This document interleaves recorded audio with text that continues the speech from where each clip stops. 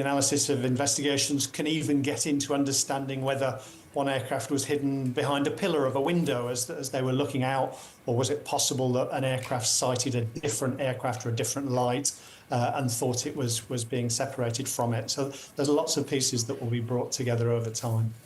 Professor Braithwaite, again, thank you for the second conversation and for sharing that information and expertise with us. We have to let you go, but hopefully we can go back to you for further conversations as we continue to cover this. Graham Braithwaite from Cranfield, England this morning. Now again, on this flight, American Airlines Flight 5342, a regional carrier, it was flying out of Wichita, Kansas, a direct flight which they had just established a year ago, wanting that direct link between Kansas and Washington, D.C. There were 64 people on board, 60 passengers, 4 crew members, many likely from the Wichita area. We are going to get an update from Wichita in the 9 o'clock Eastern hour, so we'll bring you that live here on CBC Morning Live. 2 senators who represent the state of Kansas spoke in the overnight hours of what this means in terms of the loss for their state. It is certainly true that in Kansas and in Wichita in particular, we're going to know people who are on this flight, know their family members, know somebody. So this is a very personal circumstance as well as an official response. It's an unbearable sorrow. It's a heartbreak beyond measure. And I know Senator Moran and I are here just to say we care. We wish that there was more we could do, but unfortunately there doesn't seem much at this time. I want the folks back home to just know that we care, that we love them, and that this is a time when we'll have to join arms together and help each other out. We've been through things like this before. Kansas Senators Roger Marshall and Jerry Moran as they spoke in the overnight hours at Reagan National Airport from Arlington, Virginia. I wanted to let you know that as we look here live at your screen, on the left, you're seeing the next briefing location, and that's set to get underway in just about 13 minutes, led by Washington's mayor. We will have that live for you as it gets underway. And of course, on the right of your screen, you're looking at the ongoing search and rescue operation. That's still how it's being categorized. That may change at 7:30, but right now, search and rescue. Although there are no survivors reported, and the report so far that as many as 30 bodies have been recovered from the Potomac. I want to bring in Caroline Bargut, who's part of our CBC News team covering this. And Caroline, we don't have many passengers identified at this point, but we know that there were many who have links to the figure skating community. That's right. U.S. Skating says that there were several skaters on board this plane. They were actually on their way back from a national development camp, which was in Wichita, Kansas.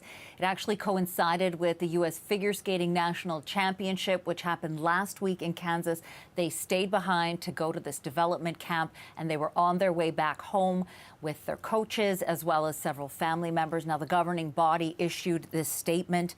It says, "We are devastated by this unspeakable tragedy and hold the victims' families closely in our hearts. We will continue to monitor the situation and will release more information as it becomes available." And of course, as people heard the news of this airplane crash, a lot of families rushed to the airport in Wichita to try to get any information at all about their loved ones. And while they were there, there was a pastor there, Reverend Dr. Ben Staley. He was there to comfort them. Here's what he had to say. All of us are going to know people who know people. So it's a great time to double down on caring for each other, upholding each other, holding hands maybe a little more than we used to, and continuing to pray and depend on the Lord in this time. The Kremlin says there were also Russian citizens on the plane, including former world champions Yevgenia Shishkova and Vadim Naumov. They were on board, their husband and wife. They won the world championship in pairs figure skating in 1994. They moved to the United States around 1998. They've been coaching young skaters in Washington since then. Their son, Maxim, he's also a skater. He was believed to also be on board. He was competing at the U.S. National Championships that were in Kansas. Ina Voloskaya Volyanskaya, she is also a former figure skater from the Soviet Union. She was reported to be on board. She was coaching, she was coaching for Washington. The couple was coaching for Boston. They were coaching for Boston. Today at the International Skating Union, they held a moment of silence for the victims of this crash. They also issued a statement. It says, the International Skating Union and the global skating community are deeply shocked by the tragic accident involving the American Airlines flight in Washington, D.C. last night. We're heartbroken to learn that figure skaters, along with their families, friends, and coaches, are understood to be among those on board. Our thoughts are with everyone affected by this tragedy. Figure skating is more than a sport. It's a close-knit family, and we stand together. We remain in close contact with U.S. figure skating and offer our full support during this incredibly difficult time. Now, Reuters is reporting that as many as 15 people involved in the figure skating community could have been on this plane. As for the Black Hawk helicopter, the U.S. Army says there were 3 soldiers on board and they were on a training mission. Caroline, thank you. We'll be back to you as you gather more information for that part of the story. And undoubtedly, there will be Canadian figure skaters who are going to have friendship ties and experience with the figure skaters on board that plane, and we'll see if there is Canadian reaction as well to that part of the story that we are learning. On the right of your screen, you can see the operation, which continues. We're now about 10.5 hours since the first reports went in of the collision midair over the Potomac. That American Airlines regional carrier, Flight 5342, and the Black Hawk helicopter, and you can see what is happening as those boats are doing their work around what appear to be pieces of debris from, in that case, it looks to be the plane. But again, we're bringing you the update from officials in about 8 minutes' time. And John Northcott joins me, and of course, formerly such a big part of our show, now the host of World Report, and just happens to be working today, so we tap into your knowledge. And you're looking at, of course, what is the big question? How could this have happened? Our experts have been saying, I mean, collisions are rare, thankfully. Mid-air collisions are exceedingly rare. So how could this have happened, John? And what are some of the factors that will be being considered? Well, this investigation, as your guests have been talking about, will take months, if not years, to complete. But still, a term you're going to hear a lot as this investigation moves forward is see and avoid in a situation like this, because effectively 200 feet from the ground, coming into an airport, as this jetliner was at about 150 miles an hour, it would have been able to visually see, and again, those helicopter pilots. Now, I'm on camera, so I'm going to show you this. The original runway was number 1, and it was headed in this direction. They asked the jetliner to then reposition to runway number 33, and that is then heading up in this direction, so further northeast. The helicopter coming down the conjunction there of the Anacostia and the Potomac River coming down, so effectively moving closer to the direction of that helicopter.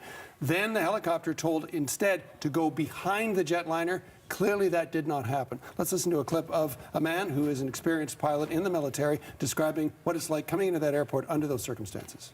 Even visually, very, very difficult. You're watching so many different things, thinking about so many different things, trying to line up for that runway. If the helicopter's not staying out of the way, which it's responsible for doing, this can very easily happen. So now this is an airport that is very complex. It is not the busiest airport in the United States by a long stretch. You have O'Hare, you have Hartsfield in Atlanta, Los Angeles, etc. But in terms of the airspace itself, it is very complex. The Pentagon is right there. The Capitol is right there. The White House is right there. Dulles Airport not far away either. So a situation that is extremely complex in terms of, oh, and I should point out, multiple military aircraft, as they often do, come up and down the Potomac on training missions, as we understand that this particular Black Hawk was. So not the busiest in terms of the volume of aircraft and what's up there in the air, but in terms of the complex factors that play into this, extremely challenging. You know, it's just such an interesting point that you raise. Yes, commercial, military, VIP and all of this, and short runways, but extremely difficult. So they're just the whole complicated nature. And very close to a very complex 800,000 people in the urban area. And you mentioned Dulles. When Dulles opened, the intention was to close Reagan, was it not? But who's going to close an airport that's that close for all those important people that want to get home to their constituents? All part of the consideration for sure. And John, thank you so much for all of that. John Northcott, as we bring you comprehensive coverage through this morning.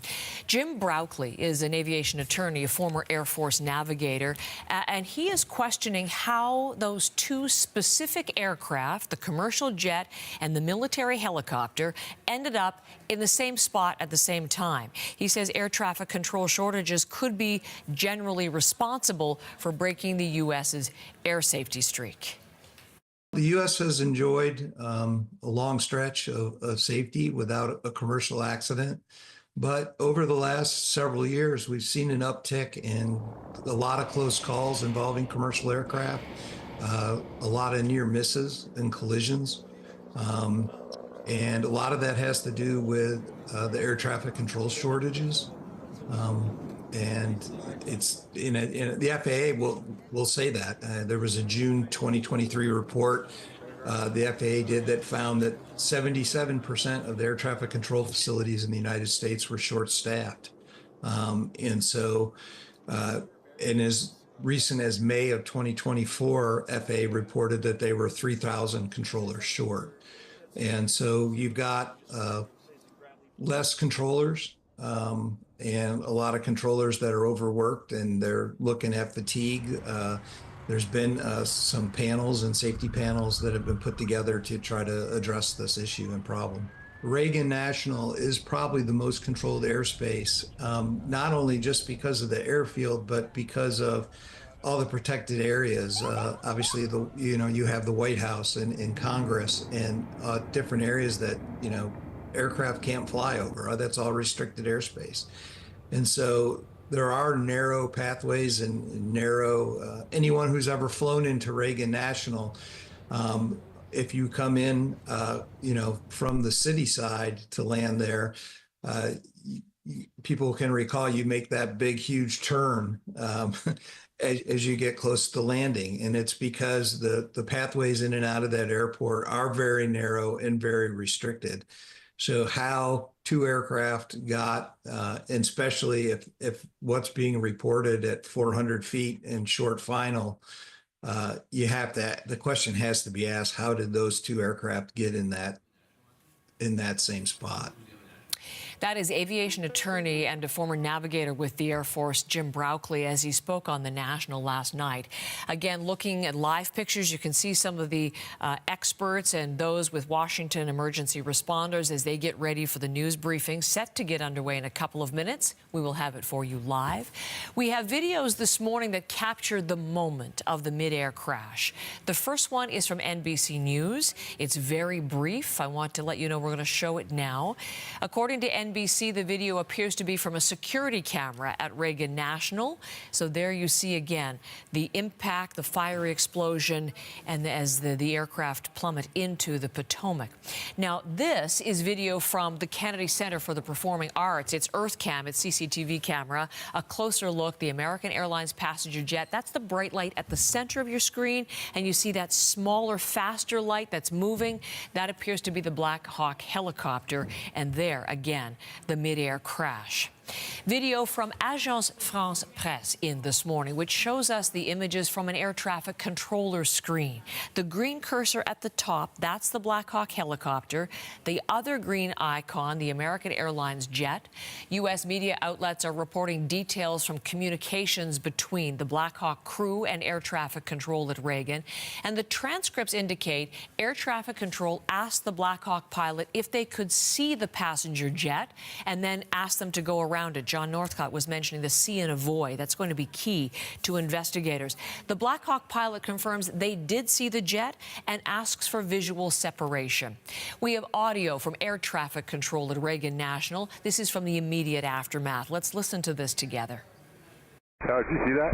472. American 3130, go around, turn left end 250, climb maintain 3000. Blackjack 3, can you return to base? What? Blackjack 3, proceed directly to Glebe. I need you to land. I need you to land immediately. Can you go to Dulles for a few minutes? I caught earlier what happened, but there was a collision on the approach in the 3-3. We're going to be shutting down operations for the indefinite future. If you want to go back to the gate, highly suggest you guys coordinate with company. Let me know what you want to do. All right, we'll let the company, talking to them right now. Yeah, we witnessed the whole thing. If you need any information from us.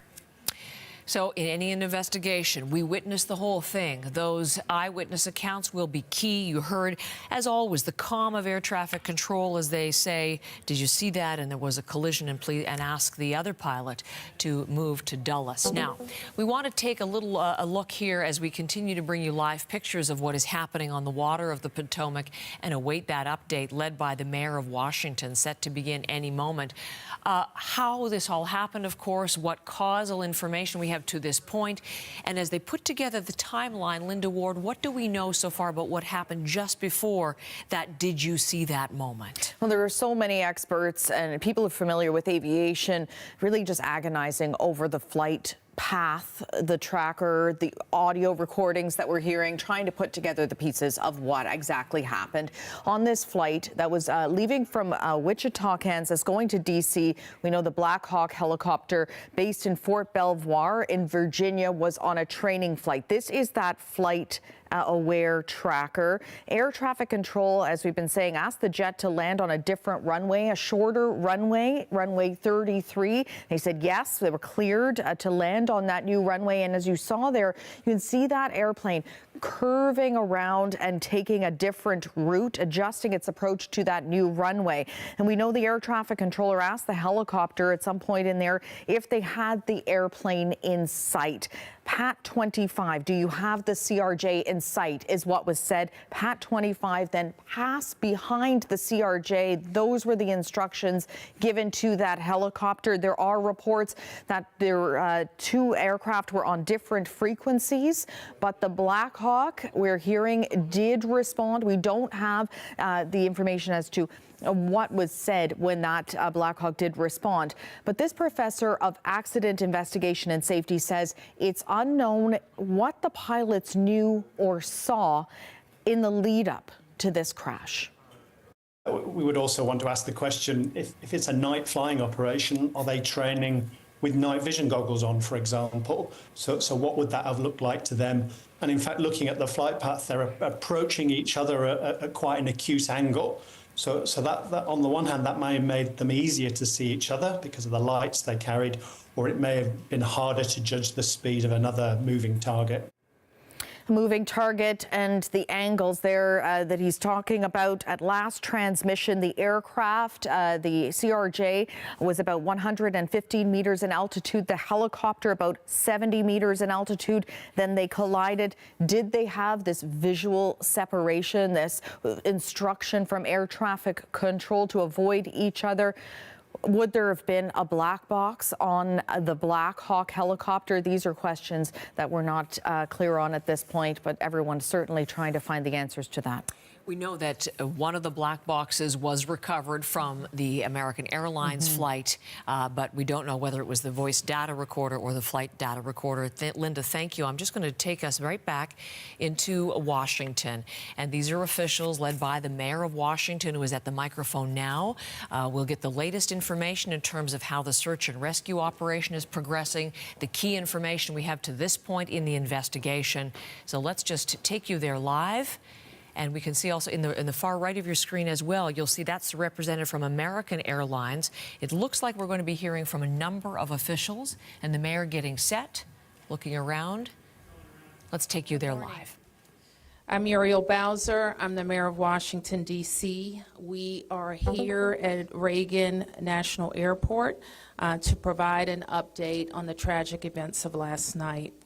I'm joined by U.S. Transportation Secretary Sean Duffy, D.C. Fire and EMS Chief John Donnelly, American Airlines CEO Robert Eisen, the MWA, the Washington Metropolitan Washington Airports Authority CEO Jack Parter, United States Senator Mark Warner, United States Senator Tim Kaine, U.S. Representative Don Beyer, as well as the Chief of the Metropolitan Police Department, Pamela Smith.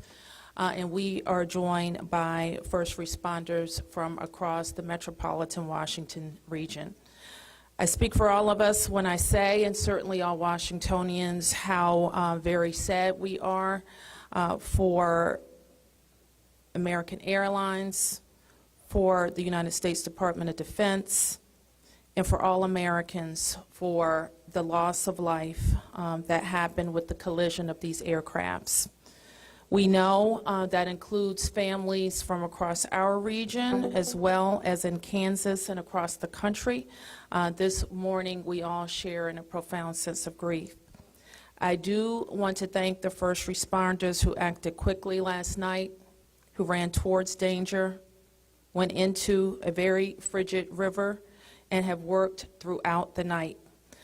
Chief Donnelly reported in last night's briefing that we have a strong mutual aid agreement in our region, and those teams have worked together throughout the night in really tough and heartbreaking conditions, and we should all thank them for their heroic efforts.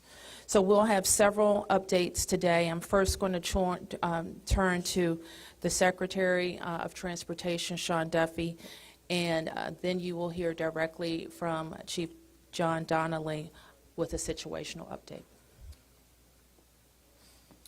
Thank you, Mayor. Again, Sean Duffy here, Secretary of Transportation. We wish we were gathering for different purposes today. I just want to let you know that the Department of Transportation, the FAA, along with the White House, President Trump, local, state, and federal partners all working together on this incident in unison. I couldn't be prouder of this team that's been assembled, working tirelessly. Mayor, I want to thank you specifically for your work. A few details I'd like to give all of you, and some of you have reported this, but last night, if you live in the D.C. area, you would know that this was a clear night last night. The helicopter was in a standard pattern. If you live in the D.C. area, you'll see helicopters up and down the river. This flight pattern is seen oftentimes when you live in D.C. This was a standard flight pattern last night as well. The American airline flight coming into land was in a standard flight pattern as it was coming into DCA. So this was not unusual with a military aircraft flying the river and aircraft landing at DCA. And again, if you live in the area, you'll see that frequently with those two aircraft working together. As many of you have reported, we have located the two aircrafts. The fuselage of the American airline plane was inverted. It's been located in 3 different sections. It's in about waist-deep water, so that recovery is going to go on today as that recovery takes place of the fuselage of the aircraft.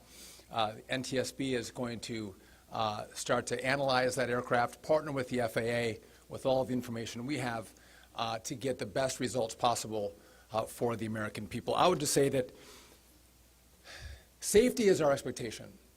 Everyone who flies in American skies expects that we fly safely, that when you depart an airport, you get to your destination. That didn't happen last night.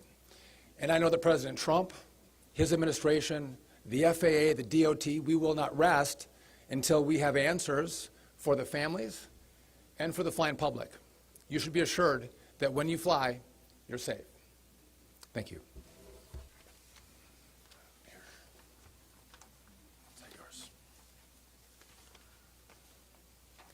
Thank you, Secretary. Thank you, Mayor. I'm joined today with Fire Chief Bonnet from the Metropolitan Washington Airports Authority, and I'm John Donnelly, Chief of the District of Columbia Fire and EMS Department.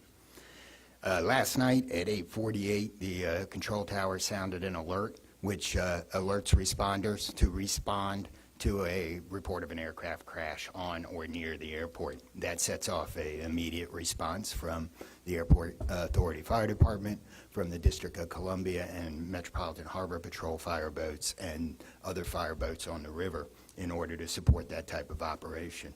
Very quickly, this call escalated. It became apparent, the responders realized that they had a plane crash and immediately escalated to a response that ultimately included about 300 people last night. These responders found extremely frigid conditions. They found heavy wind. They found ice on the water, and they are operated all night in those conditions.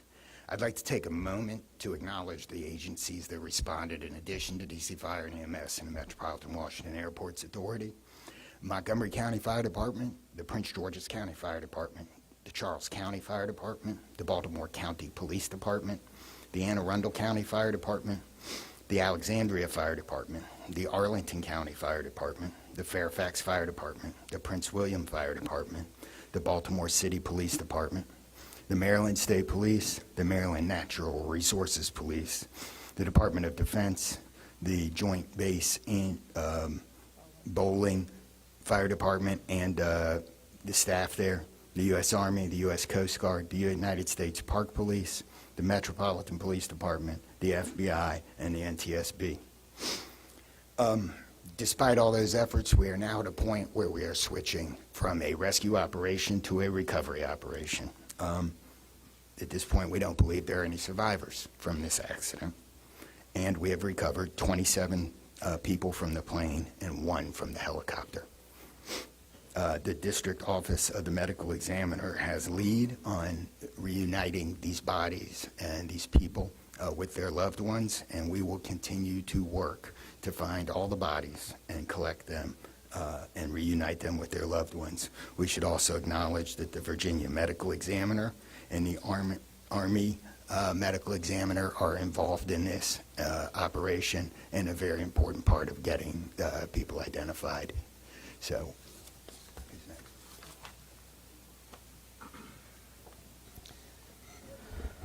Our hearts are certainly with all of the crew in American Airlines, and we'll hear from CEO Isom. Thank you, Mayor. Good morning. I'm Robert Isom, the CEO of American Airlines. I want to express my sincere condolences for the accident that happened at DCA last night. We're absolutely heartbroken for the family and loved ones of the passengers and crew members, and also for those that were on the military aircraft. Our focus right now is doing everything that we can to support all of those involved and also the PSA Airlines team. This is devastating. We are all hurting incredibly. We urge any family and friends looking for information about their loved ones to call our designated helpline, and that's at 1-800-679-8215, 1-800-679-8215. And here's what I can share at this early stage. American Eagle Flight 5342, operated by PSA Airlines, traveling from Wichita, Kansas to Reagan National Airport, was involved in an accident just before 9 p.m. local time on final approach into Reagan National. It collided with a military aircraft on an otherwise normal approach, and at this time we don't know why the military aircraft came into the path of the PSA aircraft. Flight 5342, a CRJ 700, was under the command of 4 crew members. They carried 60 passengers, as you know, for a total of 64 people on board.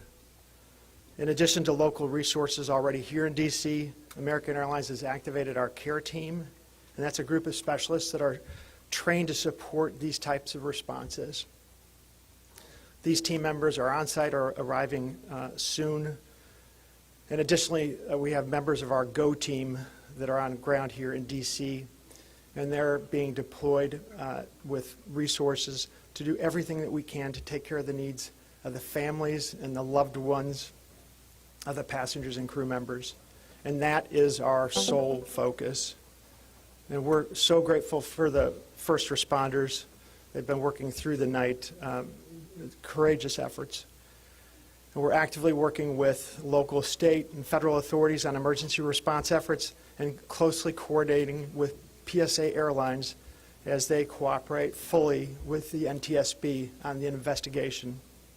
I know that there are many questions, and at this early stage, I just won't be able to answer many, but we'll provide additional information as it comes. Thank you. I want to introduce the Metropolitan Washington Airports Authority CEO, Jack Potter. The authority manages Reagan Washington National and Dulles International. Good morning and thank you, Mayor. First, let me begin by expressing our condolences for all the victims of this flight and for their families. There's a lot of grieving going on, and so we're very sympathetic to that. I want to echo what was said about the first responders. When there's a problem in this area, everybody drops everything and they rush to wherever the problem is. So I want to thank the chief, the entire team from Washington, D.C., but just as important, the list of folks that the chief described. Federal authorities have been here en masse, and so a lot of effort was brought to bear. Unfortunately, we weren't able to rescue anyone, but we are in the recovery mode right now. And I just want to, last night I expressed the fact that we hope to open at 11 o'clock today, and that is still the case. We're going to open the airport at 11 o'clock. And again, condolences to the families, and thanks to the many, many who are still out there working very, very hard to complete this recovery. Thank you, Mayor. I do want to acknowledge that the Virginia Transportation Secretary is here in addition to the Alexandria Mayor, and I will like to ask members of the Virginia Congressional delegation to the podium next. U.S. Senator Mark Warner, followed by Tim Kaine and Representative Don Beyer. Thank you, Mayor.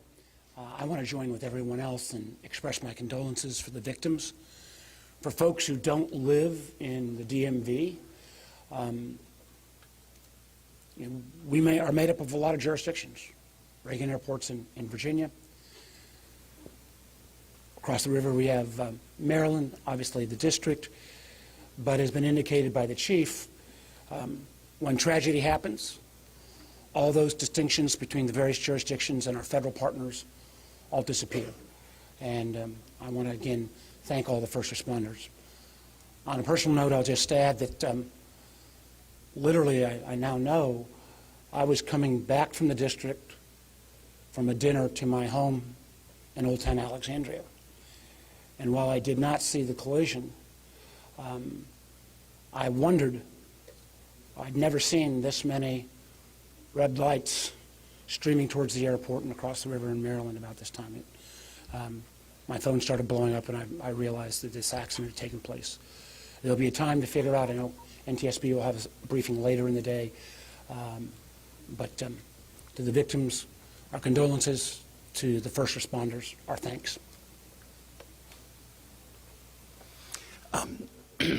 Sorrow, thanks, and questions. So sorrow, as all have expressed, to the crew, to the passengers, to the soldiers, to their families, to their friends, to their loved ones, to people who are still trying to get information and unsure whether their loved ones have been lost. We offer our profound condolences to them and our sorrow for this tragedy. Thanks. I'll echo, Mayor, what you began with. When you see a challenge like this and you see people from so many different agencies, local, state, federal, with different uniforms, different badges, but working in such a coordinated way, even in the midst of a tragedy, it does give you a sense of appreciation and pride in people's willingness to come to the danger and work together. And I started to see that as a local official 30 years ago in Richmond, and definitely have seen it here. And then finally, questions. There are going to be a lot of questions, obviously, a lot of questions. And that's what the NTSB's job is to be an independent investigator of incidents like this. And they are here. We were in dialogue with them earlier today. They've been here since they got the alert, and they will be doing the work and playing lead in answering the many questions that we have. And that's as it should be. It's not a time to speculate. It's a time to investigate and get answers to the questions we need. And I have confidence that will be done. Thank you. Following up on the Senator, I think grief, thanks, and service, with millions and millions of Americans traveling every year, we are all grieving, knowing that it could have been our loved ones, it could have been us. And our hearts go out to all those who have lost folks. In a most partisan place also, I'm really thankful that Democrats and Republicans, people from all over, have come together to try to make sure that people are served. As a local representative, I want the families to know that our office is available to serve you in any way we possibly can through this time of grief and transition and loss. And then also just note that we're deeply grateful for the people who risked their lives last night on a moment's notice and spent the whole night on the river in the ice and the wind, serving us. And then finally, as Senator Kane, Senator Warner noted, after the NTSB investigation, we've got to make sure that at the federal level and with the support of Virginia, Maryland, D.C., we're doing everything we can to make sure this does not happen again.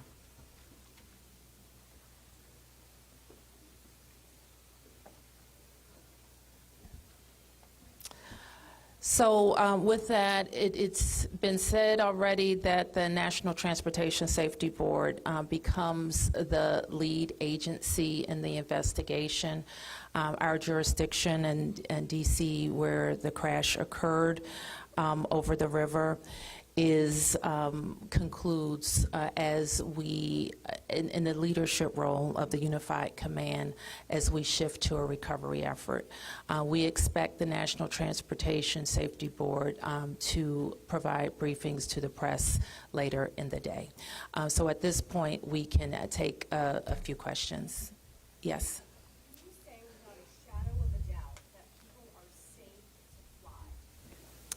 What we can talk about today is what happened here with the collision of these vehicles. We've said what we know, and that the National Transportation Safety Board continues to investigate. I don't know that any of us have been briefed on anything that would suggest any other aircraft are implicated. Yes? You're still missing 30-plus people in the water. What are some of the challenges in recovering them right now? Chief? So the rescue operation, or the recovery operation, goes on. It's a lot of touch and feel in the different parts of the plane or in the helicopter, and the crash area is a little spread out, so we've got some work to do. And I think it's a pretty normal type of situation. I don't think it's extraordinary. How spread out is this debris field? So the wind started blowing last night, so we've had debris travel from the airport down as far as the Wilson Bridge. Mile-wise, how far is that? I couldn't tell you. Less than a mile. This is a question for CEO Carter. You're going to open the airport at 11 o'clock this morning. How are you going to do that? And what impact is that going to have on operations, on passengers, on people's anxiety? How are we going to do this? Well, we're going to open the airport at 11 o'clock. It's safe. We've worked with all the federal agencies, FAA, and you know, it's been determined that we can open that airport safely. The recovery effort that's on our property is on the waterfront. Our primary runway, 119, will be open. It's away from any activity.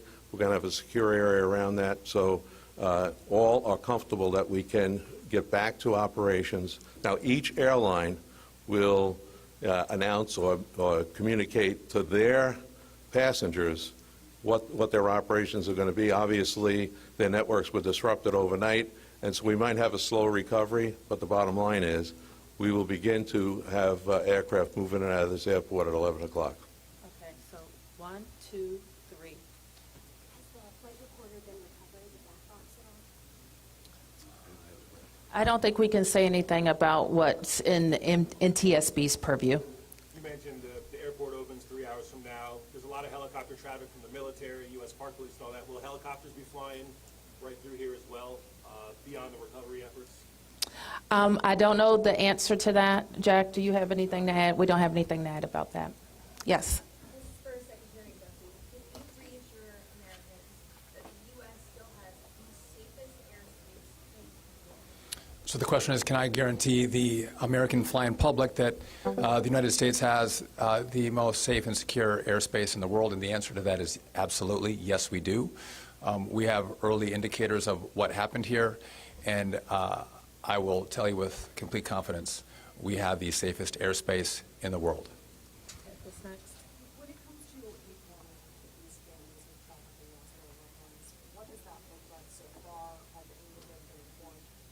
flight manifest.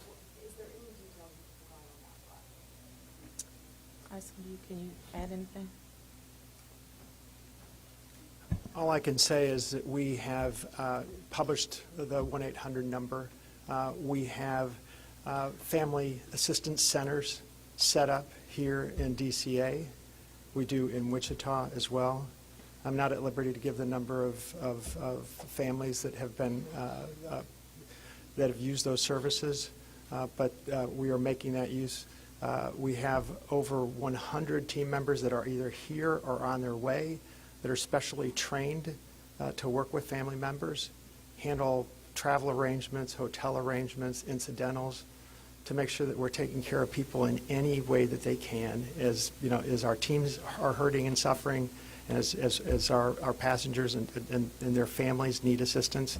We're doing everything we can. I don't have any more information on that right now. Chief Donnelly, can I ask you to describe the next phase of the investigation? How confident are you that you'll be able to recover all 67 of these bodies? And can you speak to some of the debris that's also being pulled out of the river? We understand there are some suitcases, some other things that have been pulled out from the river. And I would like to ask anyone here, perhaps the Transportation Secretary or Mr. Eisen, if we know anything about these victims, age ranges, nationalities, anything like that.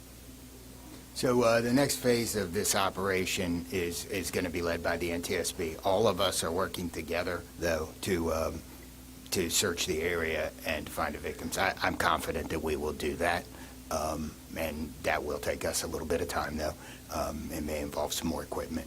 As far as the things being collected, I don't have personal knowledge. I know that we have been collecting debris that you would expect to see from a plane. Anything about the victims? So the question is about the victims. The NTSB is going to lead that portion of the contact with the victims. I believe American is going to be involved with that as well, and so will the FAA and the Department of Transportation. Secretary Duffy, we're going to take some questions over here. 1, 2, 3, 4. First, Secretary Duffy, the flight path that the helicopter was on, is that a common flight path, and is it normal for helicopters to get clearance to cut across busy approach path? So I don't know if you all could hear the question. It's a question about the flight path of the helicopter. I don't want to go into too much detail about the information we have from the FAA, but obviously it is not standard to have aircraft collide. I want to be clear on that. But prior to the collision, the flight paths that were being flown from the military and from American, that was not unusual for what happens in the DC airspace.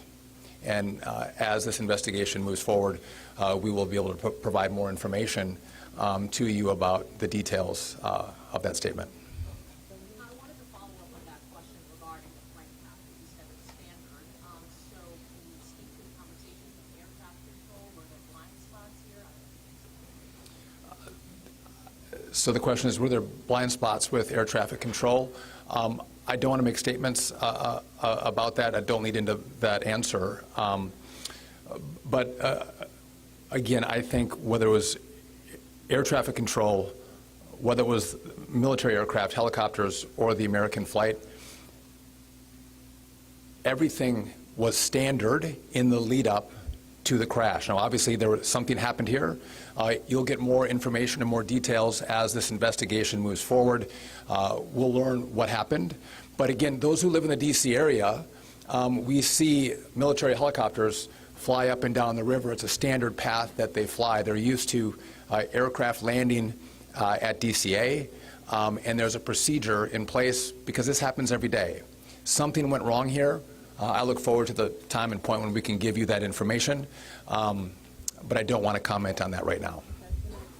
Senator Payne, Senator Warner, you all have been very vocal about your concerns about busy runways here, air traffic. I know it's still early in the investigation. I'm just curious any steps that you all plan to take to address that.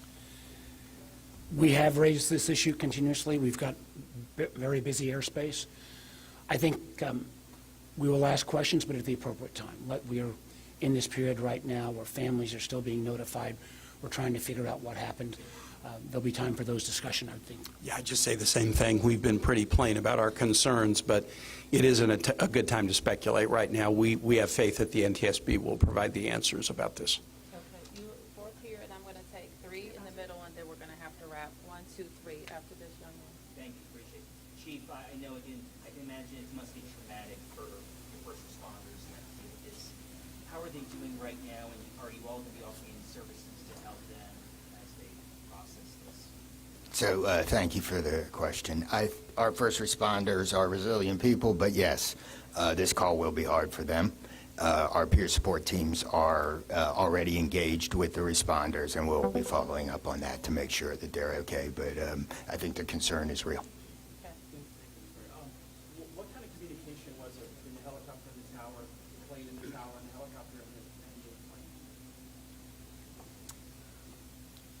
plane? I don't want to say too much on the communication between the helicopter in the tower and the airline in the tower, but I will say this: there was communication.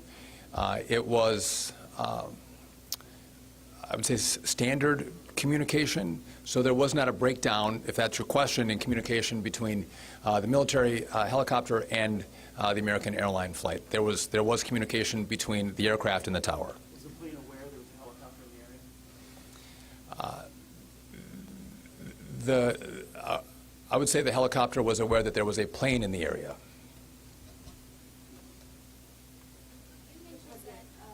So the president, you said yesterday he called into the briefing room. Has he returned to the briefing room since then? Have you spoken?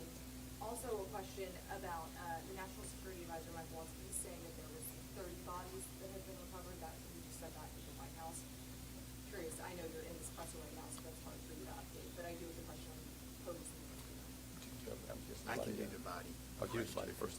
So in terms of body recovery, as we recover bodies, we have a process, and we're not counting any bodies until they're in the possession of the medical director. So there may be some fluctuating in numbers that other people would report, but our numbers from the medical examiner. So just in regard to the president in the briefing room, I've been with this team for the last hour plus as we've worked through the details of the information we wanted to give you. But it is my understanding that either this morning he was going to be in the Situation Room, or the Situation Room is obviously briefing the president. He has been kept in full appraisal of what is taking place. Okay, last two, you and you ma'am, first. You mentioned that the aircraft was on a standard flight pattern. Just curious, when the airport opens at 11 today, will planes be on that flight pattern again, or are they being directed to fly a different way? Jack, do you want to mention it? Okay. Well, I mean, safety is paramount, and I don't have that information quite yet from the FAA, so I don't want to provide an information I don't want to provide an answer or inaccurate information on what routes will be flown out of DCA. Okay, last one. Two questions really quickly. What do you know about the experience and history of the pilots of both the American Airlines plane and the Army Black Hawk helicopter? And then for Secretary Duffy, last night the president had said that this could have been prevented and questioned why air traffic control didn't tell his helicopter what to do. Is that something that investigators have determined should have happened in this situation? So do you want to Quickly, Secretary. Just quickly, I don't have a lot of information to release, but these are experienced pilots. I know that the captain had 6 years with PSA, or almost 6 years with PSA, and the first officer almost 2 years. Again, standard approach, and that's about all I can say. Thank you. In regard to the military, I don't have information in regard to the experience of the military pilots. I would just note that this was classified as a training mission. Sometimes people could think that a training mission is someone who is inexperienced in the cockpit. We call these missions that are flown in the D.C. area as our pilots are getting hours in experience training missions. So don't read into that we had how many hours the pilots on the military aircraft had. And you had another question for me that was. Last night the president had said Yep. that this could be prevented, and also that air traffic control, questioning why they may not have communicated We are going to wait for all the information to come in from this vantage point, but to back up what the president said, what I've seen so far, do I think this was preventable? Absolutely. Thank you. Is there an acting FAA director? You've been watching live coverage from Washington, D.C. here on CBC Morning Live. I'm Heather Hiscox, and you're joining us for special extended coverage, the aftermath of last night's Midair collision between an American Airlines passenger jet and a U.S. Army Black Hawk helicopter. The headline from that news briefing you've been seeing live here on CBC Morning Live from the head of Fire and Emergency Services in Washington: we do not believe there will be any survivors. And what you're looking at is now a search and recovery operation. He indicated in that briefing they have made the switch. No longer rescue, it is recovery. 27 bodies from those who were on the plane have been recovered thus far, and 1 from the helicopter. There were 64 people on the commercial airliner. There were 3 in that helicopter. And as we look at live pictures, if you're just joining us on this Thursday morning, let me just bring you some of the highlights, and then we're going to bring our CBC News team in on all of this. But so many questions about why this happened, and both from the new Transportation Secretary, Sean Duffy, and from the CEO of American Airlines, the plane and the helicopter were in standard flight pattern. There was nothing unusual, as they said. And from American Airlines, it was a normal approach. But the question becomes, why did the helicopter come into the path of a plane on an otherwise normal approach? Key question for going forward. We learned as well from the officials that, as you see here, this is one of 3 chunks of the fuselage. It broke into 3 pieces in the Potomac. The water there is waist deep, and they are working now on that recovery. The fuselage has been inverted. We also know, as we take a look at all of this, that this is a spread out debris scene along parts of the Potomac. Nothing extraordinary, though, as they work on the recovery in this effort, but the conditions are challenging. It was very windy, but there is ice in that water. Very, very cold for those who continue to do their work. And again, we'll continue to bring you more information on that. Questions about who was at the controls. And again, just before we wrapped up that news conference from American Airlines, the pilot, 6 years of experience with the regional carrier, the first officer, 2 years, and from the Secretary of Transportation. Yes, it was a training mission, but he urged people not to read into the fact there was an inexperienced pilot at the controls, could be getting some special additional training. So all of that as a backdrop, as you've been joining us live, again, the deadly plane collision with a military helicopter last night, and the recovery work continues. Richard Madden is now joining us from outside Reagan National. Richard, we learned that airport, the main runway, is going to reopen in just about 11 hours, at 11 o'clock in just about 3 hours from now. Yeah. So obviously they are satisfied that is able to happen. Obviously, though, as well, the work continues on the Potomac. And what is the latest that you heard from officials there?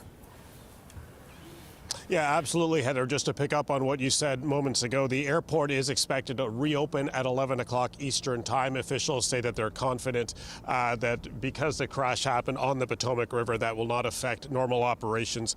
They say that the primary runway will remain open and that the airport and the airspace is safe. But as you noted off the top, I think the headline here was quite chilling when officials said they found no survivors. They were unable to rescue anyone, and they've switched their operation from rescue to recovery mode. They also described the conditions that these search and rescue crews, some 300 of them, who've been working overnight to find survivors, find the wreckage, just the conditions they had to deal with. There was wind. It was cold outside. It was dark, of course, and there was ice on the Potomac. The water was freezing. They mentioned some of the debris also drifted down the Potomac. Other issues, too, that you noted as well off the top, just how this is generally a very busy airspace. It covers 3 jurisdictions. Some 800 flights go in and out of Reagan National Airport every single day. This is a hub for a few airlines, including American Airlines. They were saying that everything was standard in the lead up to the crash, but something went wrong. And of course, that is the big question. Any of those technical questions, of course, they defer to the National Transportation Safety Board. They're going to take the lead on this investigation. They're expected to hold an update later this afternoon, but a very tragic update that they don't expect to have any survivors. They don't expect to find any survivors. And of course, they've switched from a rescue to a recovery mode.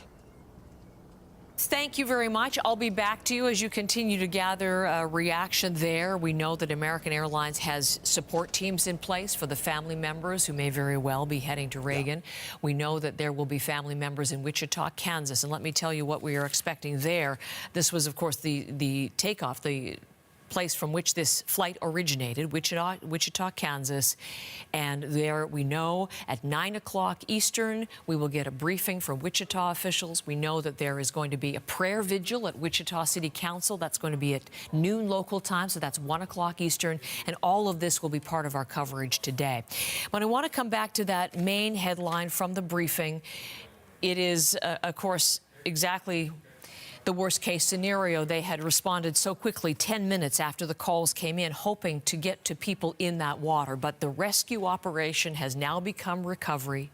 They have recovered 27 bodies from the plane, 1 body from the helicopter. There were 3 soldiers on that military helicopter. And from the fire chief, we do not believe there will be any survivors. So as we bring in Caroline Bygroot and all of that, we know there were all told 67 people on those aircraft. Do we have any information, Caroline, about where they might have come from, who they are? We're starting to hear a little bit about who these people are. We know that there are some American skaters. The U.S. figure skating group says that several of its skaters were on board that plane. They were actually at a national championship in Wichita, Kansas. They stayed a little later so that they could go to a development camp, and they stayed for that. They were on their way home. They were with coaches as well as family members. Before I came on here, I was looking on the website of the U.S. Figure Skating Championships just to get a sense of who these people might be. They seem to be aged, between 20, 23, 24 years old. So these were young skaters. The governing body for the U.S. figure skating team says they issued this statement. They say, "We are devastated by this unspeakable tragedy and hold the victims' families closely in our hearts. We will continue to monitor the situation, and we will release more information as it becomes available."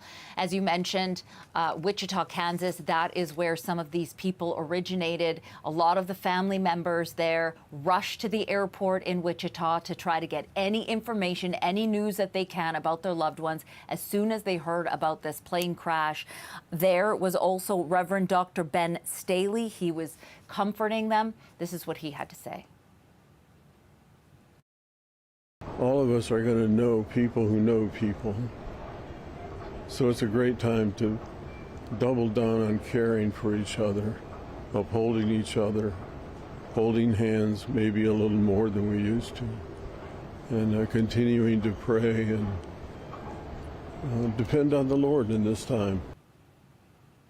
The Kremlin says that Russian citizens were also on that flight. We know that former world champions Evgenia Shishkova and Vadim Nomov were among those on board. They are a husband and wife team. They won the World Figure Skating Championships for pairs in 1994. They're believed to have moved to the United States around 1998. They currently live in the United States, and they train young ice skaters at the Skating Club of Boston. Now, their 23-year-old son, Maxim, is also suspected to have been on board. He was competing at the U.S. National Championships in Wichita, Kansas. He had been competing there. There's also another Russian former skater who was on that plane, we believe was on that plane, Iana Volkyanskaya. She competed for the Soviet Union. She was a coach for the Washington Figure Skating Club, according to their website. Now, Reuters says As many as 15 people connected to the figure skating world were on that plane. And so I'm sure as the days go on and maybe as the hours go on, we will be learning a lot more about them and who they were and their family members. We also know the U.S. Army says those 3 soldiers were on board that Black Hawk helicopter. Caroline, thank you very much. Caroline Bargout, part of our coverage team this morning. And again, as we come back to the live pictures of the recovery work now, that chilling moment from officials, no longer a rescue operation, it is a recovery, and they no longer believe there will be any survivors. But we did hear from D.C.'s Fire and Emergency Chief, John Donnelly, that they do remain confident they will recover all of the bodies of those in both of those aircraft, 64 on the plane, 3 on the helicopter. And the plane, this is what you're looking at in these live pictures, the plane inverted in 3 sections. This is the fuselage section, and some of that debris field is actually spread out over the Potomac, but this is what you're able to see there. And the water is not deep. It's just waist deep, according to officials. The NTSB, the National Transportation Safety Board, is now taking over as the lead investigator. We do expect there will be a briefing from their officials at some point today, but we don't have a time for that. The next we'll hear is from officials in Wichita, Kansas. That due in just about 45 minutes. John Northcott is here. John, the host of World Report on CBC Radio now, but of course for many years such a key part of our show, and John is covering this for radio, so tapping into your expertise. And I know you were listening into that news conference. Exactly what we had been talking about, that it appeared to be, we heard this both from officials with the airline and also from the new transportation secretary, that everything was proceeding normally. Everything was standard in the lead up to the crash. That is what we heard. Yep. Until it wasn't. Yeah. See and avoid. I've used that phrase before. It's a phrase to keep in mind in this situation, because when you're far away from an airport and you are on instruments, you're not in a position to be able to see potentially an aircraft that could be coming from. When you are a couple of hundred feet off the ground, slowing down to 150 miles an hour, coming in on what is a very crowded situation, you can see. And if you can see fast enough, you can avoid. The question there, and we heard the Transportation Secretary addressing that in particular, the question being, did the flight crew on the jetliner know of the helicopter?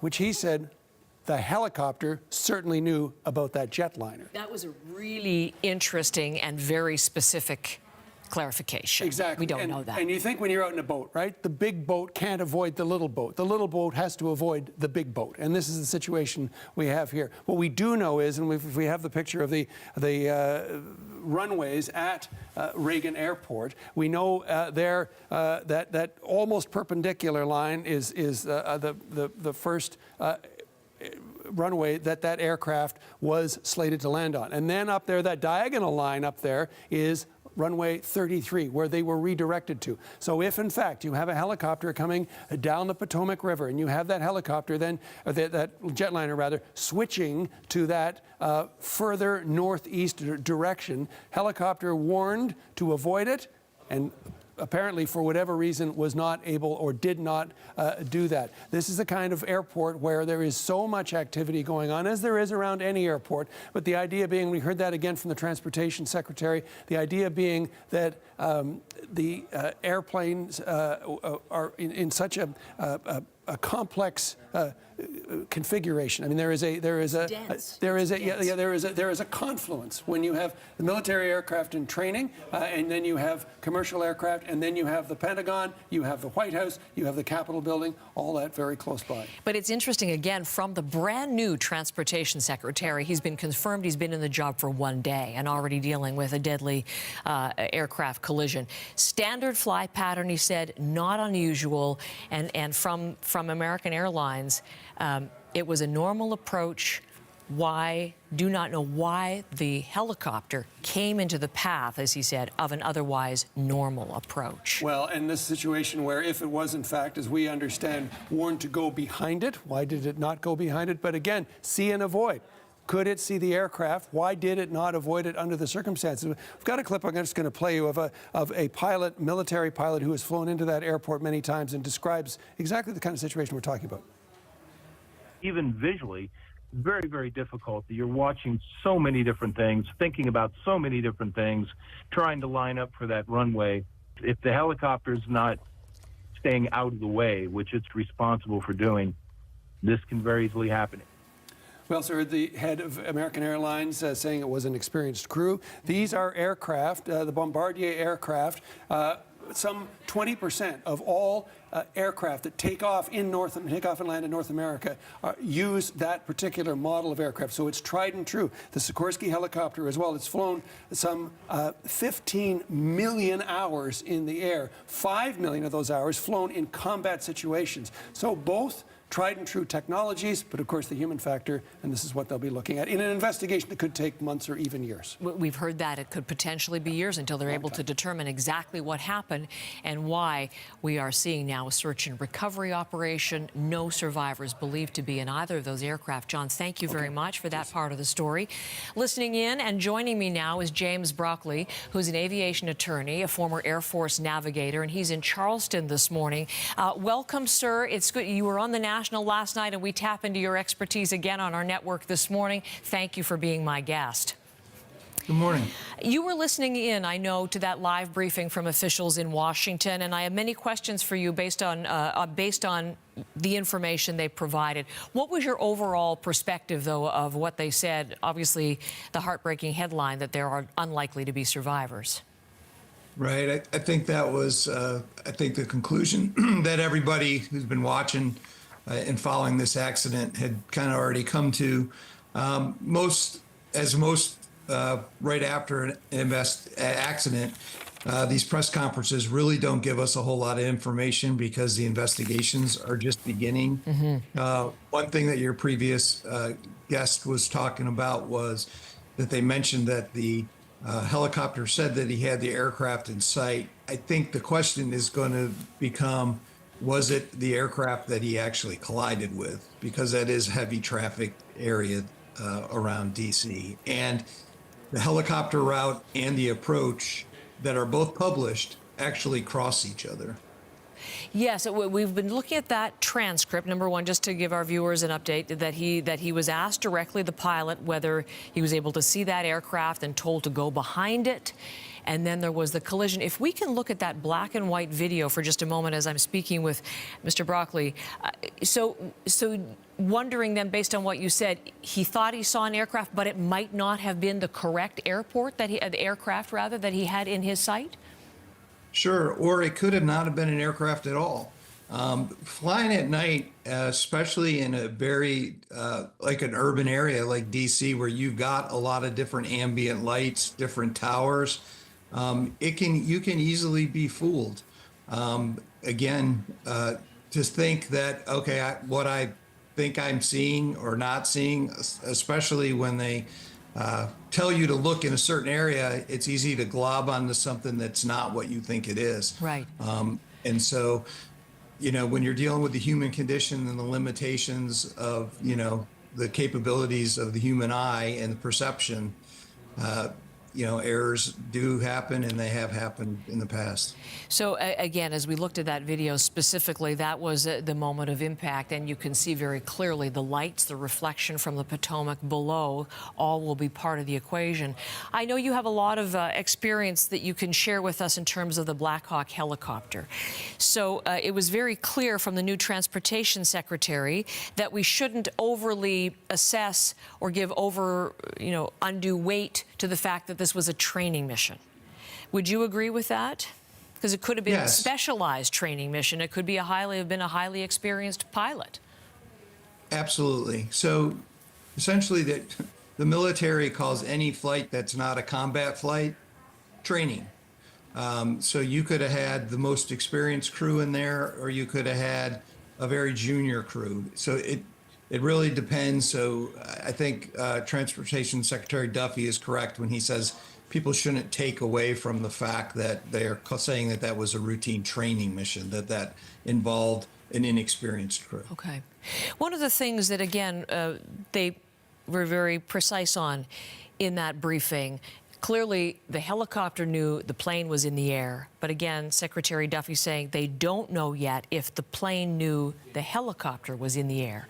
The communication piece to all of this, I heard earlier this morning that the helicopter is on VHF, very high frequency. The plane is on, ultra high frequency. The plane is on very high frequency in terms of their communications with the air traffic control. Can you explain that? Is that something that we should be really paying attention to? Might that have been a factor in this case, sir? It can be, but both aircraft, even though you're on the different necessary frequencies, you would hear air traffic control.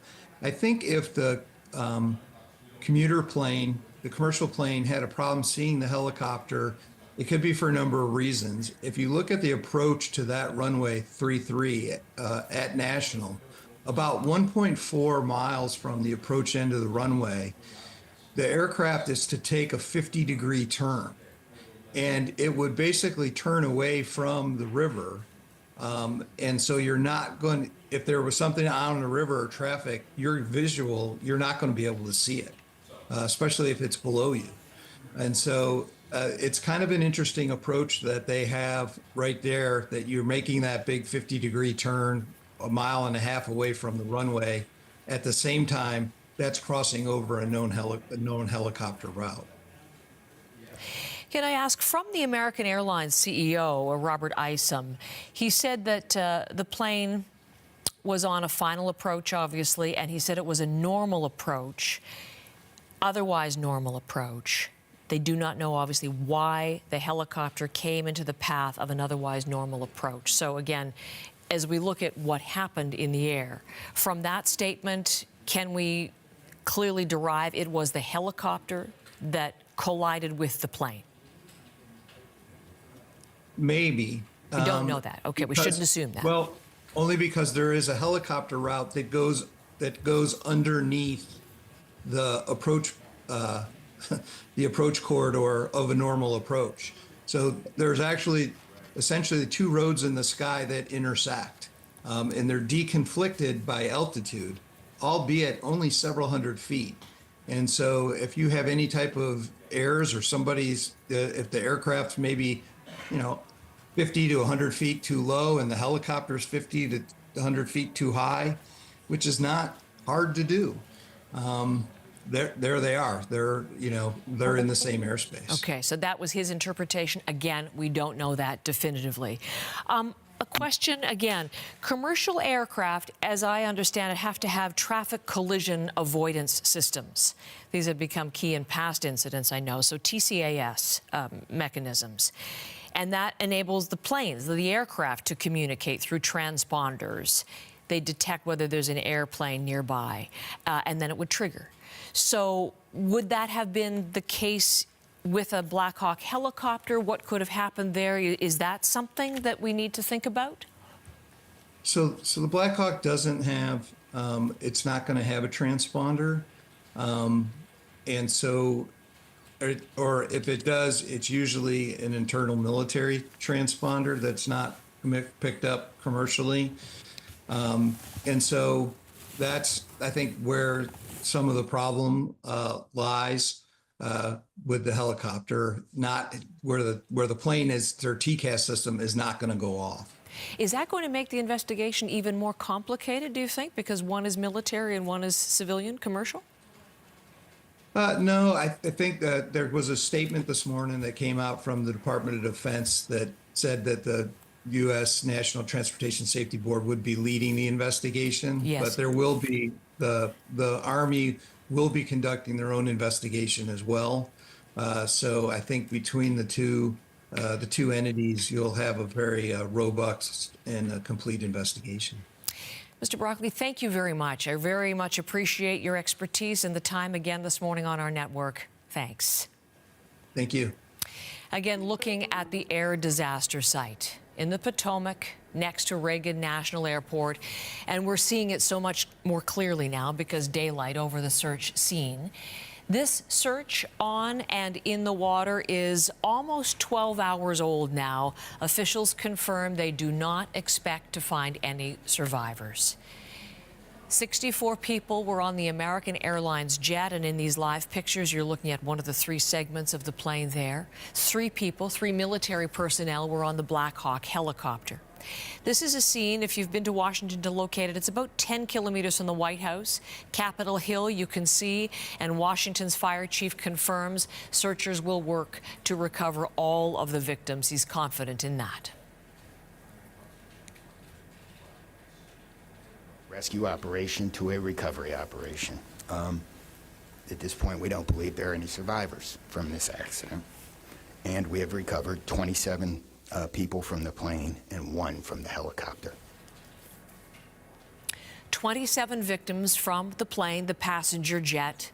27 of 64 who were on board, and 1 recovered from the Black Hawk helicopter, 1 of 3 soldiers on board. We have some of the first images from early in the recovery operation. It's a different perspective than that which we're looking at. Wreckage from the U.S. Army Black Hawk helicopter here in these first images, and you see the immediate response. From that briefing earlier, there was the alarm at 8:48 p.m. and the fire boats responded, but it very quickly escalated. As Chief Donnelly told us in that briefing, they realized the situation was critical, and hundreds, more than 300 of first responders were on that scene within about 10 minutes. The U.S. Transportation Secretary at the briefing confirming the American Airlines plane is inverted in 3 pieces in waist-deep water, and we have video as well of the Midair crash as it happened. This heartbreaking moment of impact that we're going to show you here. It's from the cameras at the Kennedy Center for the Performing Arts. The American Airlines passenger jet, that's the bright light right at the center of your screen. There's a smaller, faster light, and that's moving, and that appears to be the Black Hawk helicopter. You see the collision, that flash, the explosion, and the 2 aircraft plummet into the Potomac. This is video from Agence France Presse, which shows the images from the air traffic controller's screen. The green cursor at the top, the Black Hawk helicopter, the other green icon, the American Airlines jet. And we are getting details from U.S. media outlets, the communications between the Black Hawk crew and the air traffic control at Reagan. The transcripts indicate that air traffic control asked the Black Hawk pilot if the pilot could see the passenger jet, and then asked the pilot to go around the passenger jet. The Black Hawk pilot in the transcript confirms, yes, they see the jet, and asks for visual separation. We have audio from air traffic control at Reagan National. This is from the immediate aftermath. Did you see that? 472. American 3130, go around, turn left in 250, climb maintain 3000. Blackjack 3, can you return to base? What? Blackjack 3, proceed directly to Glebe. I need you to land. I need you to land immediately. Can you go to Dulles for a few minutes? I caught earlier what happened, but there was a collision on the approach in the 3-3. We're going to be shutting down operations for the indefinite future. If you want to go back to the gate, highly suggest you guys coordinate with the company. Let me know what you want to do. All right, we'll let the company talk to them right now. Yeah, we witnessed the whole thing. If you need any information from us. We witnessed the whole thing, from another plane to air traffic control, as they responded to seeing that midair collision. And again, these are live pictures looking in on the Potomac and what is happening, the now recovery operation going on. At the briefing that you saw live out of Washington, the new Transportation Secretary, Sean Duffy, got a question about whether there was any kind of disruption in communications. This is what he said. I don't want to say too much on the communication between the helicopter in the tower and the airline in the tower, but I will say this: there was communication. It was I would say standard communication, so there was not a breakdown, if that's your question, in communication between the military helicopter and the American airline flight. There was communication between the aircraft and the tower. Is the plane aware there was a helicopter in the area?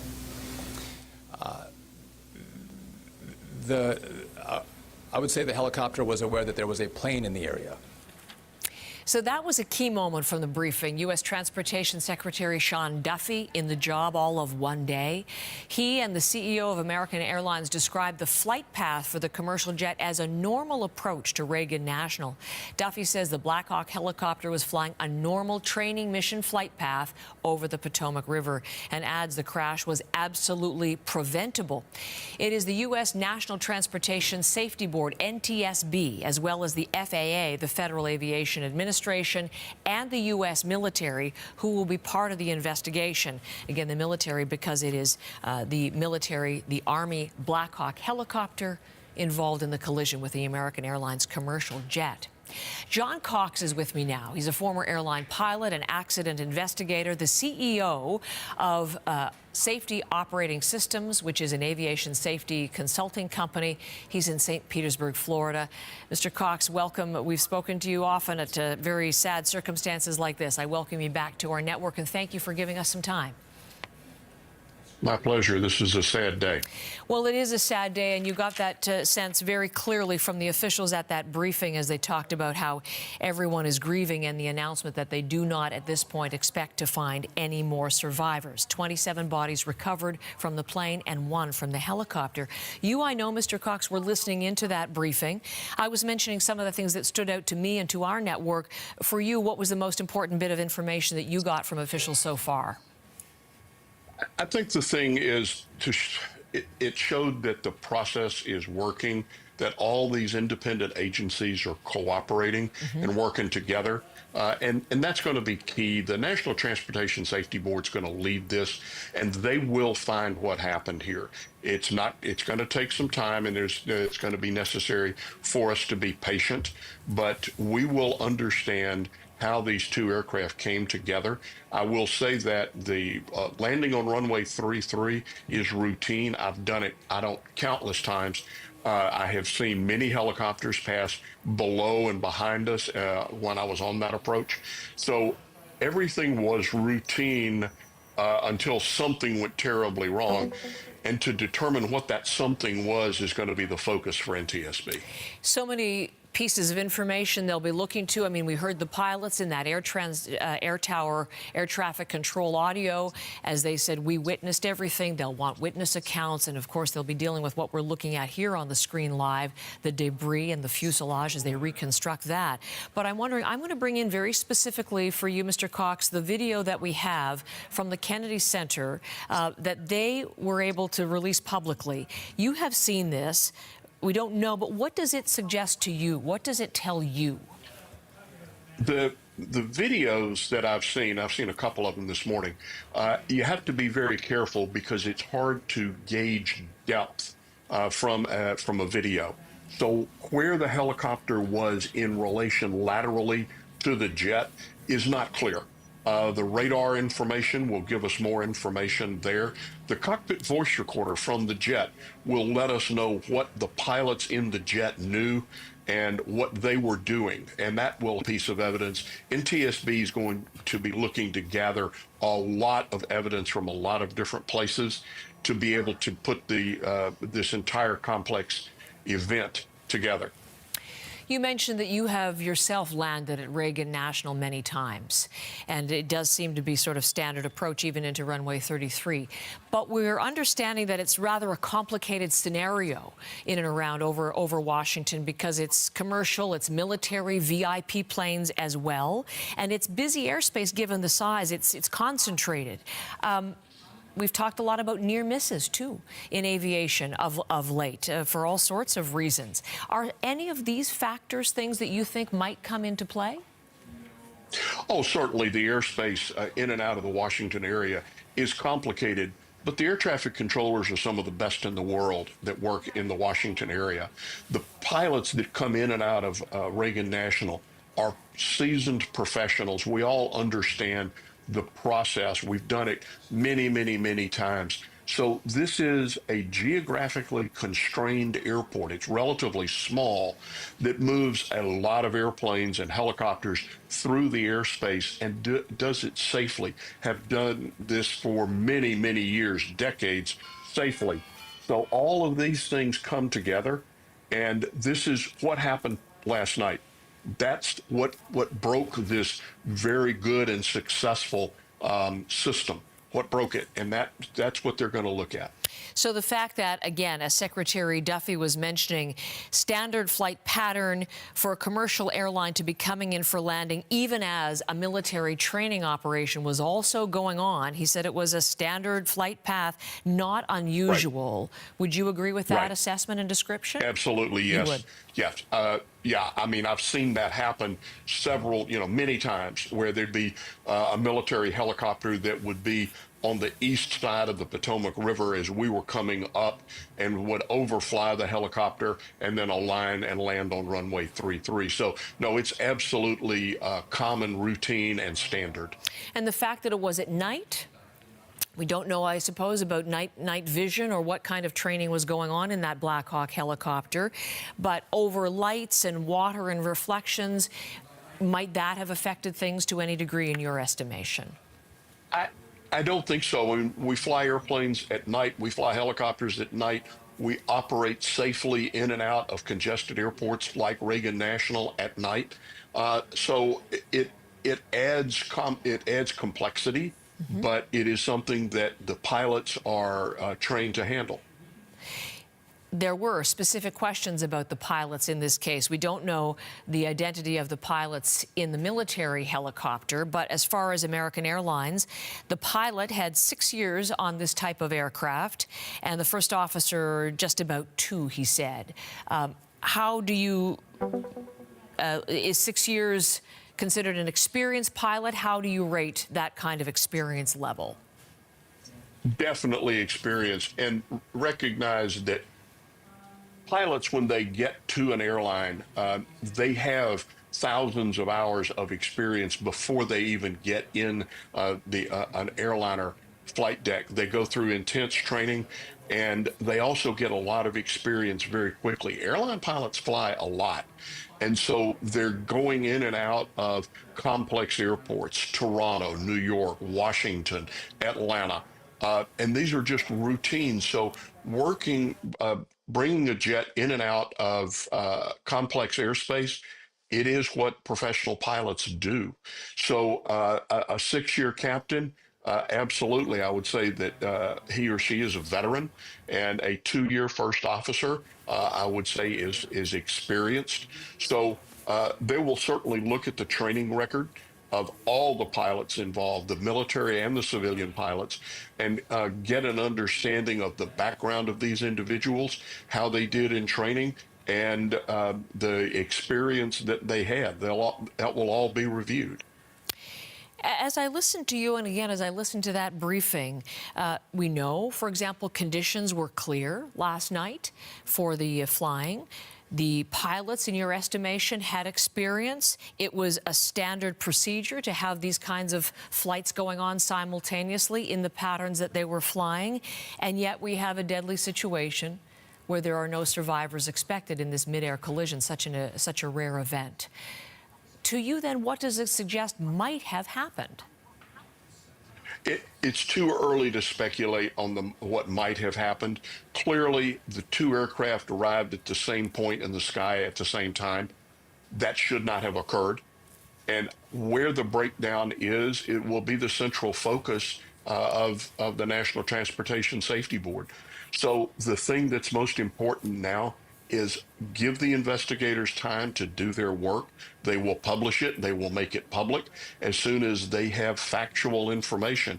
And until then, it is, let's be patient and let these professionals do their job. Is that something we're going to have to be patient for a long time, do you think? Are you anticipating, as some of my earlier guests have said, months, maybe even years before they're able to fully piece this together? I expect we'll have a preliminary report within 30 days. I expect a final report could take as long as about 18 months. John Cox, thank you again for joining us. We always appreciate your expertise on very sad days such as this. John Cox from Florida, as we continue to follow the aftermath from the deadly mid-air collision. Again, that American Airlines regional carrier with 64 people on board, and a military aircraft, the helicopter, the Black Hawk helicopter with 3 people on board, colliding in midair last night. And it is now a recovery mission, with officials saying we do not believe there will be any survivors. We heard that earlier from the chief of Washington's Fire and Emergency Measures Services. Let's listen to John Donnelly.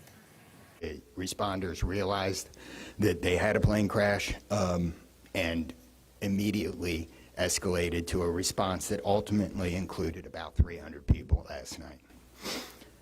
these responders found extremely frigid conditions. They found heavy wind. They found ice on the water, and they're operated all night in those conditions. I'd like to take a moment to acknowledge the agencies that responded in addition to DC Fire and EMS and the Metropolitan Washington Airports Authority. Montgomery County Fire Department, the Prince George's County Fire Department, the Charles County Fire Department, the Baltimore County Police Department, the Anne Arundel County Fire Department, the Alexandria Fire Department, the Arlington County Fire Department, the Fairfax Fire Department, the Prince William Fire Department, the Baltimore City Police Department, the Maryland State Police, the Maryland Natural Resources Police, the Department of Defense, the Joint Base in Bowling Fire Department and the staff there, the U.S. Army, the U.S. Coast Guard, the United States Park Police, the Metropolitan Police Department, the FBI, and the NTSB. Despite all those efforts, we are now at a point where we are switching from a rescue operation to a recovery operation. At this point, we don't believe there are any survivors from this accident, and we have recovered 27 people from the plane and 1 from the helicopter. That is Fire Chief John Donnelly, and you can see in these live pictures the recovery operation that continues. He said that there are 3 pieces, or the officials said in the course of that briefing, 3 pieces of fuselage inverted in waist-deep water in the Potomac. We also did learn at that briefing that the NTSB is now leading the investigation, the National Transportation Safety Board in the U.S. It will be holding a news briefing at some point today, although we don't have a timing for that. But we do know that this was a plane originating from Wichita, Kansas. This was a flight that was just set up in Wichita a year ago, wanting a direct flight between Kansas and Washington, and there was a lot of excitement just trying to deepen those ties, bring more people to Kansas. And of course, there's a tragic end to one of those flights from Kansas today. But we do know that in about 15 minutes, we expect to see officials in Wichita speak to the situation there. And there will be a prayer vigil as well in Wichita at 12 noon local time in the City Council chambers. Richard Madden is with us. He's just at Reagan National Airport. Of course, this is where the plane was coming into land, Richard. And you heard that headline we've talked about. The authorities are switching from rescue to recovery. What is the latest reporting you have from there this hour? Yeah, it's a real grim task what search and rescue officers are now, officials are now having to deal with. I'm just going to, and we, from our vantage point here at Reagan National Airport, we can show you some of that recovery effort. I'm going to have Jason zoom in here. As you noted off the top, Heather, it has moved now from a search and rescue to search and recovery, with officials saying they were unable to rescue anyone, and they found no survivors. So that's what you can see on the other side of the Potomac here from Reagan National Airport. As you noted, the National Transportation Safety Board is taking the lead in this investigation, but we heard some descriptions of what the hundreds of search and rescue emergency crews were having to deal with overnight after that horrendous collision between the Black Hawk helicopter and that American Airlines flight coming in from Wichita, Kansas. They described windy, chilly conditions. There was ice on the Potomac, and as the night went on, they were saying that debris had drifted down the Potomac River here, creating several headwinds for those recovery efforts. Take a listen to how one official described when they had to change the mission from search and rescue to search and recovery. Watch. The helicopter was in a standard pattern. If you live in the D.C. area, you'll see helicopters up and down the river. This flight pattern is seen oftentimes when you live in D.C. This was a standard flight pattern last night as well. The American Airlines flight coming into land was in a standard flight pattern as it was coming into DCA. So this was not unusual with a military aircraft flying the river and aircraft landing at DCA. So the question now becomes, how did this terrible tragedy happen? And those are going to be questions I suspect that are going to be asked to the National Transportation Safety Board. Officials were saying that everything was standard in the lead up to the crash. This is a very busy airspace at a very busy airport. It's located so close to the District of Columbia. Members of Congress fly into this airport from their districts, including from Wichita, to do their work on Capitol Hill. They went on to say that something went wrong. There are questions now. Did the Black Hawk helicopter pilots not see the American airline pilots? This is information perhaps investigators will retrieve from the black box that will show what happened in the final seconds ahead of this deadly crash. Now, as for this airport, this very busy airport, officials say it will open at 11 o'clock Eastern time. That's in about 2 hours from now. They believe that the runway is safe, the airspace is clear, and that the tragedy that happened is now on the other side of the airport here along the Potomac River. That's where the cleanup will continue. That officials have been scrambling to work through since roughly 9:30 last night. I just wanted to leave you with one more thought here. Now that the airport will reopen at 11 o'clock, we're starting to see more passengers returning here to the airport to catch their flights. But obviously, there is some concern here about airline safety. But we heard officials insist that airspace is safe. The ground crews are professionals. The pilots were professionals, that this was just a freak accident that led to such tragedy overnight. Yes, as the News Transportation Secretary said, Richard, safety is our expectation when we board those flights. So they are working to figure out exactly what happened here. And Richard, I thank you for the update. Next hour, we'll be back to you for the latest at Reagan National. Again, back to this scene in the Potomac as the cameras look at emergency responders now leading a recovery operation. The number that we have to this hour, 8:50 Eastern time, is 27 bodies recovered from the airplane. 64 people were aboard, and 1 body recovered from the Black Hawk helicopter. There were 3 people on board that on a training mission last night. Linda Ward has been bringing us the latest, some of the... Closed captioning of this program is brought to you in part by PetSmart. Book grooming, training, pets hotel, and doggy day camp at services.petsmart.ca. Welcome to the Waverhood. With Wayfair, finding your style is fun. Again, when the music stops, grab any chair. Doesn't matter if it's your outdoor style or not. I'm sorry, Carl. This is me in chair form. I don't see it. Oh, come on. This one's perfect for you. But you love it. I told you we should have done a piñata.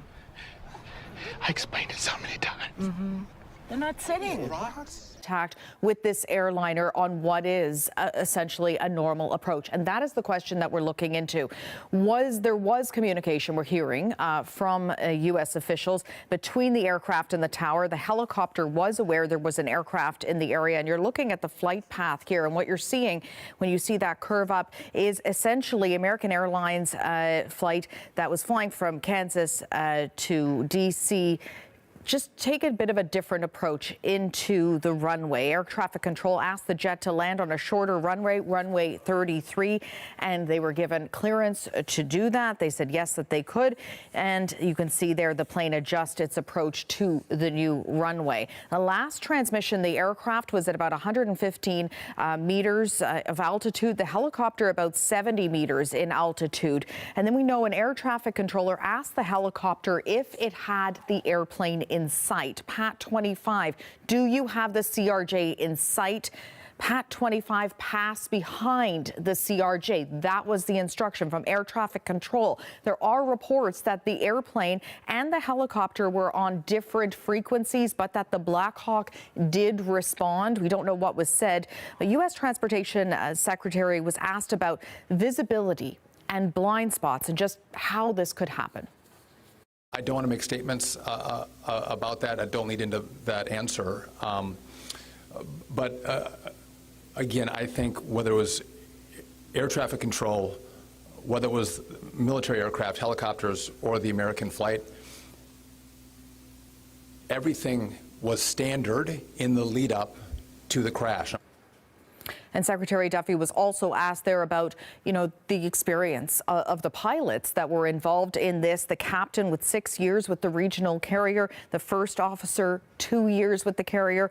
And this was a training mission, and we were reporting that. But he says that doesn't matter. That's just sort of a routine thing, extra training that they go through. So don't read too much into that. That was an interesting clarification. Anything that is not combat mission is considered training. So it doesn't mean it's a brand new helicopter pilot out for early in his or her career.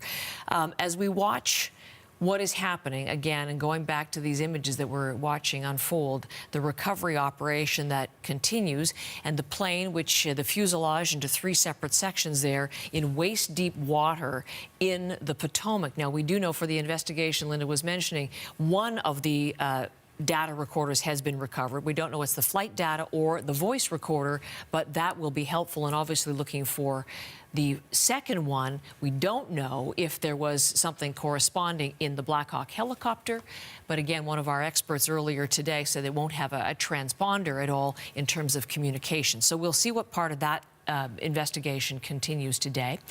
The aircraft themselves, though, let's look at both of those. The plane, first of all, made by Bombardier. So we know that company well in this country. Yeah, and it means that Canada will have a role in some capacity in this investigation. This is a Canadair Regional Jet 700 built in Canada by Bombardier. That program has now been sold to a company called MHI, so no longer in charge of the CRJ program. But this particular aircraft was built in 2004. It's not a huge aircraft, about 30 meters long. There are 2 jet engines on the rear. Inside, you're looking at that sort of 2x2 seating. Most people have taken a plane like this in their life, the single-aisle aircraft. American Airlines says this seats 65 people. We know there were 60 passengers and 4 crew members on board. These are widely used. More than a fifth of all jets in North America are used, or these are the CRJs that are being used. And we look at the helicopter that was involved here. This is the U.S. Army Sikorsky UH-60 Black Hawk. This is part of Lockheed Martin's program, the defense contractor. This can carry up to 4,000 kilos of cargo, 12 fully equipped troops. These are massive helicopters. 2 turbine engines on these. There are about 5,000 of them in service worldwide. These are used now, as we know, we've been reporting over the last little while, to patrol the borders already, being used to patrol Manitoba's border. And just yesterday, one was deployed along Alberta's border. The speed and the range of these make them ideal for that work, but they are work horses. The Black Hawk can travel 300 kilometers per hour, but it can also go quite slowly, so we don't know the speed that it was traveling at the time of this collision.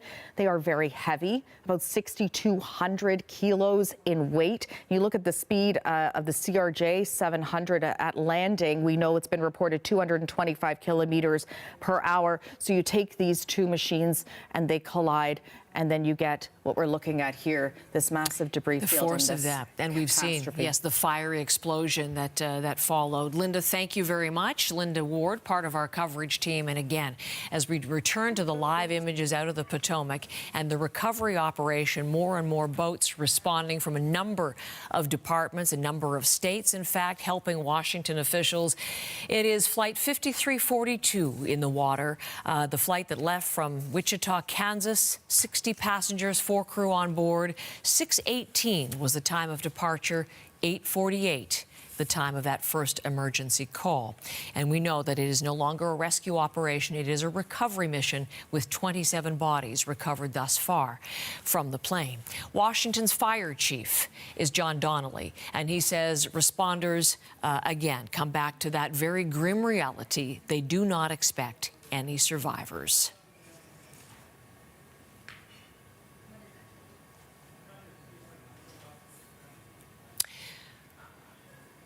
Apologize for that. We will play you from that briefing. And again, that was last hour. As far as information, we do expect in just a couple of minutes to hear from officials in Wichita, Kansas, where the flight originated. There is a vigil seat there. There are going to be a prayer service at noon. We know we'll be watching that, and we know that there is emotional support coming up a little bit later on.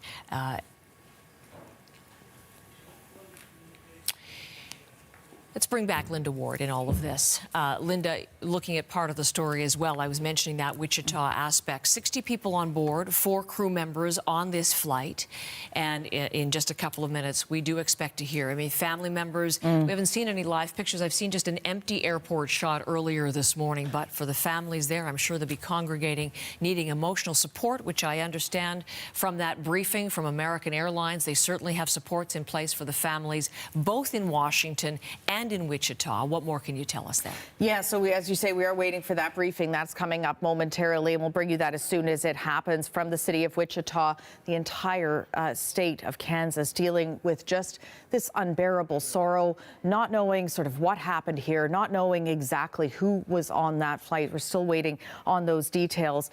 But so many people have commented since this happened about, what a well-traveled journey this was. Many would be familiar with this, especially those who frequently travel between Wichita and D.C., like Senator Jerry Moran from Kansas.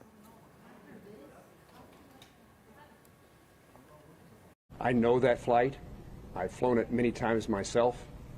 I lobbied American Airlines to begin having a direct nonstop flight service to DCA. That flight has been in existence about a year. And it is certainly true that in Kansas and in Wichita in particular, we're going to know people who are on this flight, know their family members, know somebody. So this is a very personal circumstance. And family members have been arriving at Wichita Airport. There are volunteers there that are providing support, that are providing counseling. Wichita Airport putting in place their incident family support team in the terminal media room. Family members are waiting there for information about their loved ones. Just a heartbreaking situation.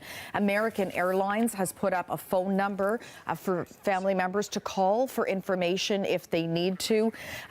Some would have been, of course, from Wichita, but others from elsewhere, far and wide. We've been talking about the U.S. Figure Skating Championships in Wichita just this last week, though many skaters remaining afterwards for that development camp. We know there were figure skaters, their coaches, their family members as well on that flight. There will be a vigil as well today. That's happening at Wichita City Council chambers at noon local time. That's 1 p.m. Eastern. They're going to stream that on their YouTube channel. This sort of to just reach out to the community, to do something, to offer some support, some prayers, some thoughts. Tough times ahead for the people of Wichita and for people beyond as well who loved ones were on that flight, Heather. Linda, thank you. And again, as we look at that live picture out of Wichita, you can see the microphone. These are the live pictures of the Potomac, but we've been having the live picture from Wichita as we await that news conference. But as you look at this, which is really the essence of the story today, the breaking news. It is Thursday, January 30th. I'm Heather Hiscox, and as we look live here at what is an air disaster site on the Potomac River, it's right next to Reagan National Airport.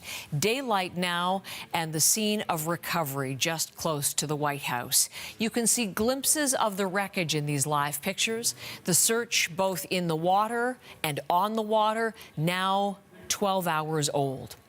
64 people were on the American Airlines jet. It took off from Wichita, Kansas at 6:18 local time. Let's take you there to Wichita for the briefing from officials. Glasscock, Mike Hoheisel, and Brandon Johnson. First and foremost, I want to address that our hearts are heavy. Our hearts are heavy as a city. Our hearts are heavy as a city council. And we are here to provide the support needed for our community and all who have been affected.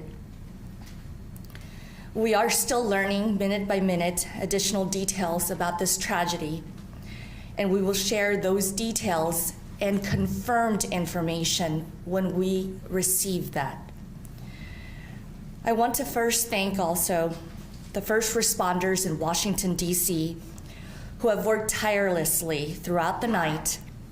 And at this time, we have been told that there are no survivors.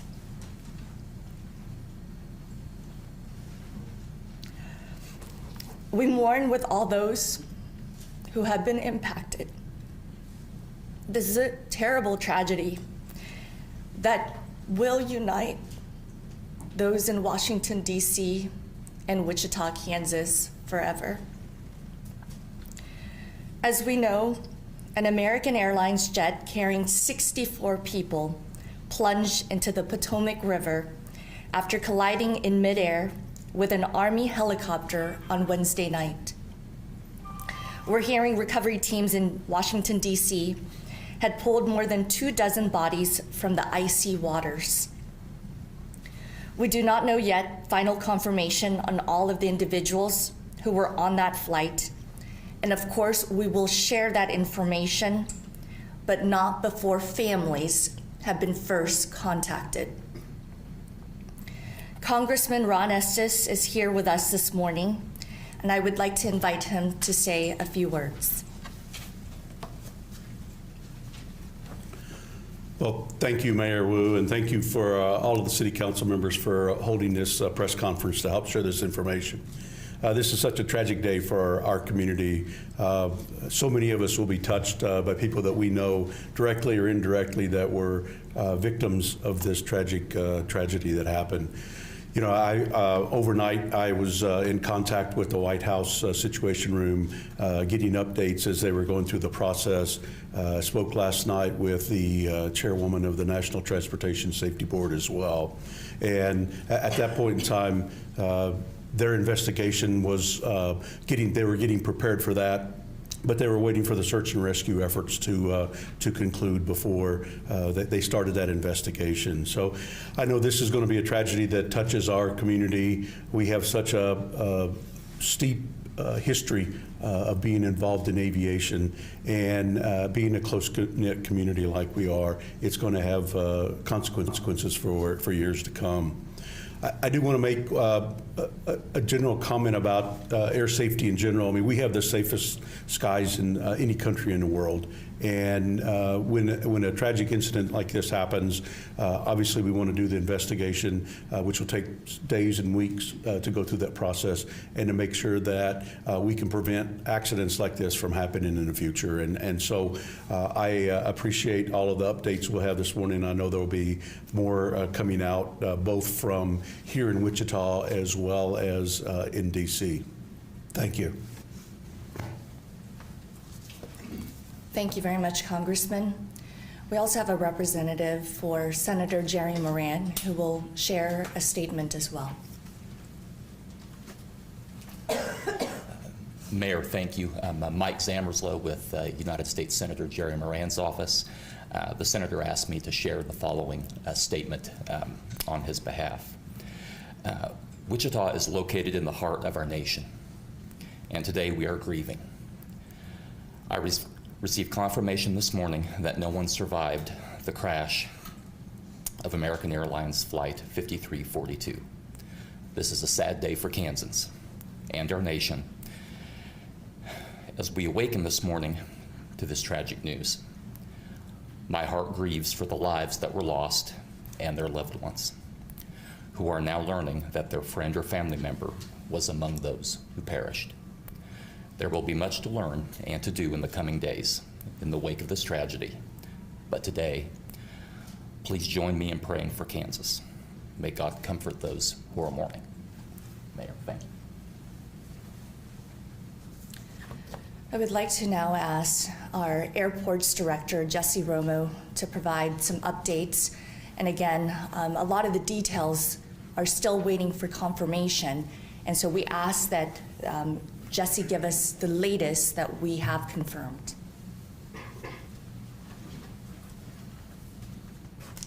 Thank you, Mayor. Good morning, everyone. Jesse Romo, Director of Airports, Wichita Airport Authority. I don't have a lot of official information to share. We will get that directly from NTSB. American Airlines will be providing the official updates and information. They do have a newsroom that you can go to online. The website is aa.com/newsroom. There is also an 800 number to utilize for the friends and family members of the people aboard the flight, 1-800-679-8215. I will say that airport staff did activate our family incident support team last night. And so if family members did show up to the terminal to have additional information, even for support, we were there with them with our team of volunteers, along with other airline staff and representatives. The airport remains open. There is air traffic continuing Right now, we do have fog, so I would ask everybody to please drive safe as you're headed to the airport or are traveling today, and keep up with your airline for additional information. And right now, that's all I have. Thank you. I would like to say that Director Jesse Romo, City Manager Bob Layton, and several council members were at the airport last night as the care team got activated. I also learned from American Airlines this morning that additional care team members have come to Wichita and will be providing support for families as well as crew members. I am in direct contact with American Airlines to find out the confirmed information to provide to all of you. But I want to reiterate that any information should go to their hotline, especially for families. And that number that Jesse said already, but I will remind everyone to use again, is 1-800-679-8215. In addition, this afternoon at high noon, the Wichita City Council, in contact with the Greater Wichita Ministerial League and multiple faith leaders in Wichita, will be coming together for a community-wide prayer. And we ask that anyone who would like to join us to come to City Hall here in downtown Wichita for that community prayer. All are welcome. At this time, our community needs to come together to support the family members who have been impacted, to come together in honor of those individuals on that flight. And as a council, we will lead in bringing this community together to pray for our community, but also move our community to know that there are resources. And as a city, we will have additional resources, especially for staff who have been impacted. And I am again grieving with everyone in our community and those in Washington, D.C. due to this very tragic incident that happened. We will take a few questions at this time. Do you know how many of the passengers are Wichita residents versus traveling back home to D.C. or somewhere else? At this time, we don't have that information, and I know that we don't have the manifest at this moment. Have you spoken with any family or friends of members or people on the plane? The care team was activated last night, and one family was there. And I want to say thank you to our local media partners who were respectful here in Wichita. That says a lot about our community. The care team was there to provide comfort for that family, and the council members were also there to provide comfort for them. But at this time, that is all we have in regards to family members. Do you know how many families did show up last night? Only one. Was everything normal at the beginning of this flight taking off from Wichita? Say that again. Was the flight normal taking off? I will have Jesse.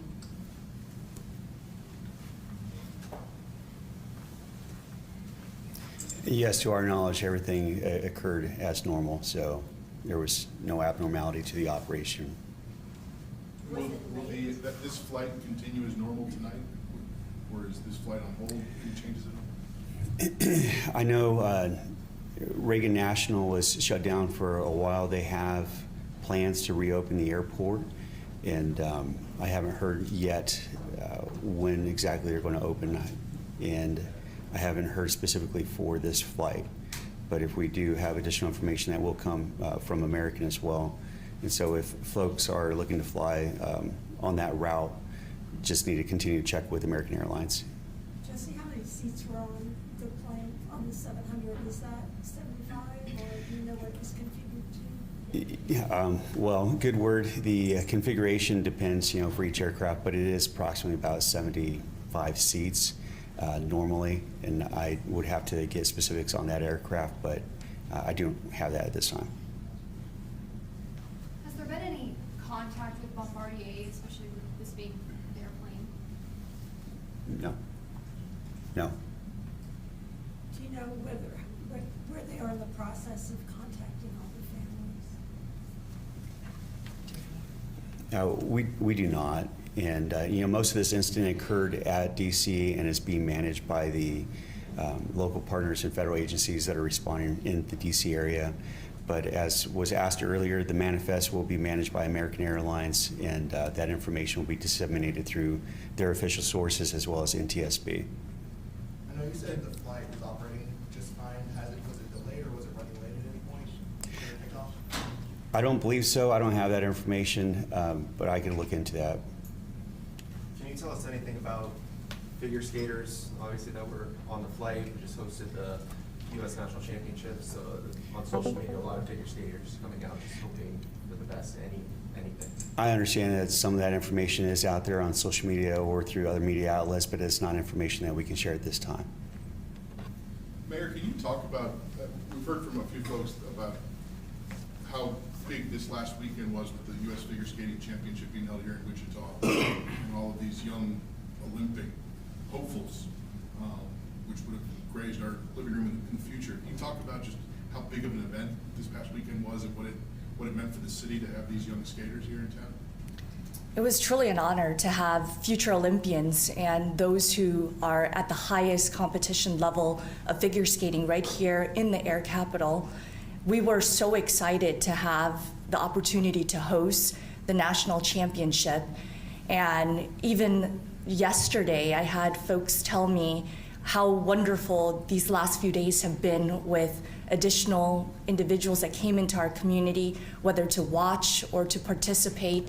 So our community was really excited and thankful that everything went well with the championship. And so right now, we're just waiting for more information from U.S. Figure Skating that we can release. But right now, we're just hoping and praying again. How would you, family and friends of folks on the plane, get in touch with you all? I know there's a phone number for American, but if they want to connect with the local care team and they don't want to go to the airport, how do they do that?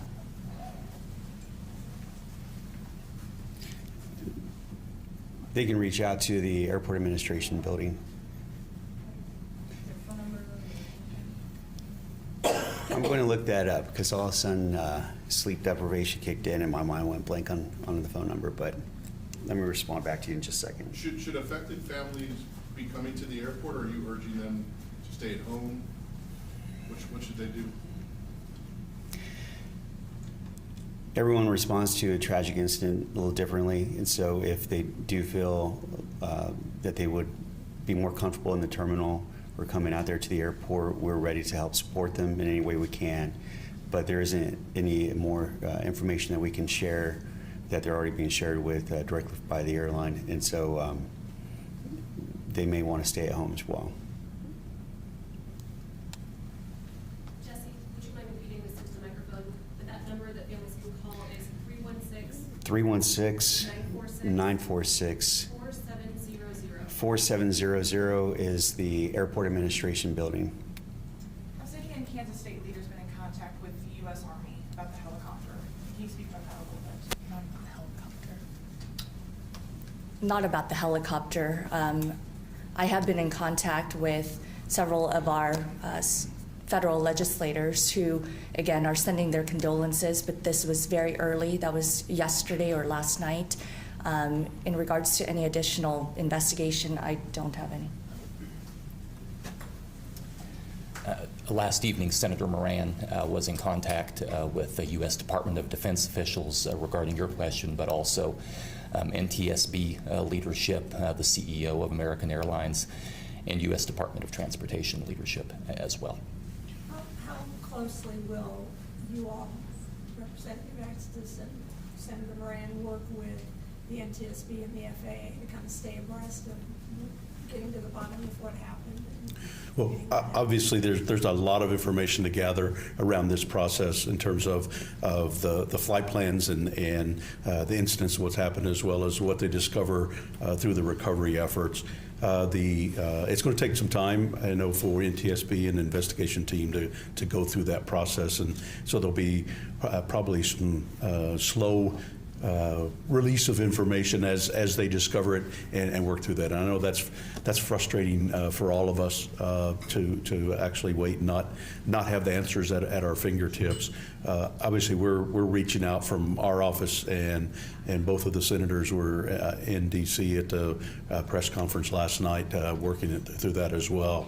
As I mentioned, I spoke last night with the chairwoman of the National Transportation Safety Board, and so she's got a team there at DCA and working together that information. So we'll keep in constant contact as we try to go through that. Congressman, I assume you've been on this flight several times in the last year. Does it give you pause in terms of the amount of traffic? I know there's a lot of talk this morning about the amount of air traffic around Reagan National. Does this give you pause about that situation and how that's managed right now? No, this particular flight's been in process for over a year, in use for over a year now. Obviously, it's important for us as a community to have connections, have a direct flight, particularly, one of the most commonly routes that's traveled to in Washington, D.C. Obviously, with the Reagan Airport situated there on the river right across from Washington, D.C., there are some twists and turns that pilots and planes have to make as they're coming in and out of that airport. So it does require skill of the pilot to work through that. I don't have any hesitation. I know the major runway there at Washington Reagan is I think it's the busiest in the country for any one runway. The flight last night was on the secondary runway through that process, which is a little bit shorter, which is more appropriate for a plane the size of the CRJ that was flying in there. So it's there's always going to be that process as whether they're coming from the south, as it was last night, or on the approach from the north. But I wouldn't hesitate to continue to fly in and out of Washington Reagan Airport, and including on this particular flight and with this particular plane. When can we expect more information on how many people on the flight were from Wichita, how many were figure skaters? And that's one of the frustrating things, I think, as we try to gather all this information. Obviously, there's a lot of concern about how families are going to grieve and find out, in some cases, find out the information. I know a lot of us in the community, myself and others, have been reached out by lots of friends around finding out whether we were on the plane or whether we knew of people that were on the plane through that process. I do know there's a time where we need to make sure that the families get the opportunity to be notified and the next of kin being allowed to know and being able to go through that process before we make that information public. So even though I'd like to be able to know that and know some of those answers to some of those questions, like how many people were from Wichita, how many people were from the Washington, D.C. area, it just unfortunately takes a little bit of time to gather all of that and make sure that the process is followed. And who's in charge of notifying families? As far as the notification, this morning, the Secretary of Transportation Duffy in the press conference in Washington, D.C. said that a lot of that notification is going to transition to NTSB and FAA, as well as working with American Airlines and going through that process. Congressman, you talked about how air travel is so safe. What would you say to people who have a little pause, of taking flights right now?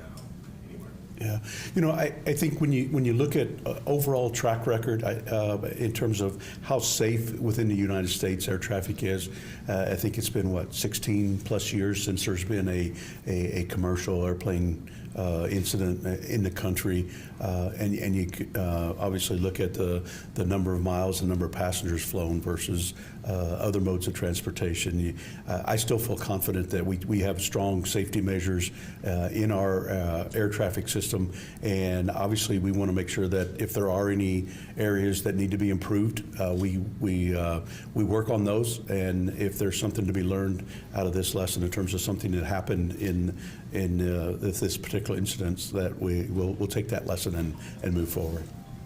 Thank you. The Federal Transportation Secretary called the incident absolutely preventable. Do you agree with that? I'm sorry, said what? The Federal Transportation Secretary, Sean Duffy, called the incident preventable this morning. Do you agree with that assessment? I believe he has some more information than I do in terms of some of those details. Obviously, when we look at what we've been able to see so far, we've kind of conceded some of the flight path of the Flight 5342, as well as the flight path of the helicopter.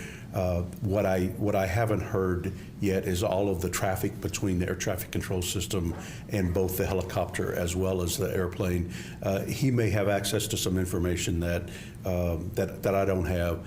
Obviously, we want to make sure that there aren't incidents like this ever in the country. So we want to make sure that we put in procedures that work to make sure that we do prevent that. That is Representative Ron Estes, who's from the state of Kansas, and that is the mayor of Wichita, Kansas, Lily Wu. Very emotional as she speaks to those in her community, talking about the terrible tragedy that will unite Washington, D.C. and Wichita, Kansas forever. On the verge of tears as she discussed the fact there are no survivors. And as we look at these live pictures of the recovery work still going on in the Potomac, again, some details from that briefing. There were 64 people on a plane, so nearly full capacity on that plane that took off from Wichita Dwight D. Eisenhower Airport at 6:18 p.m. last night. And a normal flight which culminated in this tragedy with the Midair collision with that Black Hawk helicopter. And what we're hearing from them is they're not in a position to talk about who was on board that flight. It is the National Transportation Safety Board, American Airlines, who will release the passenger manifest. But again, they too very anxious to know who was on board, and talking about how they are providing supports to the families who may well want to go to the airport to be together as they grieve what is this unspeakable tragedy for them. National Transportation Safety Board with a lot more information on what is going on from the investigation standpoint. We do know there will be a briefing from NTSB officials at some point today. We're also expecting now a briefing from the new Defense Secretary, Pete Hegseth, from the Pentagon in just a few minutes, and we'll go to that live here on CBC Morning Live as well. But Linda Ward, part of our coverage team, and listening in to that briefing, and it was a combination, a lot of impact, a lot of emotion for the people of the community, just very much in a state of grief and disbelief, I'm sure, Linda, but also trying to understand as well exactly what happened. Right, and being so far removed from the actual scene where this happened, thanking first responders there who are in D.C., who are working to try and recover the bodies, which is difficult work. And you say there, the mayor getting choked up, saying that there are no survivors, and admitting that they don't have the manifest, which is so difficult because they don't know how many were from Kansas. They don't know how many were from Washington, D.C., how many were from elsewhere. They're saying this is a tragedy that will unite Washington, D.C. and Wichita forever. Now, as for answers, there wasn't a whole lot that came out of that. We heard from the airport's director that they don't have a lot of official information. American Airlines will provide all of that. They have been providing this phone number for family members. Wichita Airport, we've been talking about this morning, providing counseling support for people who have been arriving at the airport. They say one family did arrive at the airport, but they brought in more crew members for that support team to help the people who work for the airline, the crew members who have also, we forget, lost loved ones in this incident as well. Wichita Airport is open. They talked about that, but they say they don't have any information as to when Reagan will open again for flights. As of noon today, faith leaders, politicians at City Hall will be gathering for community prayer.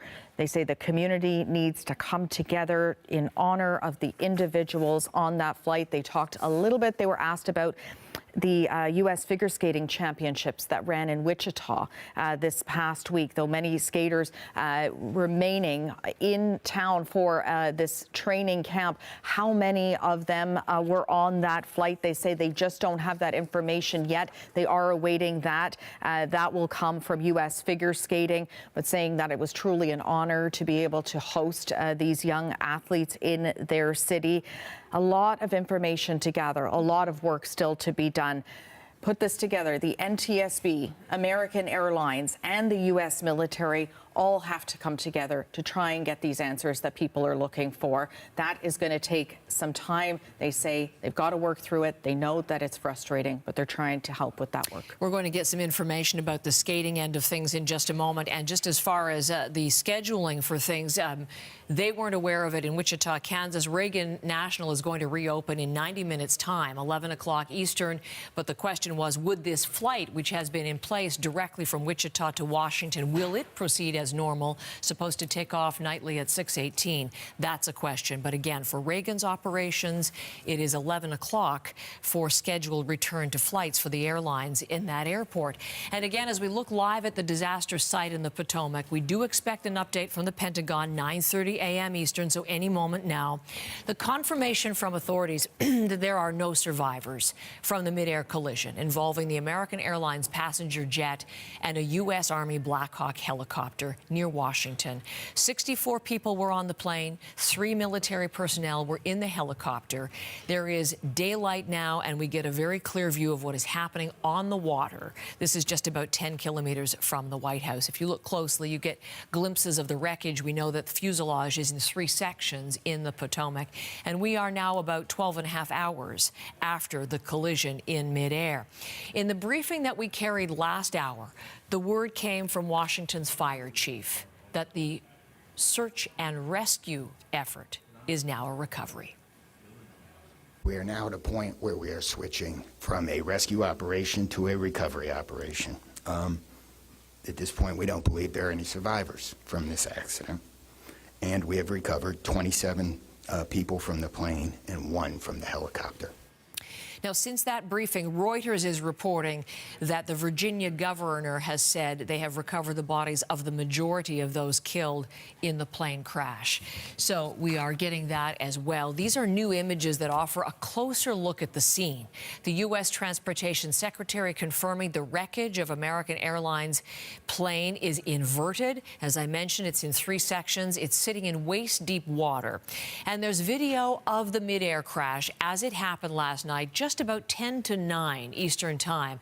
A camera located downriver from the Washington, D.C. side that we're going to show you now. And this is from the Kennedy Center for the Performing Arts. They have a camera there which captured this situation. The American Airlines passenger jet, the bright light right in the center of the screen. And you see there the smaller, faster light moving toward it. That appears to be the Black Hawk helicopter. That flash is the crash. And then both aircraft plummeting into the Potomac. Agence France Presse is showing these images from the air traffic controller's screen. The green cursor at the top is the Black Hawk helicopter. The other green icon is the plane. U.S. media outlets are reporting details from communication between the Black Hawk crew and air traffic control at Reagan. The transcripts indicate air traffic control asked the Black Hawk pilot if they could see the passenger jet, and then ask them to go around. The Black Hawk pilot confirms they see the jet and asks for visual separation. And then we have the audio from air traffic control at Reagan National in the immediate aftermath. Did you see that? 472. American 3130, go around, turn left end 250, climb maintain 3000. Blackjack 3, can you return to base? Blackjack 3, proceed directly to Glebe. I need you to land. I need you to land immediately. Can you go to Dulles for a few minutes?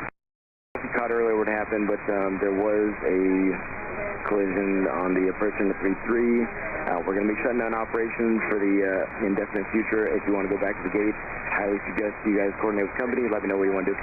All right, we'll let the company talk to them right now. Yeah, we witnessed the whole thing. If you need any information from us. The communication between air traffic control and another plane in the air. And again, communication, because it was clear from the briefing this morning that the helicopter knew the plane was in the air. The question was, Did the plane know there was a helicopter in the air? This is part of the investigation. Now, we've been talking about the figure skaters on board that plane from Wichita, Kansas. Wichita had hosted the U.S. Figure Skating Championship on the weekend, so top skaters were there. And then there's a training camp following for up-and-comers, those whom you might expect to see in the Olympics, let's say in 2030. They were on that plane, and we're going to take you here to Boston. I want to bring you the view from Boston. Just a few moments ago, we got the details from the Boston Skating Club, and let's listen into that. Doug Zegheib. I am the CEO of the Skating Club of Boston. And last night and into this morning, we were informed of a pretty horrific tragedy. To the best of our knowledge, 14 skaters returning home from the National Development Camp at Wichita, Kansas, put on by U.S. Figure Skating, were lost in the plane crash at Washington, D.C. Of those 14 skaters, 6 were from the Skating Club of Boston. 2 coaches, 2 teenage athletes, and the athletes' moms. Skating is a very close and tight-knit community. These kids and their parents, they're here at our facility in Norwood 6, sometimes 7 days a week.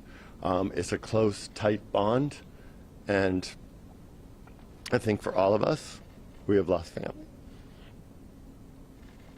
We sent here at this club 18 skaters to Wichita to compete at the U.S. Championships, and 12 skaters were at the National Development Camp. 6 is a horrific number for us, but we're fortunate and grateful it wasn't more than 6. This will have long-reaching impacts for our skating community. The 2 coaches, Zhenya Shishkova and Vadim Nomov, top coaches. They were the 1994 World Pair Champions,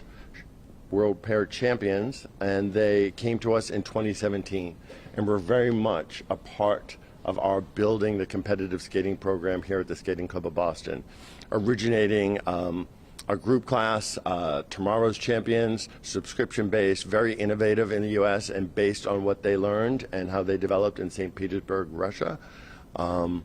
Very popular with families, proven success, which is why I think they had so many kids at the championships and at the National Development Camp.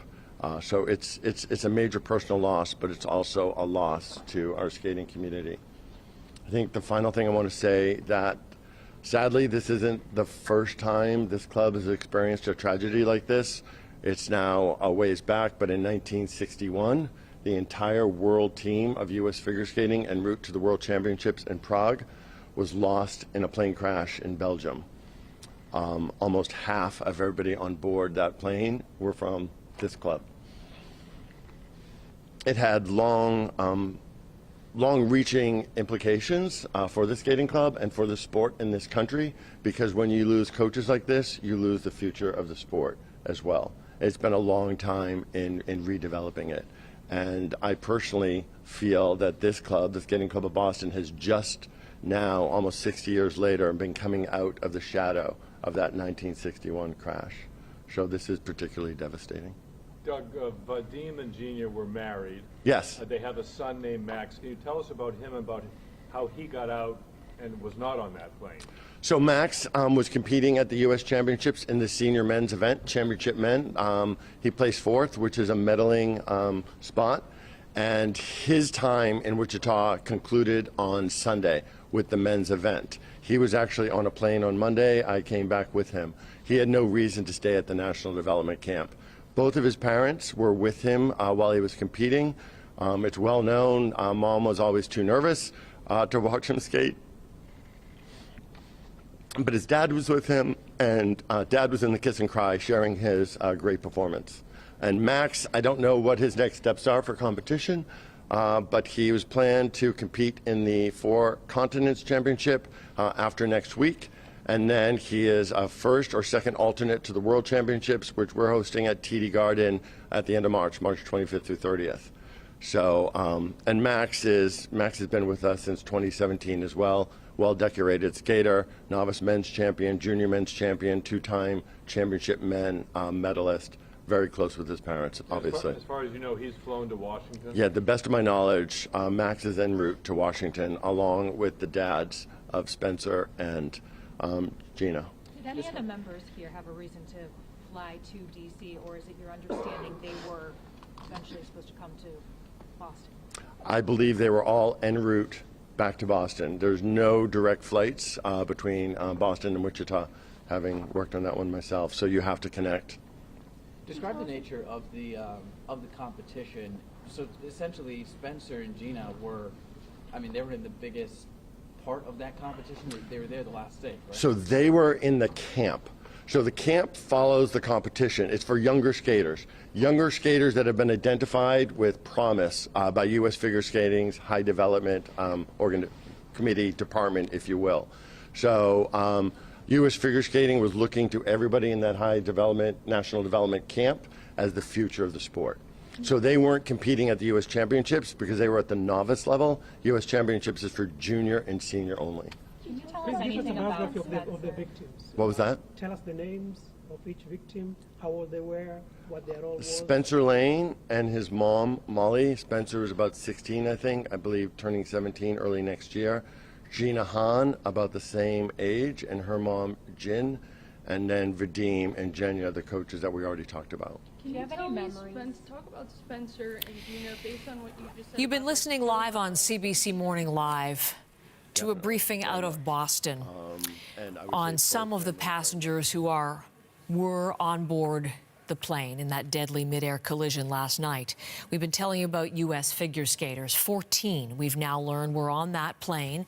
The U.S. Figure Skating Championships were held last weekend in Wichita, and there was a development camp, a training camp for some of the bright lights in the sport, and 6 from the Boston area, from that Boston skating club, were on that plane. 2 coaches, 2 athletes, and their mothers lost, as everyone on board was, as you see here in the recovery scene, when the plane collided with a Black Hawk helicopter. Skate Canada responding to the skating tragedy in this moment of profound grief. We stand in solidarity with our colleagues at U.S. Figure Skating and the entire figure skating community. We'll bring you more on this with Caroline Bargood in Washington in just a moment. I do want to show you what we are waiting for next, and that is from the Pentagon. The new Defense Secretary, Pete Hegseth, set to speak from that podium. He's already released a statement, a brief one, talking about the Black Hawk helicopter, 3 people in that helicopter, and we've been wondering about the nature of the training mission. According to the Defense Secretary, it's a helicopter unit on an annual proficiency training flight by, this is the quote, fairly experienced crew with night vision goggles. So let's use that to bring in our next guest as we await that briefing from the Pentagon. Sean Pruchnicki is an aviation safety expert, the Center of Aviation Studies at Ohio State University. That is where he's based, and he's in Columbus, Ohio. Sir, welcome to our program. I'm glad to have some time with you today. Thank you. Just based on that statement, I don't know if you're in a position, certainly we'll talk about the commercial flight with you, but just from the military standpoint, does that tell you anything that we need to know at this point? Night vision goggles, a fairly experienced crew in the Black Hawk helicopter. Well, the one thing I wonder when you talk about the night vision goggles is that the aircraft was descending toward the runway, as we know, and was descending toward a sea of lights, the airport itself. So that would have been very light saturated in addition to the city area behind it. So I don't know a lot about night vision goggles. I haven't worn them before, but I do know that they're difficult to use when flying toward a lot of lights. The other thing that I wonder is, and we don't know, is, were they using them? I'm not sure if that has come out or not. So, those are 2 things to think about is, has there been a confirmation, were they even using them, and how effective are they in these environments? Like I said, I'm not in the military and I haven't used those before. But either way, even if they were not using them, we have to be mindful that when you're potentially overtaking or come behind in any airplane actually that is heading toward an extremely well-lit area, there are really no bright lights behind an airliner. And it's very difficult to see it. It's very easy to lose visual contact with an airplane in these environments. It's much easier to see them when they're coming right at you, right? Yes. Because they have that huge bright light like we saw in the video. But when you're behind them, it's very difficult. And I'm, you know, as an airline pilot, and all the airline pilots out there listening can attest to this, you know, it's easy to gain visual and then sometimes to lose visual contact. And I wonder what role that plays in this. Yes. And let's pick up on all of that. Just to clarify for our viewers, fairly experienced crew in the helicopter. We learned in the briefing earlier this morning, the pilot of the aircraft, the plane, 6 years experience, the captain and the first officer with nearly 2 in this particular type of plane. One of the things that I'd like to ask you about, and again, it kind of comes back to what you were suggesting, from American Airlines at that briefing, Professor, the CEO was there, and he seemed to indicate that the blame for the collision is on the helicopter, because we've heard and seen that transcript about, you know, it did see and then was told to go behind. And the quote from the CEO was, "At this time, we don't know why the military aircraft came into the path of the PSA aircraft, of the plane, which otherwise was in the middle of a normal approach," we learned. Are we in a position to know that was who's to blame in all of this, or is that premature to make that assumption?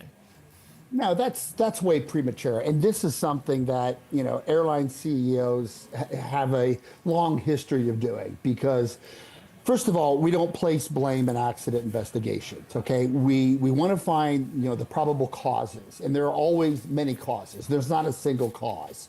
We need to look at the role that air traffic control played. We need to look at the multiple dynamics involved. And I, you know, am sorry and embarrassed for the aviation industry as a whole that a CEO of an airline would come right out and immediately place blame. That's embarrassing for the whole aviation community that happened. So we won't jump to that assumption then. We'll say there's a long road to go with the investigation. Absolutely. Maybe one of my earlier guests was suggesting a preliminary report perhaps within the month, but it may take months and maybe more than a year to get the final report. When you say there are probably many causes here, one of the key pieces of evidence that we're looking at this morning, and I'm sure you've seen it, if we can come back directly so our viewers know this is what's going to happen. This is the moment of impact video that was captured on the cameras from the Kennedy Center for the Performing Arts. As you look at this image and you see the bright light in the center of the screen and then the smaller one coming toward, what does this tell you, sir? Well, I actually right now cannot see any image on my computer. However, I did see this last night about 30 times, so I am familiar with the one that you're speaking of. So the bright light is the regional jet, and like I said, from the front, they're quite visible, and then the smaller one from the right. So this, so what appears is the helicopter struck the right side of the CRJ, and it looks like the helicopter lost sight of the RJ. Now, the other thing to think about is the RJ was originally, from what we know from air traffic control, was originally set to land on runway 1, so the northern runway, and then was asked to swing around to the left to land on 3-3. The other thing to think about here is I'm not entirely sure, because this information hasn't come out that I've heard, was the airplane completely wings level? In other words, was it still possibly banked a little bit to the left? And that would have obscured its view off to the right a little bit, making it a little more challenging for the airline crew to see anything off to the right. I'm not saying that's the case, but it's one more thing the NTSB is going to think about, because were they still making that left-hand turn to line up on runway 33?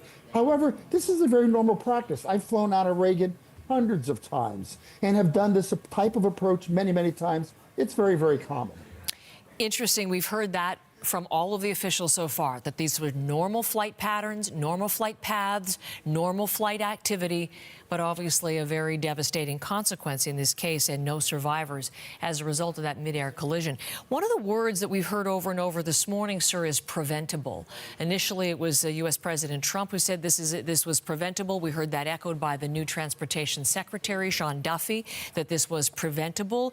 In your view, is that the case? Is there technology available, for example, that could have prevented this? What do you think? Well, again, Trump said that last night, and obviously he knows nothing about accident investigation, so it's absolutely ridiculous that he would say that. We don't know if it was preventable. We don't know. It's way too early. So we have to gather more information to understand. Now, what we do know is there is technology called TCAS that can help separate airplanes to alert crews if they're in close proximity to each other.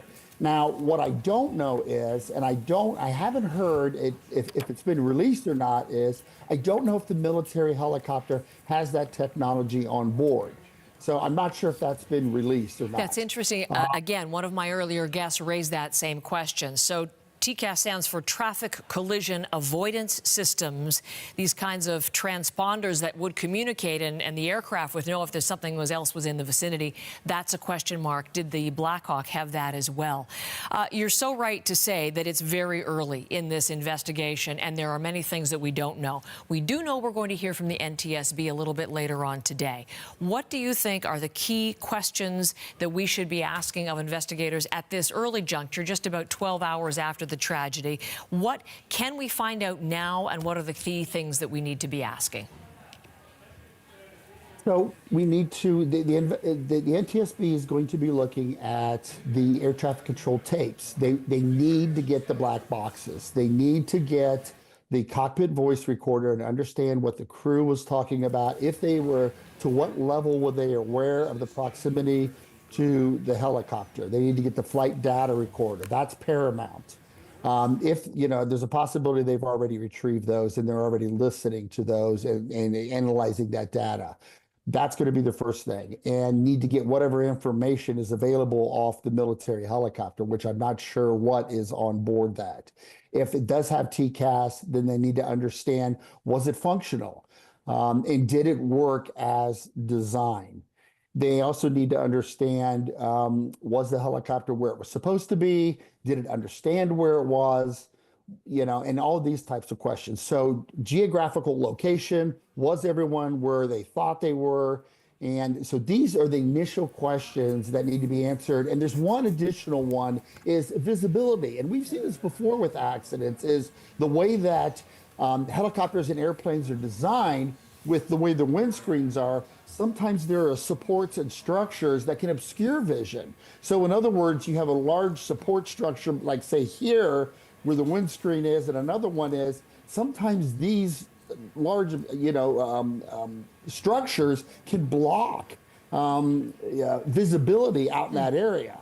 So if that's where the RJ was hiding behind it, it may be very difficult to see that airplane there. We've seen that before with midair collisions with other airplanes. The NTSB is going to do a visual study much later in the investigation. That's all part of what's going to go into this, and they're going to look at everything else. So way too early for the CEO to be making comments, and Trump knows nothing about accident investigations as well. Professor, I really appreciate that. Sean Pruchnicki, thank you for the time, and really hope that you'll be able to join us again as we'll be continuing to cover this and the ongoing investigation from Columbus, Ohio this morning. And just to let you know what is happening, again, we're looking once again at the Potomac and the recovery operation underway. The information we have so far from officials is 27 bodies recovered from the plane, but again, state officials are saying that the majority of bodies have now been recovered, and we'll doubtless hear more about that from the NTSB. We are awaiting a briefing from the Defense Secretary, Pete Hegseth, from the Pentagon, and we're just hearing that Donald Trump, perhaps further to those comments I was just talking about with our guest, he will be holding a briefing on the plane crash at 11 a.m. Eastern, so that is 1 hour and 8 minutes from now. That, too, we'll have live for you here on CBC News Network. Now, as we focus on this, the plane fuselage in 3 sections in the Potomac in waist-deep water, the work continues. Washington's fire chief says they do not, of course, as you know, the big headline from this morning, expect to find survivors. Let's go to Richard Madden, who's covering things from Reagan. It's a real grim task what search and rescue officers are now, officials are now having to deal with. I'm just going to, and we, from our vantage point here at Reagan National Airport, we can show you some of that recovery effort. I'm going to have Jason zoom in here. As you noted off the top, Heather, it has moved now from a search and rescue to search and recovery, with officials saying they were unable to rescue anyone, and they found no survivors. So that's what you can see on the other side of the Potomac here from Reagan National Airport. As you noted, the National Transportation Safety Board is taking the lead in this investigation, but we heard some descriptions of what the hundreds of search and rescue emergency crews were having to deal with overnight after that horrendous collision between the Black Hawk helicopter and that American Airlines flight coming in from Wichita, Kansas. They described windy, chilly conditions. There was ice on the Potomac, and as the night went on, they were saying that debris had drifted down the Potomac River here, and creating several headwinds for those recovery efforts. So the question now becomes, how did this terrible tragedy happen? And those are going to be questions I suspect that are going to be asked to the National Transportation Safety Board. Officials were saying that everything was standard in the lead up to the crash. This is a very busy airspace at a very busy airport. It's located so close to the District of Columbia. Members of Congress fly into this airport from their districts, including from Wichita, to do their work on Capitol Hill. They went on to say that something went wrong. There are questions now. Did the Black Hawk helicopter pilots not see the American airline pilots? This is information perhaps investigators will retrieve from the black box that will show what happened in the final seconds ahead of this deadly crash. Now, as for this airport, this very busy airport, officials say it will open at 11 o'clock Eastern time. That's in about 2 hours from now. They believe that the runway is safe, the airspace is clear, and that the tragedy that happened is now on the other side of the airport here along the Potomac River. That's where the cleanup will continue. That officials have been scrambling to work through since roughly 9:30 last night. I just wanted to leave you with one more thought here.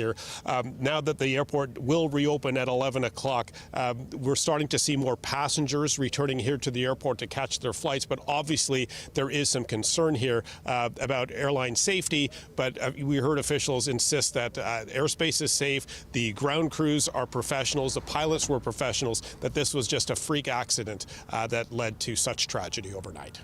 Richard, thank you very much. Covering things for us through the day from Reagan National Airport. Some reaction from Canada and from Canada's federal government. Anita Anand is the transport minister, and she writes on social media, "We are closely monitoring the ongoing investigation. Canada is ready to support our American counterparts in the investigation," and sharing thoughts and condolences to those involved. And Melanie Joly, the foreign affairs minister, heartbreaking news coming out of Washington, D.C. following the devastating plane crash, and thoughts again with the loved ones of the victims and the American people at this very difficult time. There is a bit of a Canadian connection in that the plane that crashed was built by 20 years ago Bombardier, no longer Bombardier part of the equation. But this is a part of the story that we'll continue to tell on CBC News Network through the day. John Northcott joining me again in studio, and John has been here as we've looked at some of the questions. I mean, the guests this morning have been so right, John, in saying it's far too early to go to this was preventable. It's far too early to ascribe blame or responsibility, but there are many questions about what happened, and some of the questions surround communication in all of this. Yeah, and there is arguably a difference between cause and blame in terms of culpability in all of this, and around communication. And which of these two aircraft? So you've got a small aircraft, a very small aircraft, a very nimble aircraft, you get a very large aircraft on final approach. So it is arguably the responsibility of that smaller aircraft to get out of the way. Let's listen to the Transportation Secretary when he talks about who knew what in terms of the pilots of those two aircraft just before this happened. Have a listen.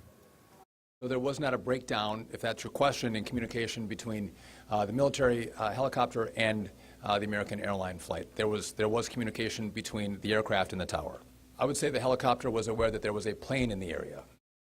So there you are, aware that there was a plane in the area. In other words, their responsibility being to avoid that plane. And when we look at the possibility of the airliner having to shift from that number 1 runway to number 33 runway, making it further northeast, arguably in the direction of that approaching helicopter. Reagan's going to reopen to normal operations in just over an hour's time. Everything terminal-wise is ready to go, but that's a big part of it, too. Everyone this morning has been saying it was a normal flight path. This was normal flight activity, but it is a complicated scenario for people to land at and take off from. It's a normal flight path until something goes wrong, and something clearly did, in terms of the communication or actions taken. Okay, John, thank you for being part of our coverage. John, the host of World Report, and you can listen to John's coverage on CBC Radio. But as we leave you this morning, firstly, thank you for joining our special extended coverage. We look at the live shot, the fuselage from that American airplane, 64 people on board, 60 passengers and 4 crew members. Midair collision, such a rare event. Last night, just before 9 o'clock Eastern, and the 3 people on board that Black Hawk helicopter, they too have died. And the recovery effort continues. This morning, the transition from search and rescue to recovery, and that is the stage we are at with, we understand from reports and from officials, the majority of bodies have now been recovered, and the commitment, of course, is to recover every single one. What is to come as our coverage continues? You're going to get briefings from the lead agency, the National Transportation Safety Board. We don't have a time for that. We do know the U.S. President, Donald Trump, who has said prematurely, our guests have said this morning, this was preventable. He's going to speak at 11. The new Defense Secretary, Pete Hegseth, is set to address reporters from the Pentagon. That is about a half an hour delayed, but we will be bringing you that. And Arthi Pole is set to bring you all of the live coverage here on CBC News Network.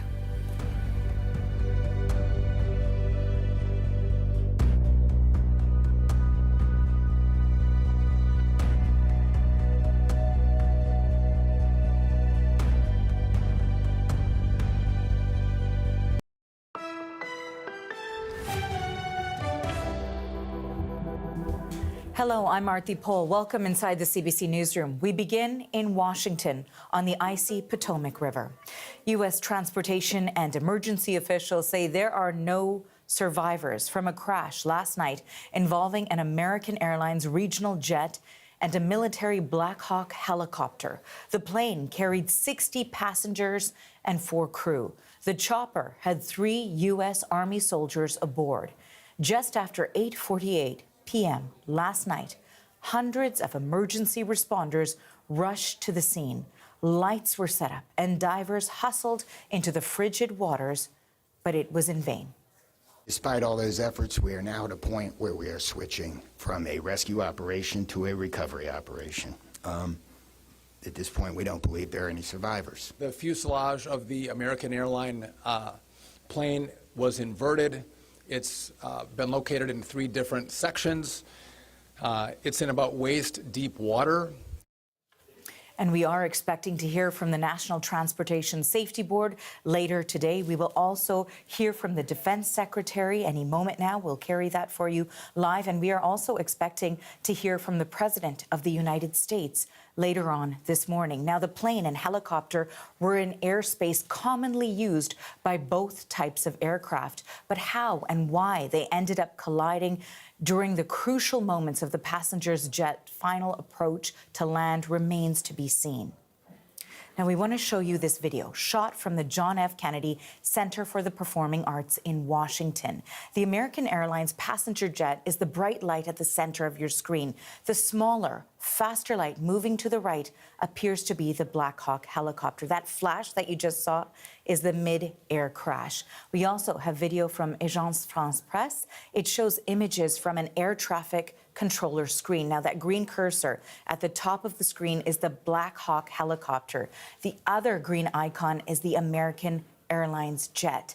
U.S. media outlets are reporting details from communications between the Black Hawk crew and air traffic control at Ronald Reagan Washington National Airport. Those transcripts indicate that air traffic control asked the Black Hawk pilot if they could see the passenger jet, then asked them to go around it. The Black Hawk pilot confirmed they saw the jet. We also have audio from air traffic control at Reagan Airport from the immediate aftermath. Did you see that? 472. American 3130, go around, turn left end 250, climb maintain 3000. Blackjack 3, can you return to base? What? Blackjack 3, proceed directly to Glebe. I need you to land. I need you to land immediately. Can you go to dollars for a few minutes?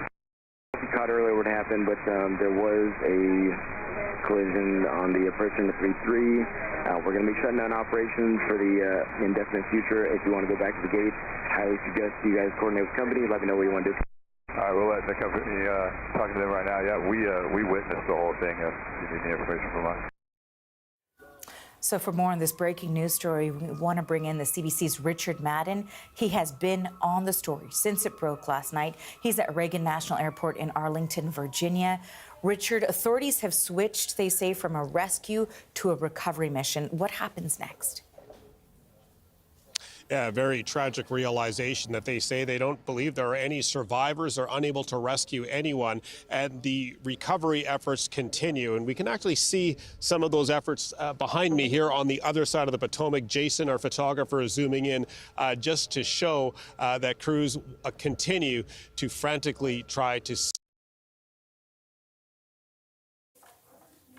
Okay, and it looks like we're just having some technical difficulties there connecting with our reporter, Richard Madden. He, of course, is at DCA. He is at the airport where, of course, this tragedy occurred around 8:48 p.m. last night. Here again is the scene. We know that we heard from the officials as they delivered a press conference earlier today that this has now switched to a recovery mission. We know that there were hundreds of officials, of crews from multiple different agencies in and around the DC area, other jurisdictions as well, that have come to try and help with that now recovery mission. In terms of the facts surrounding this, we know that there were 64 people aboard the passenger aircraft, 3 on the military aircraft. So I want to bring back our CBC's Richard Madden, and we are just, again, trying to connect with him right now.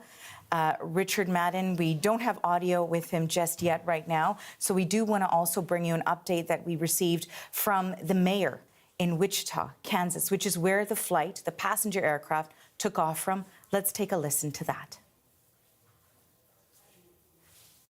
Our hearts are heavy. Our hearts are heavy as a city. Our hearts are heavy as a city council. And we are here to provide the support needed for our community and all who have been affected.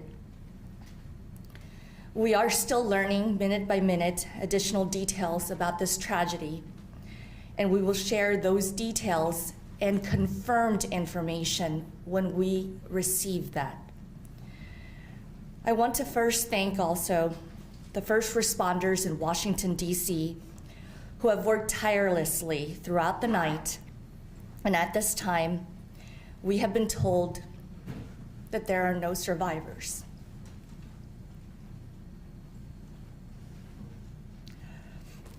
We mourn with all those who have been impacted. This is a terrible tragedy that will unite those in Washington, D.C. and Wichita, Kansas forever. That again was the Wichita, Kansas Mayor Lily Wu speaking earlier today at a news conference. And now we do want to reconnect with the CBC's Richard Madden. Of course, he's been on this story. We're reaching him at DCA right now. You know, in terms of the mission right now, we know it's switched to a recovery mission. Wondering what the next steps are at this stage. Yeah, so the next step is that the National Transportation Safety Board, the federal agency, will take the lead to determine what went wrong that led to this horrendous crash that happened last night. And behind us here at DCA, we're going to get our photographer Jason to zoom in so you can actually see some of those recovery efforts continue. Now, emergency crews have been scrambling. They've been working overnight after this collision between the military Black Hawk helicopter and the American Airlines flight returning from Kansas collided just before landing here at DCA. Officials are saying they found no survivors. They were unable to rescue anyone. And as the rescue crews tried to find survivors, to find anyone in the aftermath of the crash, they were describing the conditions. Of course, it was dark. It was nighttime.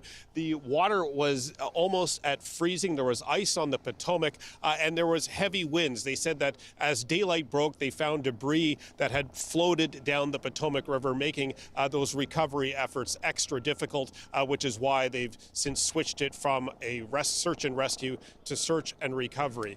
Now you have the head of American Airlines also weighing in to determine what went wrong, what led to this collision. Take a listen to what he had to say. All we know about the incident right now is that Flight 5342 collided with a military aircraft on an otherwise normal approach into DCA. And we don't know why the military aircraft was in the area. We're deploying all of our resources right now in response to this accident. American's care team has been activated, and they're on their way to assist passengers and their families. So the National Transportation Safety Board will obviously deconstruct what led to this horrible tragedy. And this is not an overnight process. It will take some time. But zoom out a little bit to just consider this. This is Reagan National Airport. The Pentagon is over there. Joint Base Andrews is that way. It is common for military training exercises to happen here. Those Black Hawk helicopters are a common sight in the air here in Washington, D.C. Black Hawk helicopters transport VIPs, a Joint Chief of Staff, senior military leaders. So if this was a training mission, this is a common scene here in the city. The other thing I wanted to flag is Reagan Airport is one of the more unique airports in the United States. It is so close to the District of Columbia. As you approach it, you see some of the key landmarks, the Lincoln Memorial, the Washington Monument. Members of Congress fly in here all the time from their districts because they need to be close to Capitol Hill. There are constant lobbying efforts to have more routes land and depart out of Reagan National Airport, like the direct flight to Wichita, Kansas. It was one of those smaller jets. I wanted to also flag that officials say, look, this is a very busy airspace. Training missions are common. Everything was standard, they say, in the lead up to the crash, but something went wrong. Clearly something went horribly wrong, and the National Transportation Safety Board is going to take the lead to determine what exactly led up to those final seconds of this crash, and the key clues could be in those black boxes, not only in the American Airlines flight, but of course in the military Black Hawk helicopter, which the recovery teams here are now trying to find.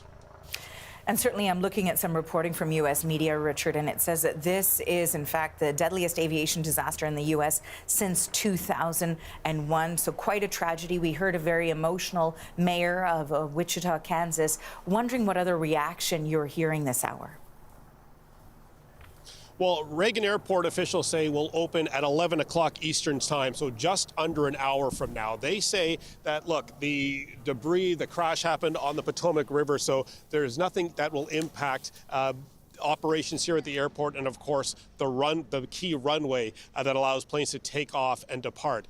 Inside the airport, we spoke to some passengers today. If you look at the departure screens, it's still mostly red, showing a lot of these flights are canceled. But many of the key airlines here, including American, this is a hub for American Airlines, and Delta Airlines and United Airlines, they are planning to have their flights resume. Take a listen to what some passengers told us as they waited for their flights today. It's telling my daughter, my husband's a pilot, my son's a pilot, my daughter's a naval flight officer, so we're a very aviation-oriented family. So it actually probably makes me feel safer today, because I mean, I feel sad, and I don't like things like this, but I know that mishaps occur, and I know that people are even more vigilant after things like this. So it doesn't make me nervous to fly. It makes me sad for this kind of thing happening. But hearing about the terrible accident, which is just awful. So, I mean, travel is sort of the secondary response. I didn't have to do much personally. Delta had automatically rebooked my flight, which was really nice. It had changed a couple of times this morning, I noticed. But otherwise, I made the decision to come here in the hope that they would reopen. So. Now, on the other side of this airport in a separate room are families or victims' families or loved ones who are impacted by this horrendous tragedy. They're receiving counseling. American Airlines is also providing comfort and relief and counseling as well. The thing to really keep in mind here is just how this airport is connected to both the federal government, the government of Maryland, the government of Virginia. There are so many jurisdictions surrounding this airport. So officials are saying, look, this is a terrible incident, but the air traffic controllers are up to speed. The training, there was no issue on pilot training, and they hope to get services here resumed back to normal in one of the busiest airports in America. And we understand services will resume in less than an hour's time, 11 a.m. Eastern. Thank you so much for this, Richard. Please go ahead. You bet. I was just going to say another thing we have to keep our eye on. President Donald Trump will be addressing the nation in just a few hours, or soon rather. This is, of course, one of the first major tragedies under his watch, so we'll hear to see what he has to say in his response later this morning. And we will be bringing that live to our viewers as well. Thank you for this, Richard. That is Richard Madden reporting by DCA. So we do want to, of course, stay on this story. For that, I want to bring in Ray LaHood. He is a former United States Secretary of Transportation. He joins us now from Sarasota, Florida. Thank you for being with us. Thank you. You know, as we heard from our reporter, and certainly it has been well reported on, is that this particular airspace and this airport is one of the trickiest in the United States because of how complicated it is surrounding the security issues. What can you tell us about what is around this airspace and how difficult it can be to maneuver? Well, thank you for having me. I have been really affiliated with the Washington, D.C. airport for more than 40 years. I served in Congress for 14 years in the U.S. House of Representatives. I was a congressional staffer. I served as U.S. Secretary of Transportation under President Obama for 4.5 years. This is one of the busiest airspaces in the world.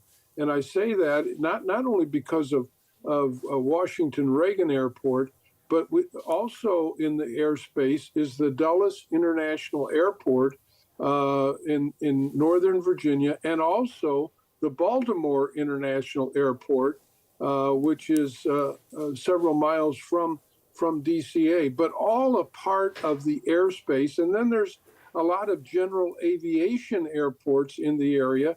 And then you have the military that fly in and out, particularly their helicopters that fly in and out of this airspace.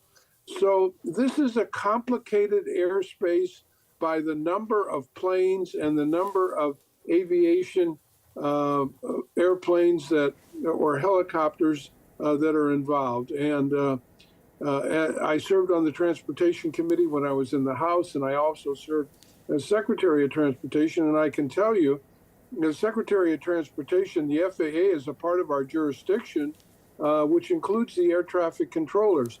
No better trained group of people than the air traffic controllers that control planes in and out of this airspace. They're very well trained. And I would also say that the United States has the preeminent investigative organization called the National Transportation Safety Board that will investigate this crash. They are very thorough, they're very professional. These are career investigators that have investigated crashes all over the country and all over the world, and they're preeminent. So we will get the answers. We will not get them quickly. They are very thorough, the NTSB, and it will take some time to get the answers that we want in terms of why this happened, how it happened. But the answers will come, and it may be several months before we get those answers.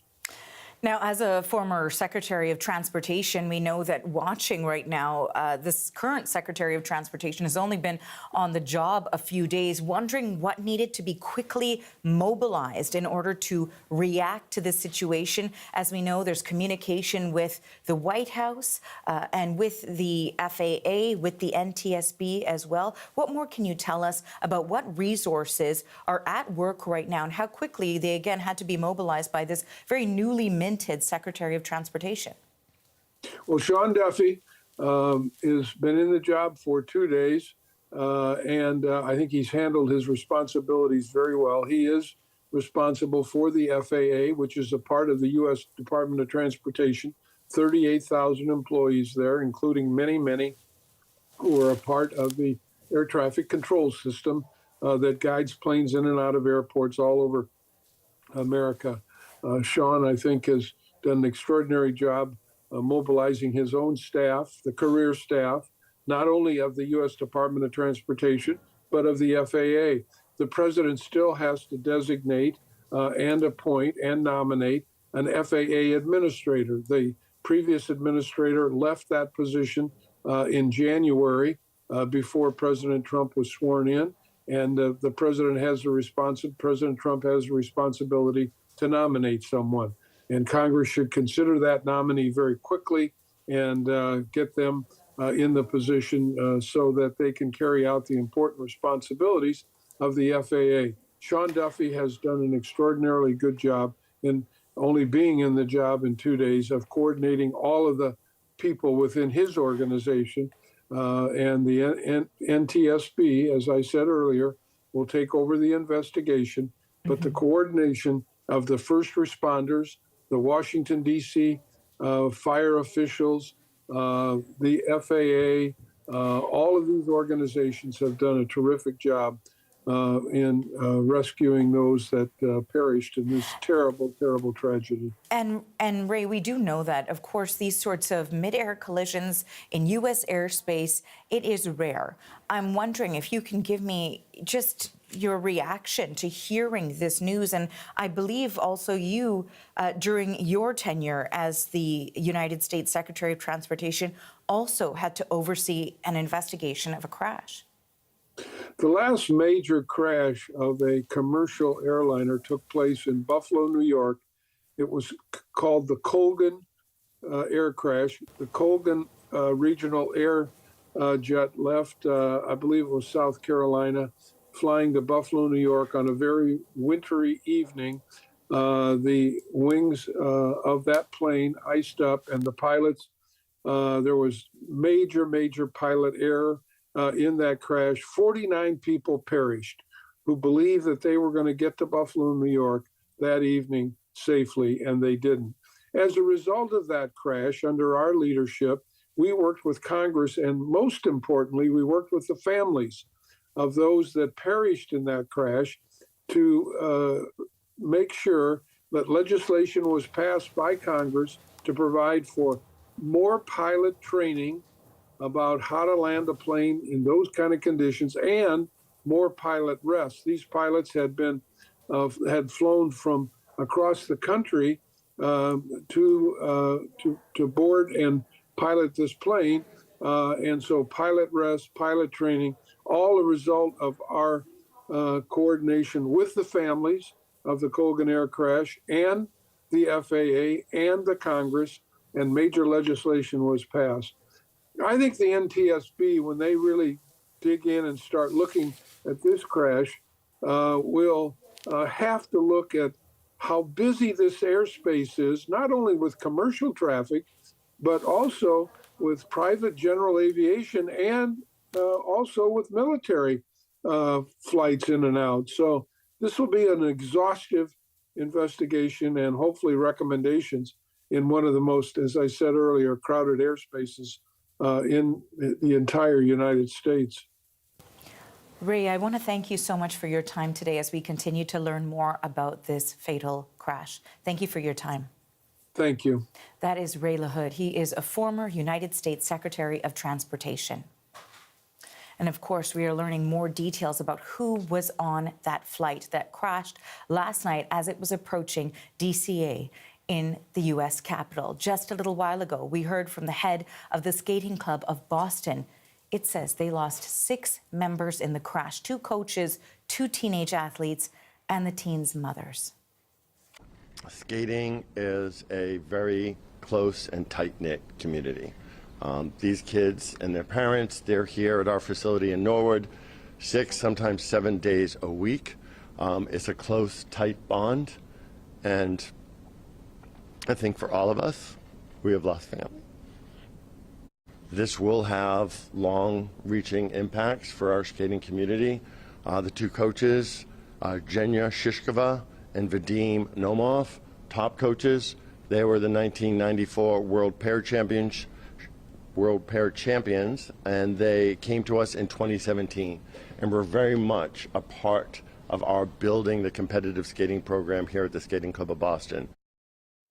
So that there, just a little bit more about who was on that aircraft. Now, you can see CBC's Caroline Bargout is joining us now from our Washington bureau. She's following along. We know also on the right of your screen, you will see that we are prepared to bring you live the U.S. president, who is set to speak at 11 a.m. Eastern time. Okay, Caroline, I know that you've been tracking this story for us since it broke. We don't have all of the passengers identified at this point, but we do know some of the figure skaters, as we just heard, who were on that plane. We heard from the Skating Club of Boston as well, that 6 were from that area, 2 coaches, 2 athletes, 2 mothers. What more can you tell us about who we know was on that passenger flight? Yeah, it's really quite tragic. There were 14 skaters that were coming back from a national development camp. Now, this is a camp for young skaters, for up-and-comers, skaters who were showing promise, like those 2 teenagers from the Boston Club. Now, they were at this training camp in Wichita, Kansas, which also coincided with the U.S. National Figure Skating Championships. That happened last week, and then some of these skaters stayed back in Wichita and attended this developmental camp. In a statement, U.S. Figure Skating, which is the governing body for these skaters, said in a statement, "We are devastated by this unspeakable tragedy and hold the victims' families closely in our hearts. We will continue to monitor the situation and will release more information as it becomes available." We're also hearing from Skate Canada. Now, Skate Canada also issued a statement. It said, Skate Canada is deeply saddened by reports of a tragic American Airlines plane crash involving members of the figure skating community. While details are still emerging, our hearts are with U.S. figure skating as well as the athletes, coaches, and their families affected by this devastating incident. In this moment of profound grief, we stand in solidarity with our colleagues at U.S. Figure Skating and offer our unwavering support as they navigate this immeasurable loss. And you could just imagine the parents, the families, the loved ones of the people who were on this plane. A lot of them, when they heard the news last night, they rushed to an airport in Wichita, Kansas, trying to get any information possible about their loved ones, what their condition is, what exactly happened. And while they were at the airport, Reverend Ben Staley was there to try and comfort them. Take a listen. All of us are going to know people who know people. So it's a great time to double down on caring for each other, upholding each other, holding hands maybe a little more than we used to, and continuing to pray and depend on the Lord in this time. As you heard, 2 of the people who were killed were coaches from the Boston Skating Club. They were former world champion skaters, Yevgenia Shishkova and Vadim Naumov. Husband and wife world champions in pairs figure skating in 1994. They moved to the U.S. in 1998. They've been coaching young skaters ever since for the Boston club.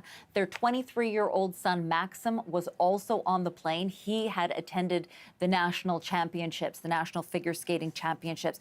We also know that Aina Voliskaya, a former skater who competed for the Soviet Union, she is believed to have been on the plane. Now, she is a coach for the Washington Figure Skating Club here in D.C. We heard from Sebastian Coe. He is with the International Olympic Community. He had something to say about this today. I know the grievous loss of life across a range, but I'm also acutely conscious there were Olympians and the families of Olympians on that desperate flight.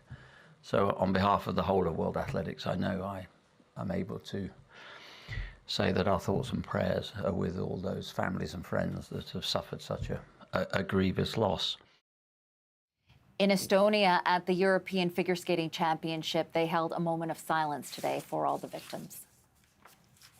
And now, Caroline, we also mentioned, of course, that we are watching to see the U.S. president is expected to take the podium in the White House press room in order to address the media at 11 a.m. Eastern. He did put out a statement earlier today. What did he say in that?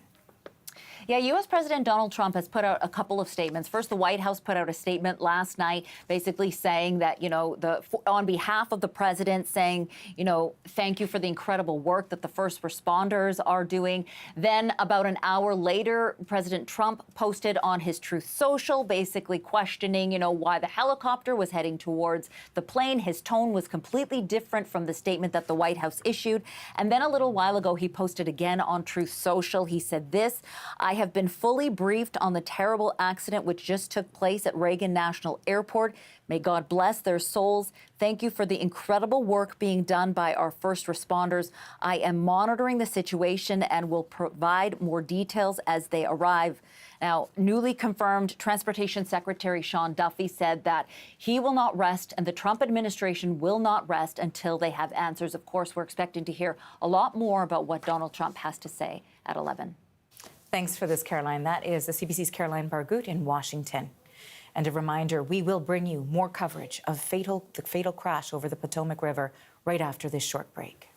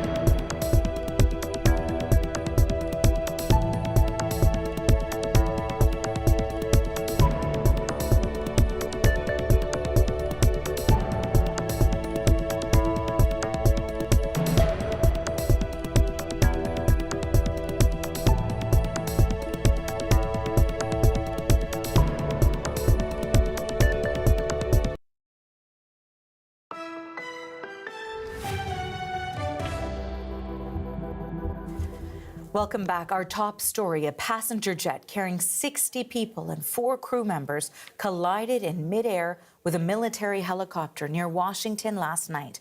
Officials confirm they have moved from rescue to recovery with their operations. More than 24 bodies have been recovered so far. Now, in a moment, we are going to hear from an eyewitness, but first we want to take a closer look at the timeline of this crash as more details are starting to emerge. So for that, I want to bring in the CBC's Mark Carcasole. He's taking a look at how this all unfolded. Yeah, Arthur, this was a crash involving a smaller regional plane, 64 people on board, as you mentioned, a plane made by Bombardier in 2004, a CRJ-700. It took off flying under the American Airlines banner around 5:30 p.m. Eastern time yesterday, a flight without any real issues. Everything seemed to be going fine, of course, until they started making their approach toward Reagan Airport in Washington. That is when things started to go awry. The plane was asked if it could land on a shorter runway, runway 33. The pilot acknowledged that request, said that they could do that. As they started making their way toward runway 33, though, that's, as you see there in the graphic, when a crash with a military Black Hawk helicopter occurred. Now, a short time before the crash, we hear that air traffic control had checked with the helicopter pilot to make sure that they saw the plane arriving on the same path that they were flying on. A second radio call to the helicopter pilot advised it to pass behind the plane. We don't know necessarily what happened, but there was a crash midair. It created a fireball in the air above the Potomac River. Flight tracking data shows that the crash occurred about 400 feet above the ground. The plane was traveling 140 miles per hour before a rapid loss of altitude after the crash. Air traffic controllers witnessed the whole thing with their own eyes, and they were frantic afterward. Crash. This is alert 3. Crash. This is alert 3. Crash. This is alert 3. Where's the alert 3? It is off the approach end of runway 33. Approach end of runway 33. Helicopter crash. Helicopter CRJ. Our ops. Yeah, go ahead. Do we know what helicopter company? Pat. Pat? Yeah. Is that military? Yes. Now, U.S. military officials confirmed that this was a U.S. Army Black Hawk helicopter on a training flight with 3 crew aboard. Fairly experienced crew, they say. No one's really quite sure exactly how this all went wrong. And so, of course, that is the big question. That's what we know that the National Transportation Safety Board is going to be looking into as they start up their investigation into this. So is there any word on how this could have happened? Not at this point yet. Nothing definitive anyway. Of course, everyone has their own theories, and we've heard little bits and pieces of it through various press conferences over the course of the day. We do know that one of the black boxes has been recovered from the scene. We don't know if that's the flight data recorder or the cockpit voice recorder, though, but that will obviously shed, if they're working, some immediate light on exactly what went wrong. There's been a lot of questions as to who saw whom, if anyone saw, if either of the pilots of either of the craft saw each other. The new transportation secretary in the United States, Sean Duffy, was asked about this by reporters this morning. I don't want to make statements about that. I don't lead into that answer. But again, I think whether it was air traffic control, whether it was military aircraft, helicopters, or the American flight, everything was standard in the lead up to the crash. Now, obviously, something happened here. You'll get more information and more details as this investigation moves forward. There's been talk that perhaps the airline pilot and the helicopter pilot were on different frequencies, didn't know about each other, couldn't see each other. Even though you're up in the air, there are obviously sight lines, given the types of aircraft they're flying, are very different. You don't necessarily have a 360 panoramic view. This is just out of the ordinary as well, because the airspace in Washington, D.C. is among the most tightly controlled airspace in the world. These things are not supposed to happen, clearly, and don't. But something went wrong here. Officials are getting to the bottom of it. The airport is expected to reopen by about 11 a.m. Local time. Right, about 25 minutes from now, and we'll also be hearing from the U.S. President, and we're expecting to hear from the NTSB as well. Thank you for all of this, Mark. That is the CBC's Mark Carcasole reporting.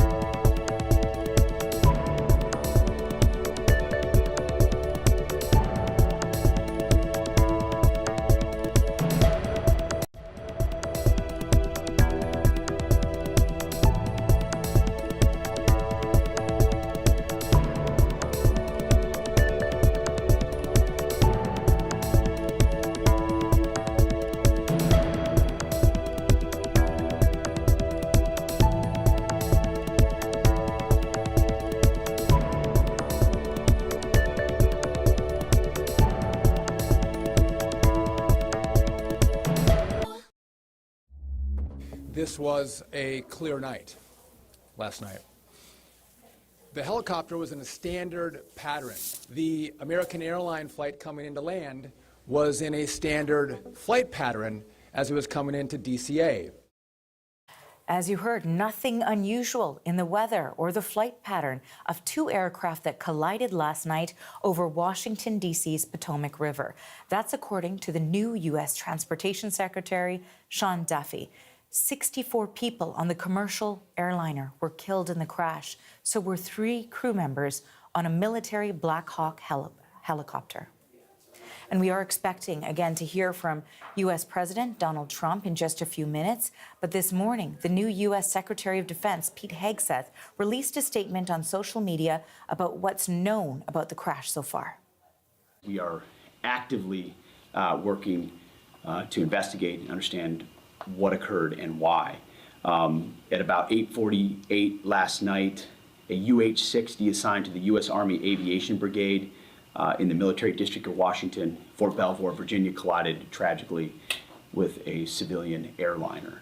The unit involved, the Army unit involved, was Bravo Company 12th Aviation Battalion at Fort Belvoir. It was an annual proficiency training flight. And when we look at the crew, and not all kin have been notified, so we're going to withhold ranks and names at this point.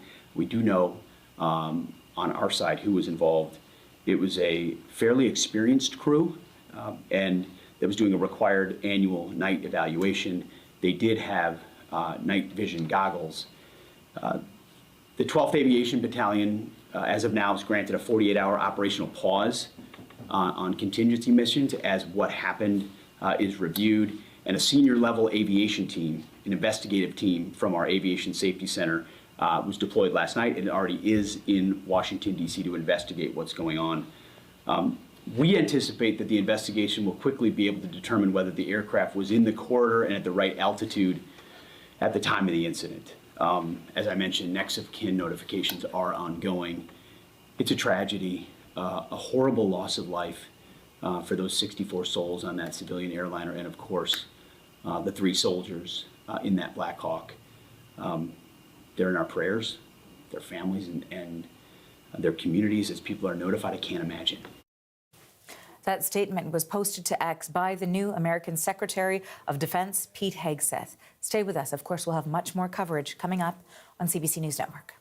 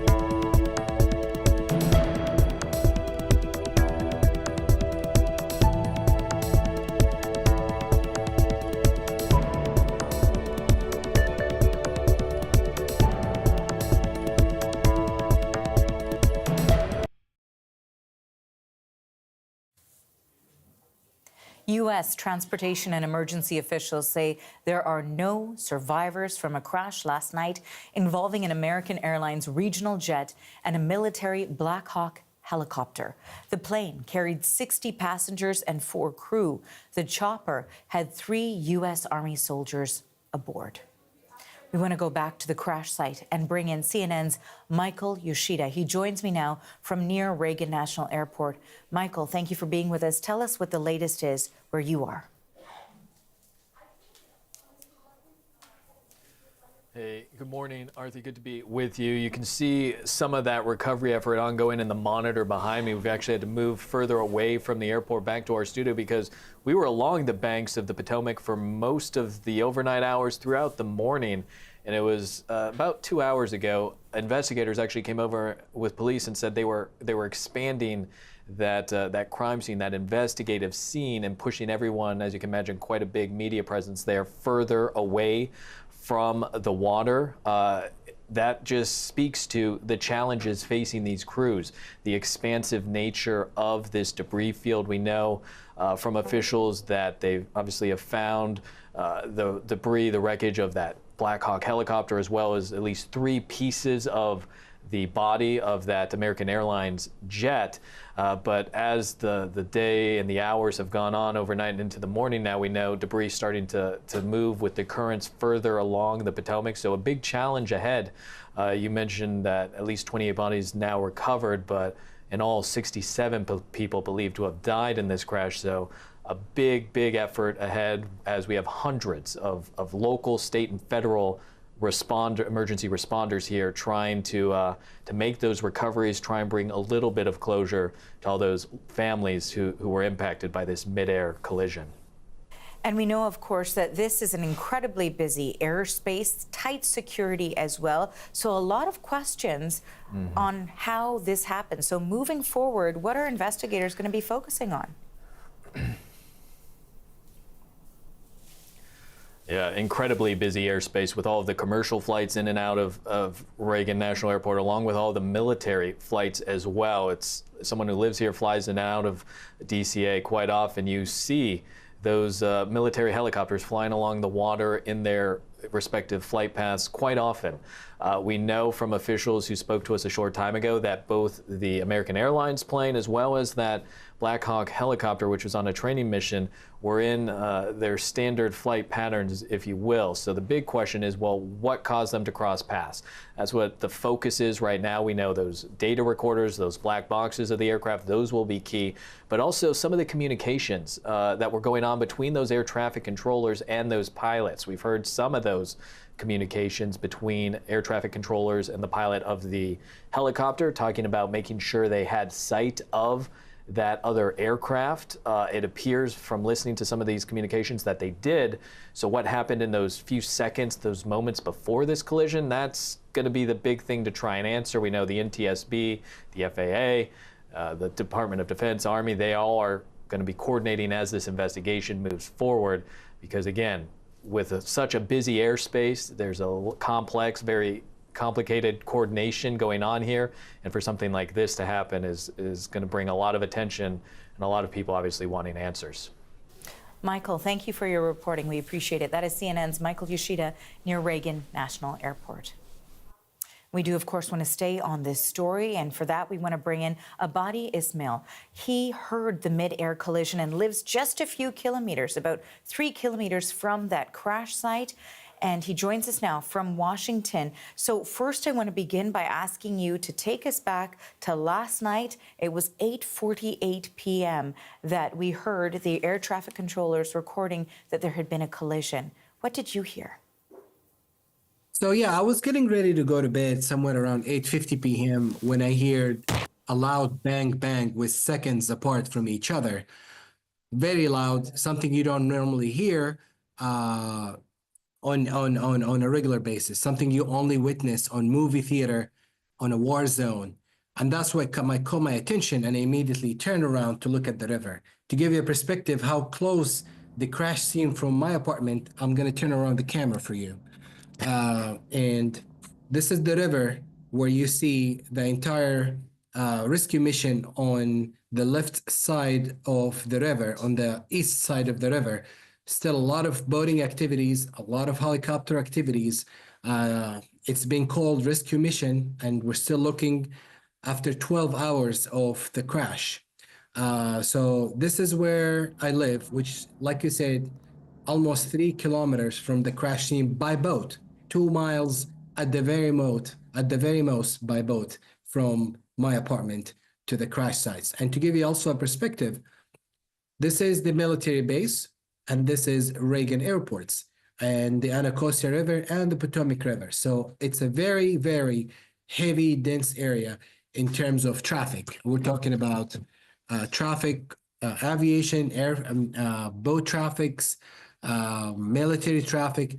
To give you a sense also, the military base is where the President Marine helicopter is stationed. So you can think about all of the activity in the airfield within the waterway here in DC. Something is alarming, something is crazy. To think about, we had a plane crash in Reagan Airport. Had this happened before? Yes, it happens back in the 90s. Same time of the year, a plane crashed and plunged in the river. There is a lot of challenges for the rescue team, the divers, to find any source of life in the river, given that the water is about 39 degree or like 3 degrees Celsius, 39 Fahrenheit. A lot of ice all over the Potomac because it's been frozen. The river has been frozen since inauguration day, with the water temperature keep plunging. So a lot of challenges. I've seen a lot of airboats with trying to maneuver through these ice to get to the crash sites. A lot of activities happening as we speak. A lot of helicopters, and one thing to mention as well is the water currents. The currents in the river goes upstream, downstream. And it's been probably now 13 hours since the crash happened. So there is a high possibility that any debris from the fuselage, the plane debris, human debris, they've already floated beyond the crash scenes going south, okay? So this is something to monitor if there is any sort of possible remains, possible debris that floated south the river within mile, 2 miles, 3 miles. It's very possible. And we do understand from the update that we received from officials that at this stage, 28 bodies have been recovered. It is a recovery mission now, not search and rescue. That said, when you first heard that impact that you described for us, and you also started to record what you were seeing, it was very much a search and rescue operation. There were hundreds of crews who were out there trying to locate any of the passengers who were aboard either of these aircraft. I know we have the video that you shared from that evening itself of what you could see from your window. Wondering if you can describe for me too just how different this was from the typical evening that you might see, all of the activity, because we know that it is an incredibly busy airspace on an average evening. Absolutely. It's something you can't fathom. To say I've witnessed a plane crash in the DC area, commercial plane, American airline, and its subsidiaries, is something you don't hear every day. And to make it even worse, I've heard the bang. I hear the bang. It's loud. It's a war zone, and something I've never witnessed in my life. And it's scary to just think about the whole notion that there are victims in the water right now trying to recover their bodies. And to make it even worse, since it's a recovery mission, as you mentioned, the water temperature is cold. So people have suffered hypothermia immediately, given that the water temperature is very, very cold. Very challenging scenarios for the U.S. Coast Guard, for the DC Park Police. And actually, I have sources at the DC Park Police that they've told me since yesterday they found bodies 4 or 5. But I would rather wait for the officials to come up with the statement, as you mentioned. I am devastated. I couldn't sleep last night, given the video that I just randomly posted on X and on social media that caught so much attention, and people have just been reaching out to me about the whole story. Abadi, I want to thank you so much for your time today and for sharing your views. That is Abadi Ismail. He is an eyewitness to that mid-air collision that took place near Reagan National Airport.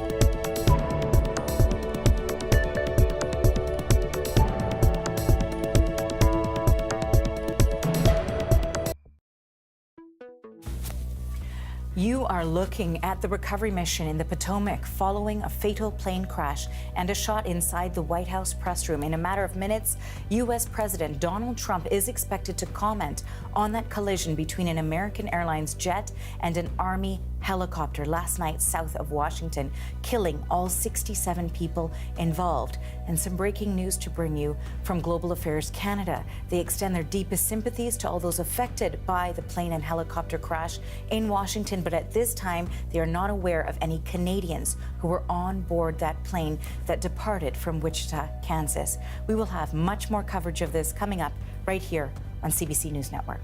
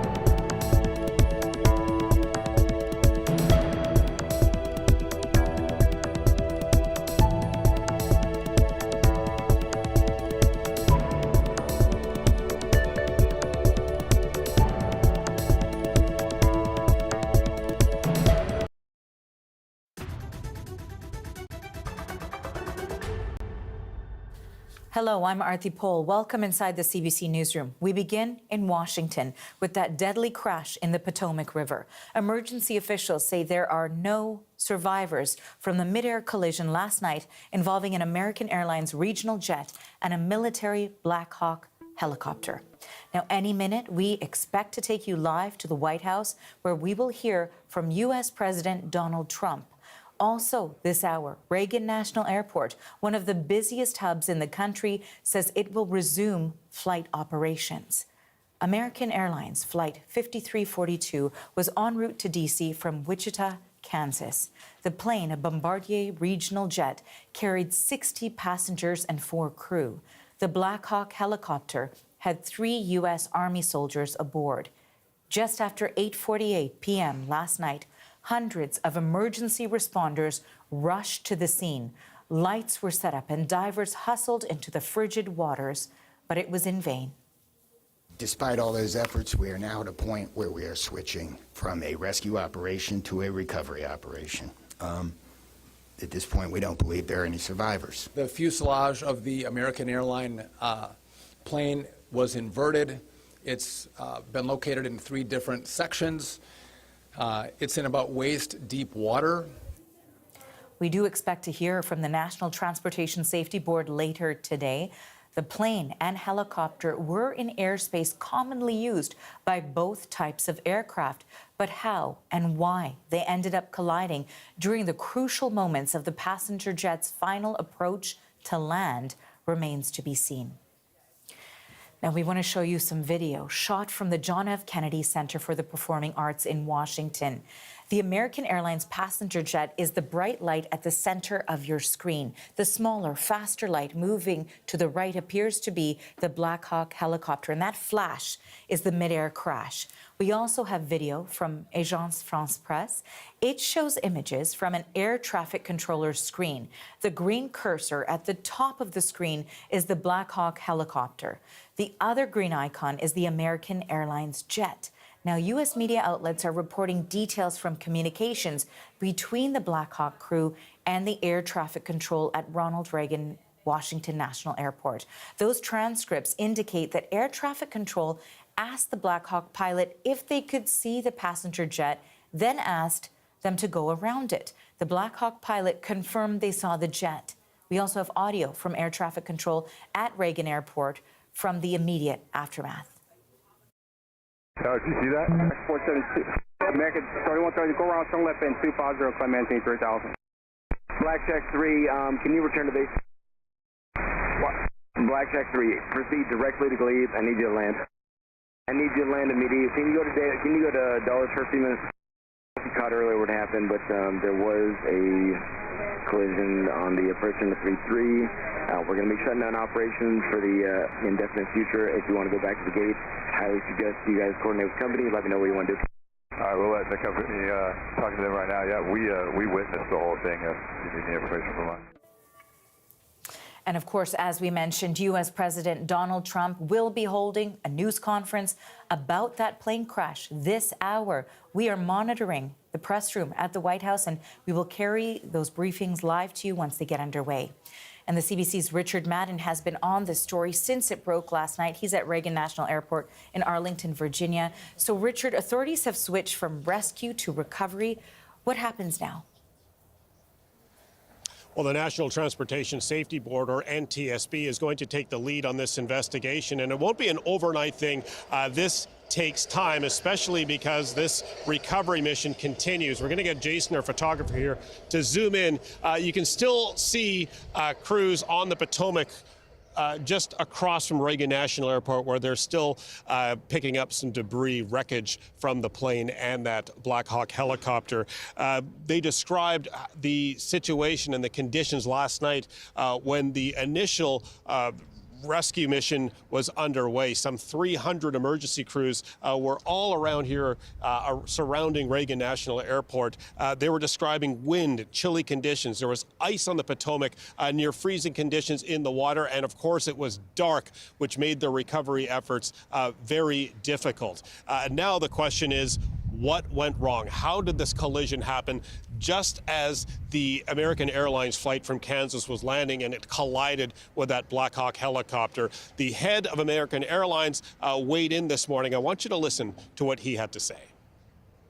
This time we don't know why the military aircraft came into the path of the PSA aircraft.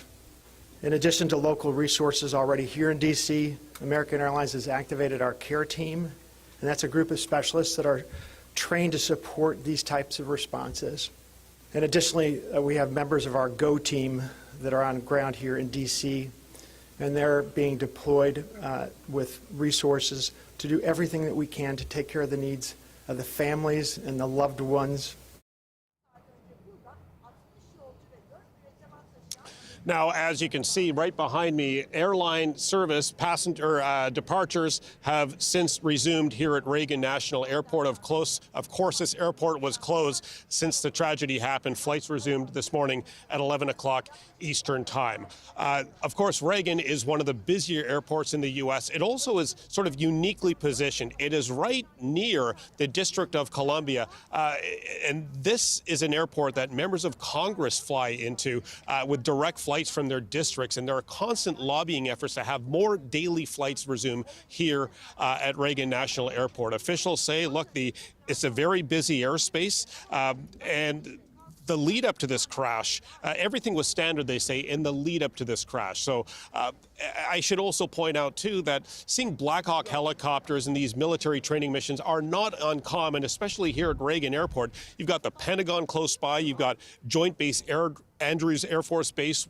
where Air Force One is parked. And Black Hawk helicopters are often seen in the air here in D.C., shuttling VIPs, the Joint Chiefs of Staffs, top military leaders, back and forth throughout Washington, D.C., and the surrounding Air Force bases nearby. So the question now is what led to this horrific crash.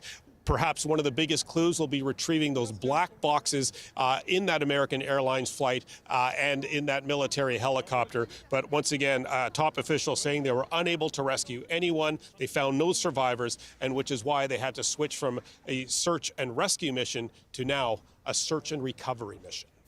And of course, a midair collision like this in U.S. airspace, specifically in Washington, D.C., incredibly rare. We heard a lot of reaction from U.S. lawmakers. We're expecting to hear from the U.S. president any moment now. Wondering what sort of reaction you're also hearing where you are. Well, I can tell you, we've been here since the early mornings when there were hundreds of emergency crews. We saw those big white spotlights shining from boats onto the Potomac during the darkness. We saw hundreds of bright red flashing lights by the emergency vehicles surrounding the perimeter of Reagan Airport. When day broke, we saw helicopters very low to the ground in the Potomac as part of that search and rescue mission that has since been changed, of course, to search and recovery. Inside the airport, a lot of passengers looked a little stressed out. They were a bit confused. Many received changes for their flight, but they weren't sure why until they heard about this tragedy that happened here at Reagan Airport. When we went inside, many of the departure boards were bright red, showing cancellations. Those have since been adjusted. We're seeing planes starting to take off here because service is resuming. But take a listen to what some passengers told us as they were waiting for their flights to board. Telling my daughter, my husband's a pilot, my son's a pilot, my daughter's a naval flight officer, so we're a very aviation-oriented family. So it actually probably makes me feel safer today, because I feel sad, and I don't like things like this, but I know that mishaps occur, and I know that people are even more vigilant after things like this. Hearing about the terrible accident, which is just awful. So travel is sort of the secondary response. I didn't have to do much personally. Delta had automatically rebooked my flight. We have a bunch of students that we brought from Texas, and there are a few of them for whom this is the first time they'd ever been on an airplane. They were from the border. Some of them are from McAllen, another place. First time they'd ever left the States. So, what are they telling you? Well, I'll be interested when they get here. I think that they were aware of it this morning at breakfast, but when you arrive here and you see all the reporters lining the road, they'll have a different attitude. Yeah.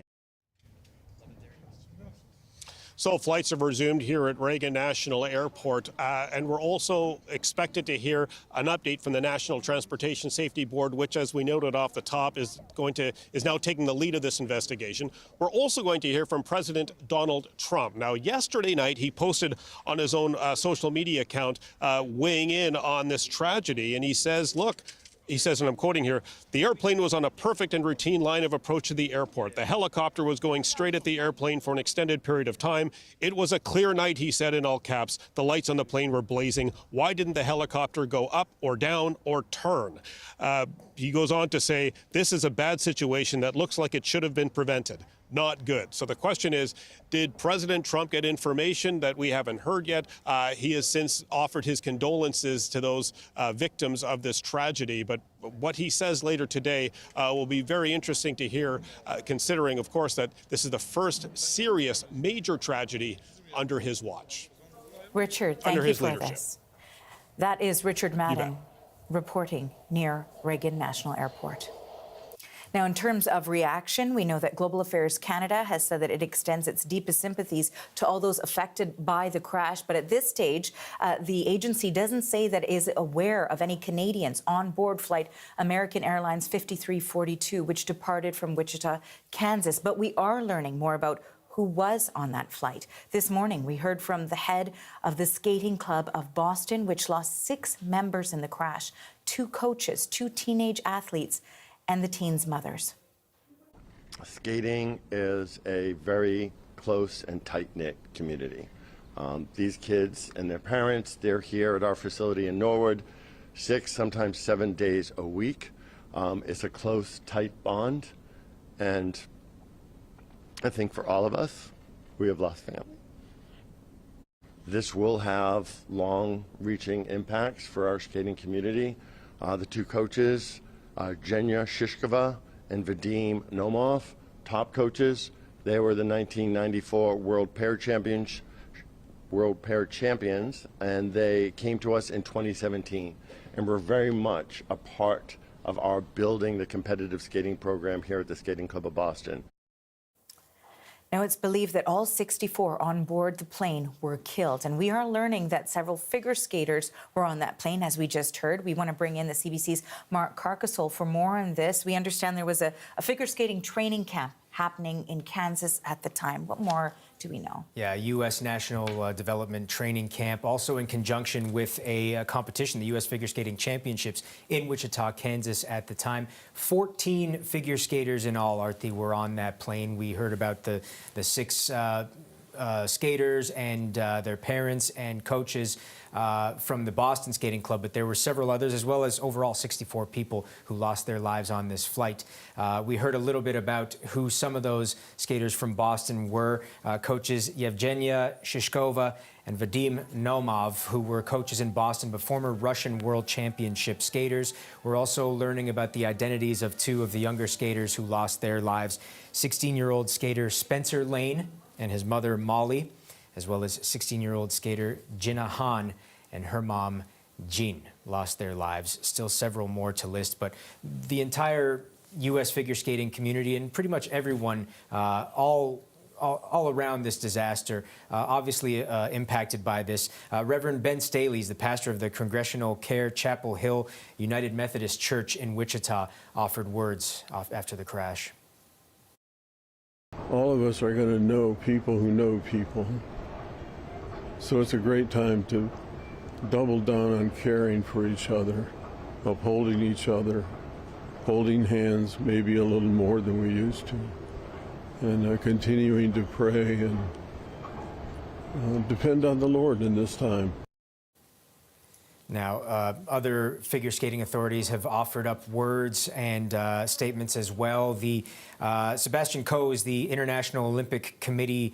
He's with the International Olympic Committee. He also had a lot to say about these athletes who could have gone on to be Olympians someday.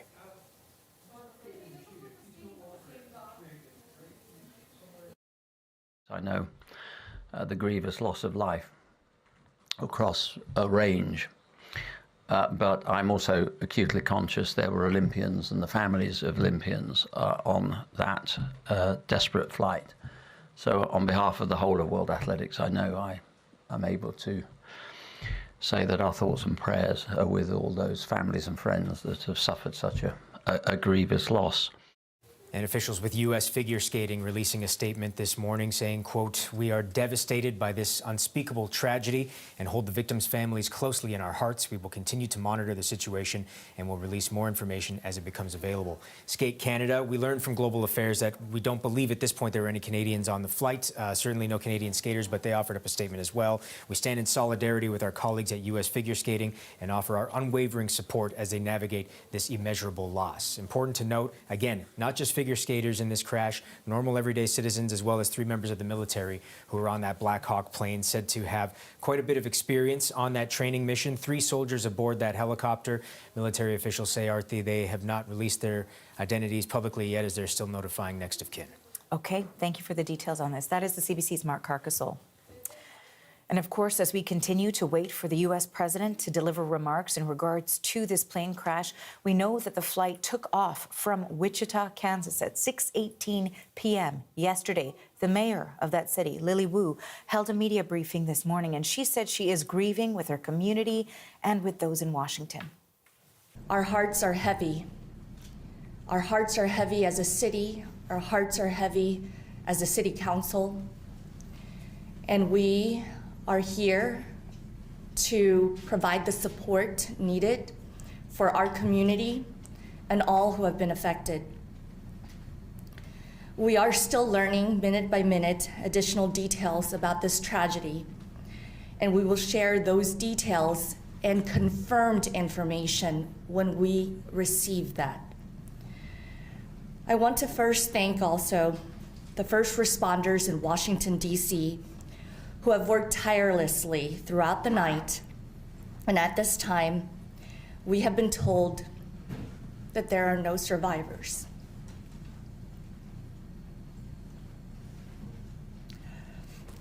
We mourn with all those who have been impacted. This is a terrible tragedy that will unite those in Washington, D.C. and Wichita, Kansas, forever. Some emotional remarks there from the mayor of Wichita, Kansas, Lily Wu, who was speaking earlier today at a news conference. And a reminder for our viewers that we are standing by to take you live to the White House. We know that any moment now, U.S. President Donald Trump will comment on that deadly aircraft collision near D.C. Of course, we'll carry those remarks for you live as soon as he takes to the podium. You're watching CBC News Network.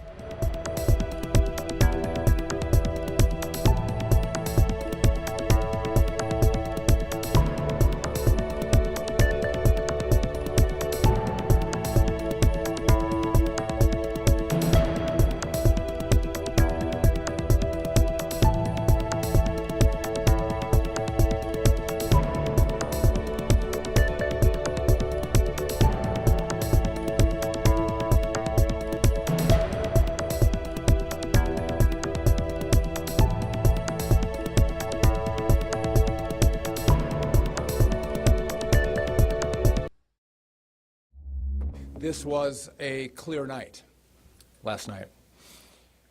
The helicopter was in a standard pattern. The American airline flight coming into land was in a standard flight pattern as it was coming into DCA.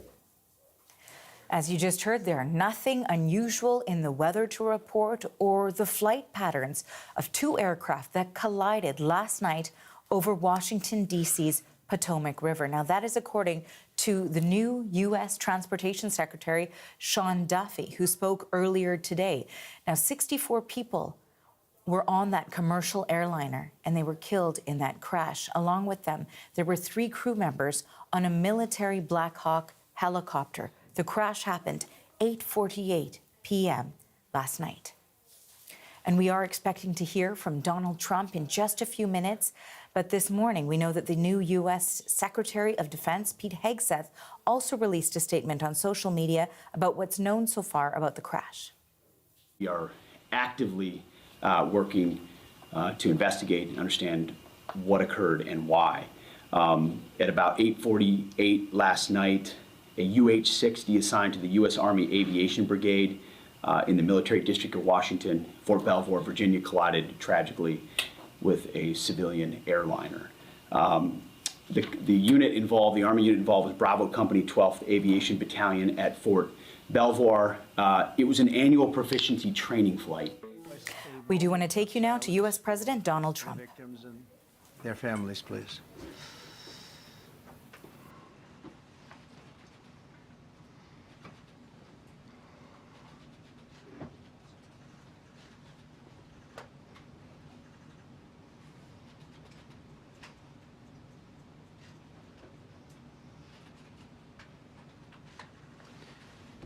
Thank you very much.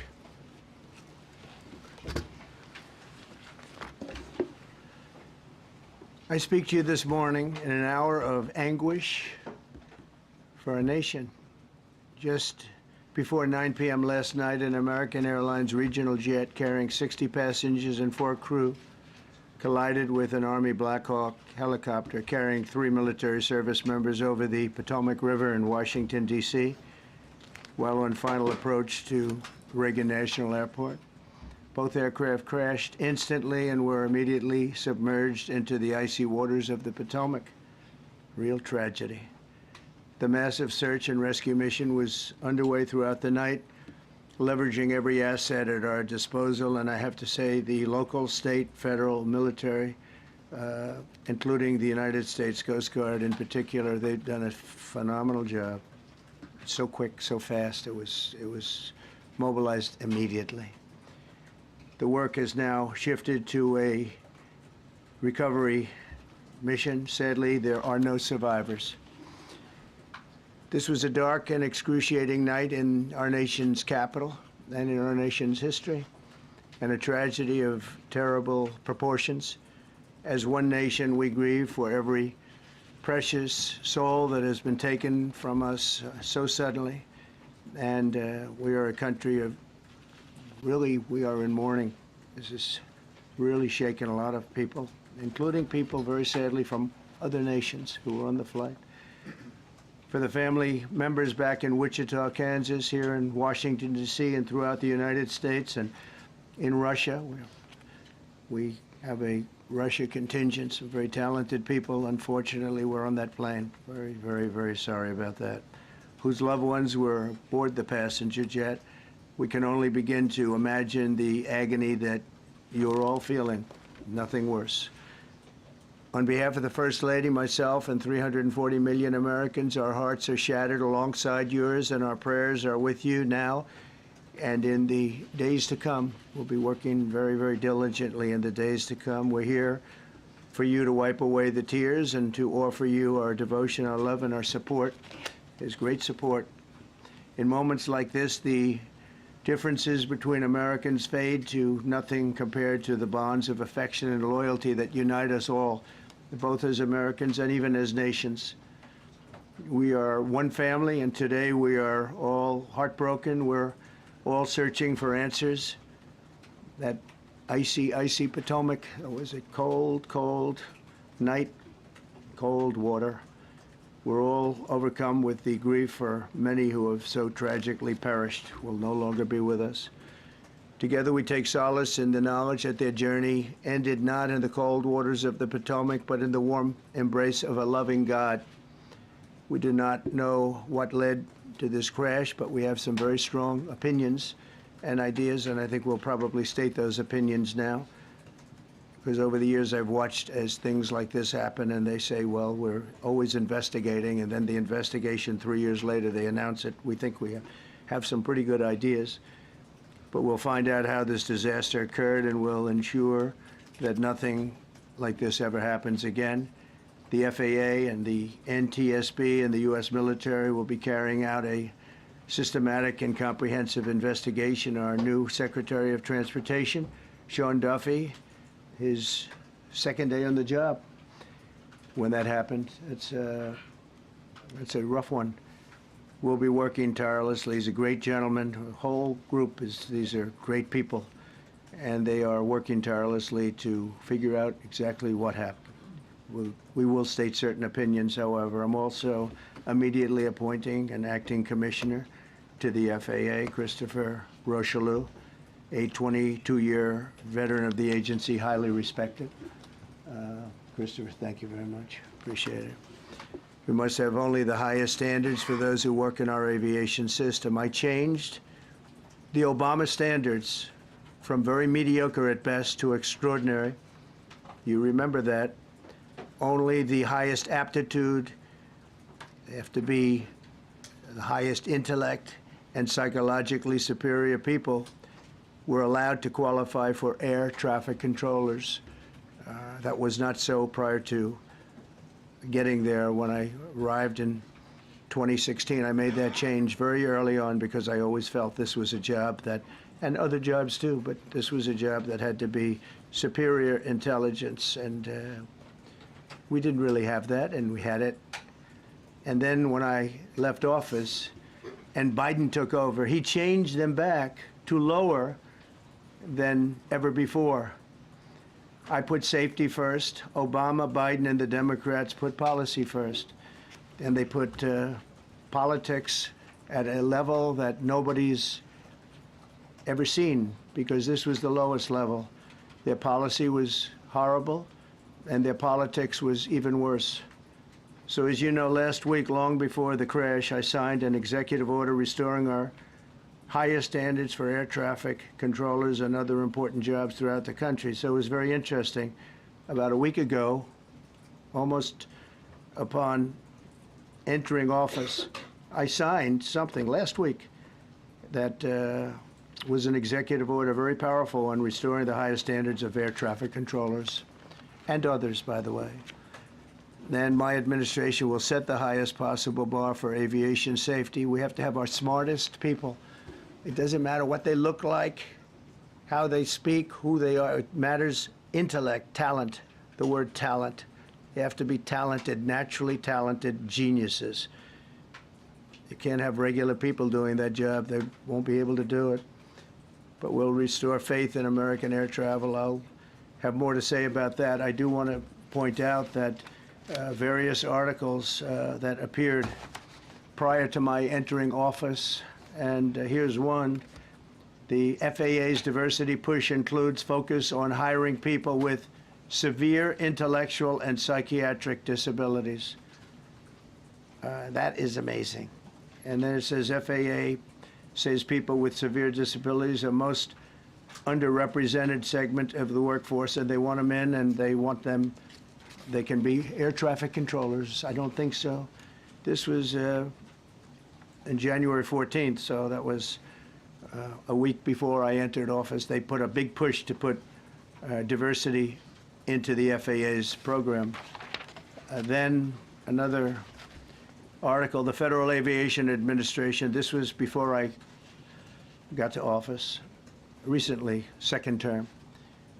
The FAA is actively recruiting workers who suffer severe intellectual disabilities, psychiatric problems, and other mental and physical conditions under a diversity and inclusion hiring initiative spelled out on the agency's website. Can you imagine? These are people that are, I mean, actually, their lives are shortened because of the stress that they have. Brilliant people have to be in those positions, and their lives are actually shortened, very substantially shortened, because of the stress, where you have many, many planes coming into one target, and you need a very special talent and a very special genius to be able to do it.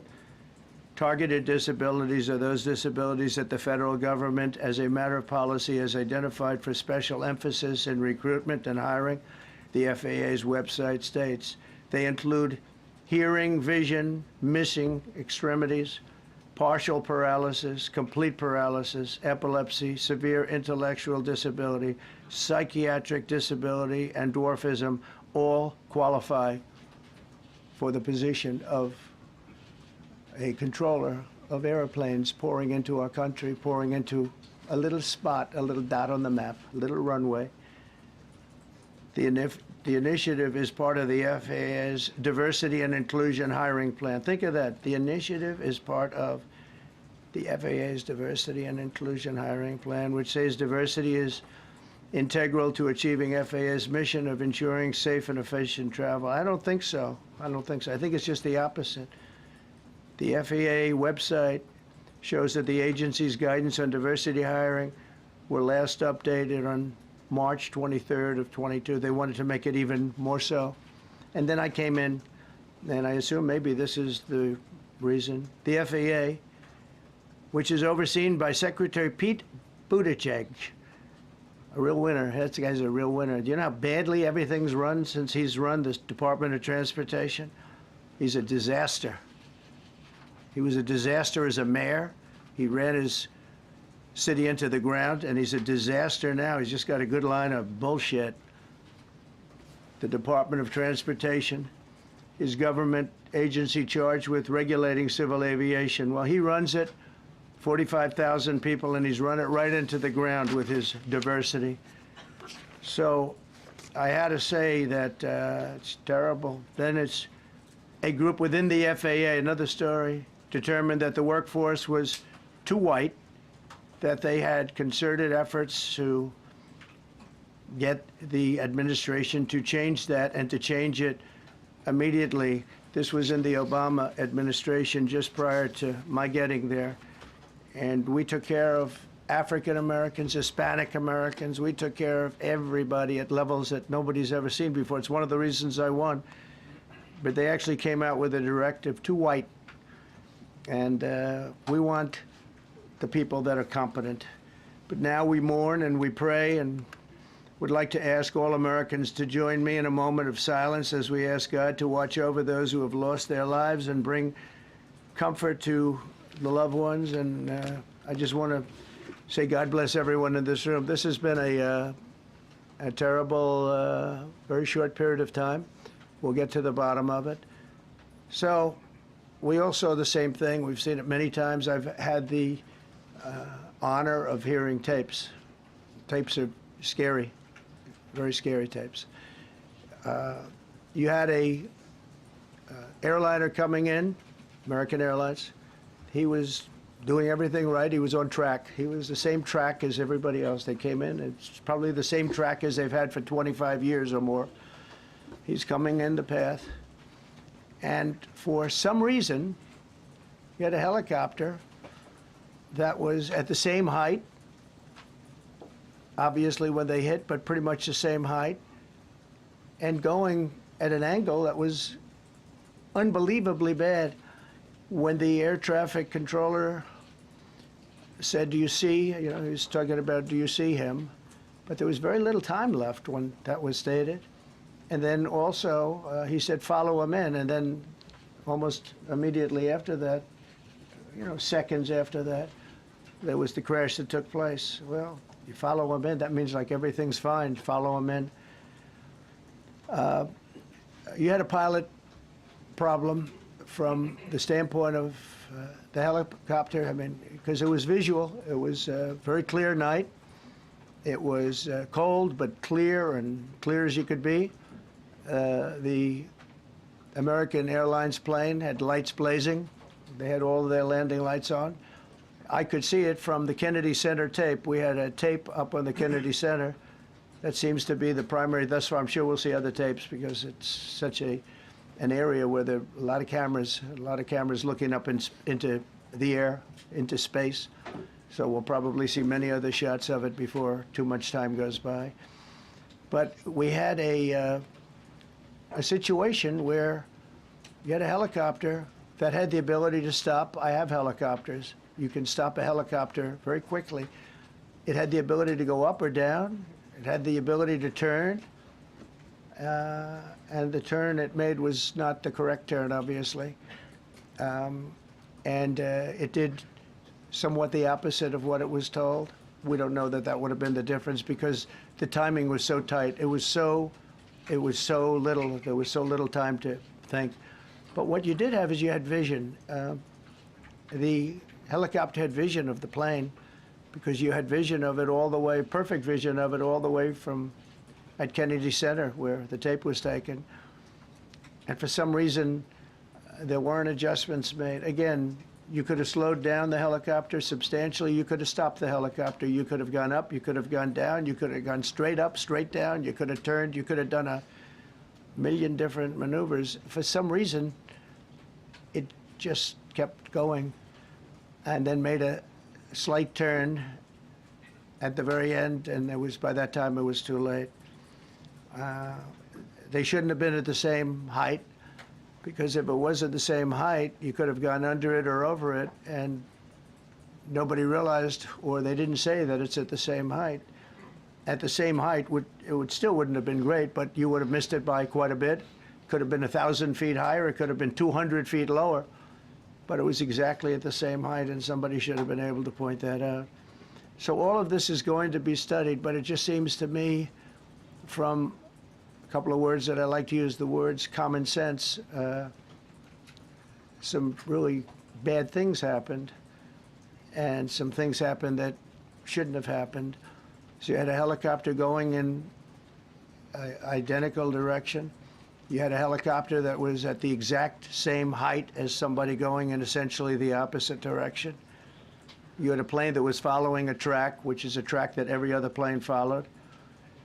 And I don't imagine, I know I've heard today that they might have been following the preceding plane, which was pretty close, but not that close, the preceding plane. But you wouldn't have even been able to see that because of the direction that the helicopter was coming in at. So you had a confluence of bad decisions that were made, and you have people that lost their lives, violently lost their lives.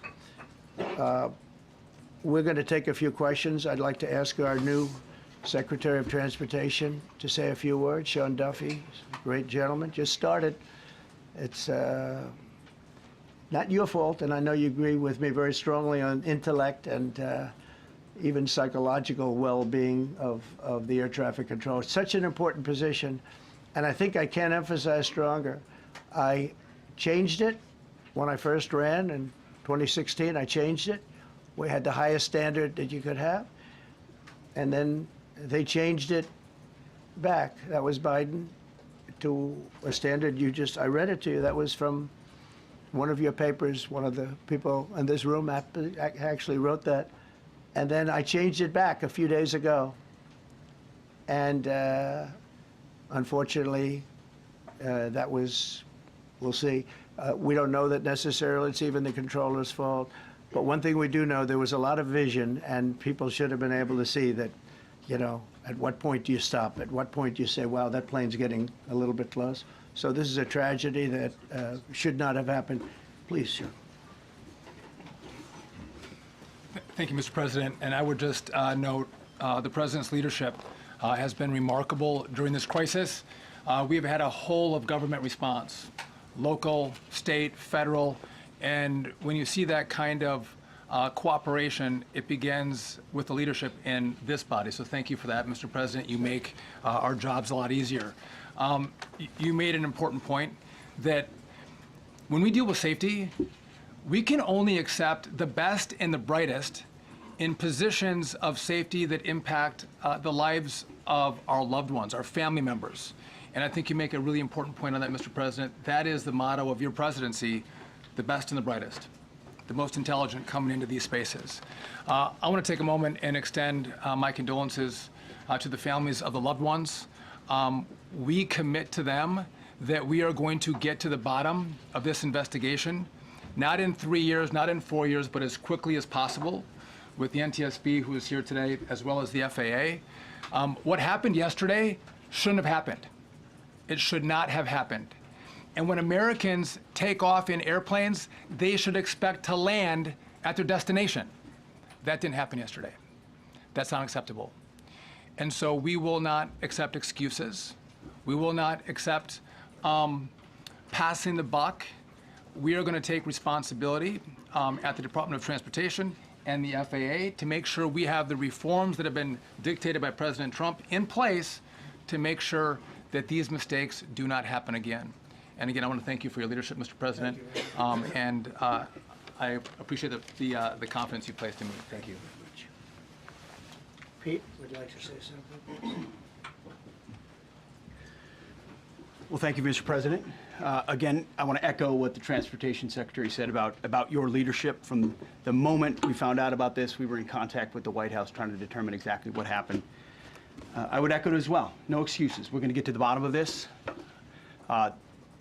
We first and foremost, from the Defense Department, want to pass our condolences to the 64 souls and their families that were affected by this. Never should happen. And certainly the 3 service members, the 3 soldiers, a young captain, staff sergeant, and a CW2, Chief Warrant Officer, on a routine annual retraining of night flights on a standard corridor for a continuity of government mission. The military does dangerous things. It does routine things on the regular basis. Tragically, last night, a mistake was made. And I think the president is right. There was some sort of an elevation issue that we have immediately begun investigating at the DOD and Army level.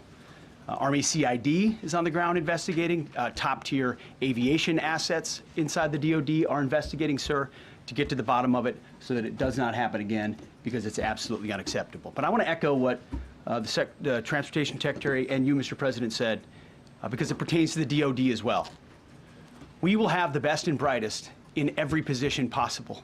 As you said in your inaugural, it is colorblind and merit-based. The best leaders possible, whether it's flying Black Hawks and flying airplanes, leading platoons, or in government. The era of DEI is gone at the Defense Department, and we need the best and brightest, whether it's in our air traffic control, or whether it's in our generals, or whether it's throughout government. So thank you for your leadership and courage on that, sir, and we'll stand by you on it. Thank you. Very much. JD, please. Well, thank you, Mr. President, for your leadership. I just want to reemphasize something the President said, and you've heard from the Secretary of Transportation and of Defense. There really was a whole of government response. We were all on the phone. We were all communicating yesterday, trying to get to the bottom of this immediately, but also try to communicate with the American people about what happened. Something the President said that I think bears reemphasizing, which is that when you don't have the best standards in who you're hiring, it means, on the one hand, you're not getting the best people in government, but on the other hand, it puts stresses on the people who are already there.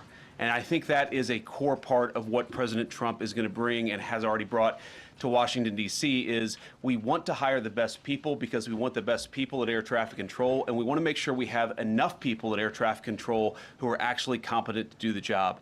If you go back to just some of the headlines over the past 10 years, you have many hundreds of people suing the government because they would like to be air traffic controllers, but they were turned away because of the color of their skin.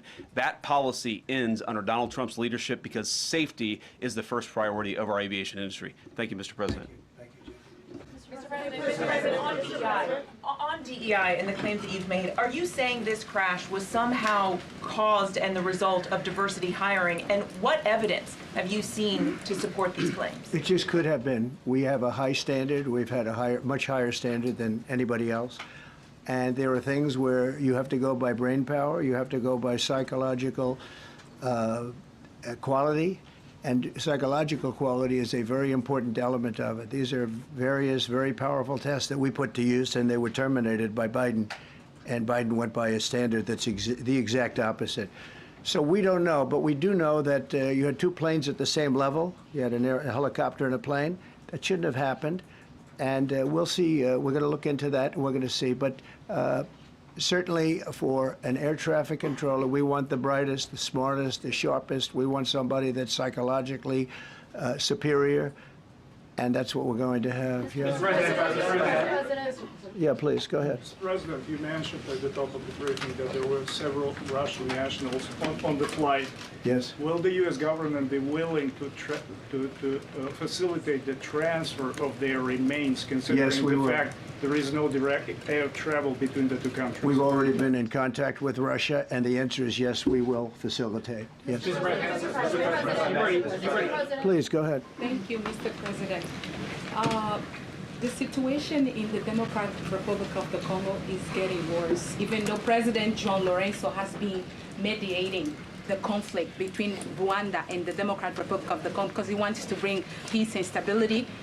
The situation is really bad right now. I want to hear from Ms. President if you have any plan in the future to bring peace in the Democratic Republic of the Congo. You're asking me a question about Rwanda, and it is a very serious problem, I agree, but I don't think it's appropriate right now to talk about it, but it is a very serious problem. Mr. President, we don't even yet know the names of the 67 people who were killed, and you are blaming Democrats and DEI policies and air traffic control and seemingly the member of the U.S. military who was flying that Black Hawk helicopter. Don't you think you're getting ahead of the investigation right now? No, I don't think so at all. I don't think with the names of the people, you mean the names of the people that are on the plane? You think that's going to make a difference? Does it comfort their families They to are hear you a blaming group of DEI people that have lost their lives. If you want a list of the names, we can give you that. We'll be giving that very soon. We're in coordination with American Airlines. We're in coordination very strongly, obviously, with the military. But I think that's not a very smart question. But are you I'm surprised coming from you. Are you blaming Please. Thank you, President Trump. Thank you for being here. Based on your analysis so far, do you have a sense of who is at fault, if it was the plane, the helicopter, air traffic control, and can you assure people that it is safe to fly in and out of D.C.? Well, I've given you the analysis, and the analysis was it was based on vision.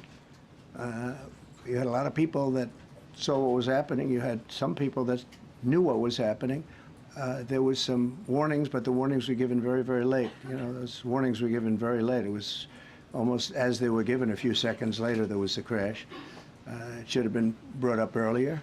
But the people in the helicopter should have seen where they were going. I can't imagine people with 20/20 vision not seeing, you know, what's happening up there. Again, they shouldn't have been at the same height. You're going in reverse directions or sideways directions. Obviously, you want to be at different heights. I see it all the time when I'm flying.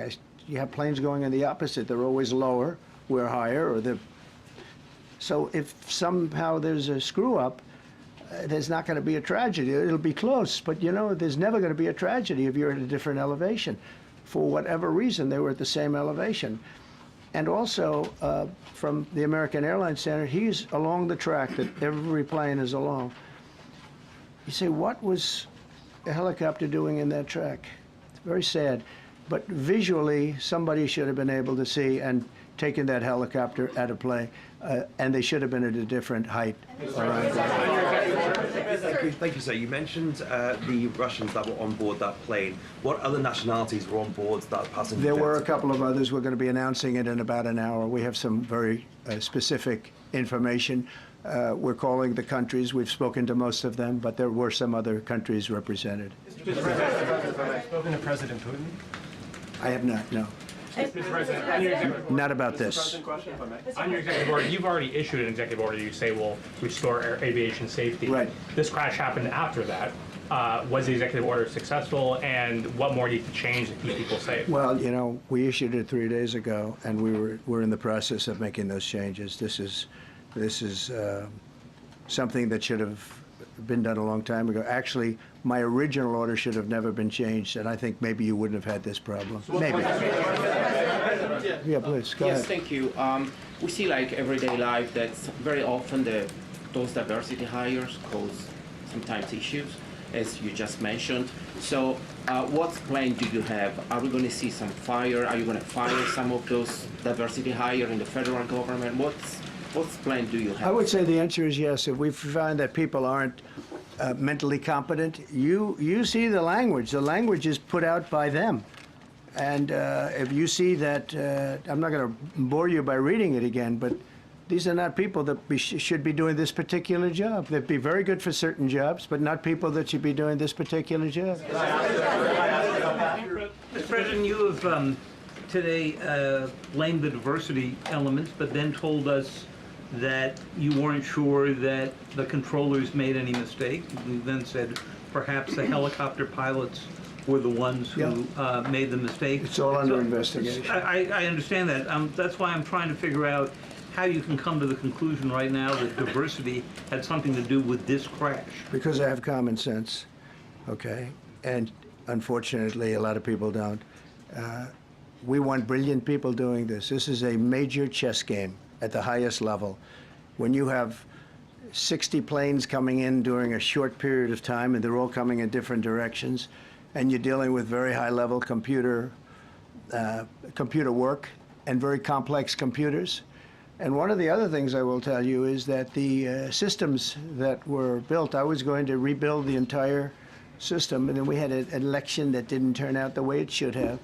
But they didn't build the systems properly. They spent a lot of money renovating a system, spending much more money than they would have spent if they bought a new system for air traffic controllers, meaning the computerized systems. There are certain companies that do a very good job. They didn't use those companies. They used companies that should not have been doing it. No, I think it's very important to understand that for some jobs, and not only this, but air traffic controllers, they have to be at the highest level of genius. Okay. I want to ask you about the ice skaters in a moment because the U.S. ice skating community was affected. But first, if I can, the cited FAA text that you read is real. But the implication that this policy is new or that it stems from efforts that began under President Biden or the Transportation Secretary Pete Buttigieg is demonstrably false. It's been on the FAA's website. That, you? No, it's on the website, the FAA's website. It was there in 2013. It was there for the entirety. What I read. It was there for the entirety of your administration too. So my question is, why didn't you change the policy during your first administration? I did change it. I changed the Obama policy, and we had a very good policy. And then Biden came in and he changed it. And then when I came in 3 days ago, I signed a new order bringing it to the highest level of intelligence. Okay. It was on the website. Please. Quiet. Thank you, Mr. Welcome back to the. I'm sorry. You mentioned that a vision was probably the problem that was at issue in this crash. There's been some reports that one of the pilots in the helicopter may have been using night vision equipment. Was there any indication? I heard that. We don't know. We're going to know that pretty soon. It may change your viewplane if you do have the night vision. So it's very possible that could have happened. That would be maybe a reason why you wouldn't actually see as well as on a clear night. You can see sometimes better without it. Have a couple of more. Mr. President, is it helpful to have your Secretary of Transportation confirmed, and does this intensify your interest in getting other nominees confirmed quickly? Go to what? Is it helpful to have your Secretary of Transportation confirmed, and does this intensify your interest in getting other nominees confirmed quickly as well? Well, sure. We want fast confirmations, and the Democrats, as you know, are doing everything they can to delay them. They've taken too long. We're struggling to get very good people that everybody knows are going to be confirmed, but we're struggling to get them out faster. We want them out faster. It's a good question, actually. We've been pushing Sean. Everyone knows Sean for a long time. He got many, many Democrat votes, but they want to take as long as they can. They ask questions like some of the questions that Peter would ask that were totally irrelevant and not very good questions, but they want to just keep it going. They want to keep it going as long as possible. I was very honored, actually, that you got so many Democrat votes. That was really good. That was really good. When I apply to meet with the families, and second question, is it your impression that military training that was done during that time? The what? The training that the helicopter was involved in. Is it anything you can tell us about You that? don't know. These are the things that will come up with the investigation. You don't know, but the helicopter obviously was in the wrong place at the wrong time, and a tragedy occurred. Please. Thank you, Mr. President. I've got a question about the. No, go ahead, please. Thank you, Mr. President. You've been critical of the current regulations, and you've called for big reforms at FAA. I'm curious, sir, I made the reforms, actually. What is your message? 3 days ago, I made them. Yes, sir. What is your message then to the American public in the weeks and months ahead? Should they feel hesitant to fly? And if you could clarify perhaps something that the Defense Secretary said when he said that this helicopter was on a continuity of government mission? I don't know what that refers to, but they were practicing. They do that. They call it practicing, and they were. And that's something that should be done. It's only continuity in the sense that we want to have very good people, and that has to be in continuity, and that's what they refer to. But it was basically practice, and it was a practice that worked out very, very badly. Okay?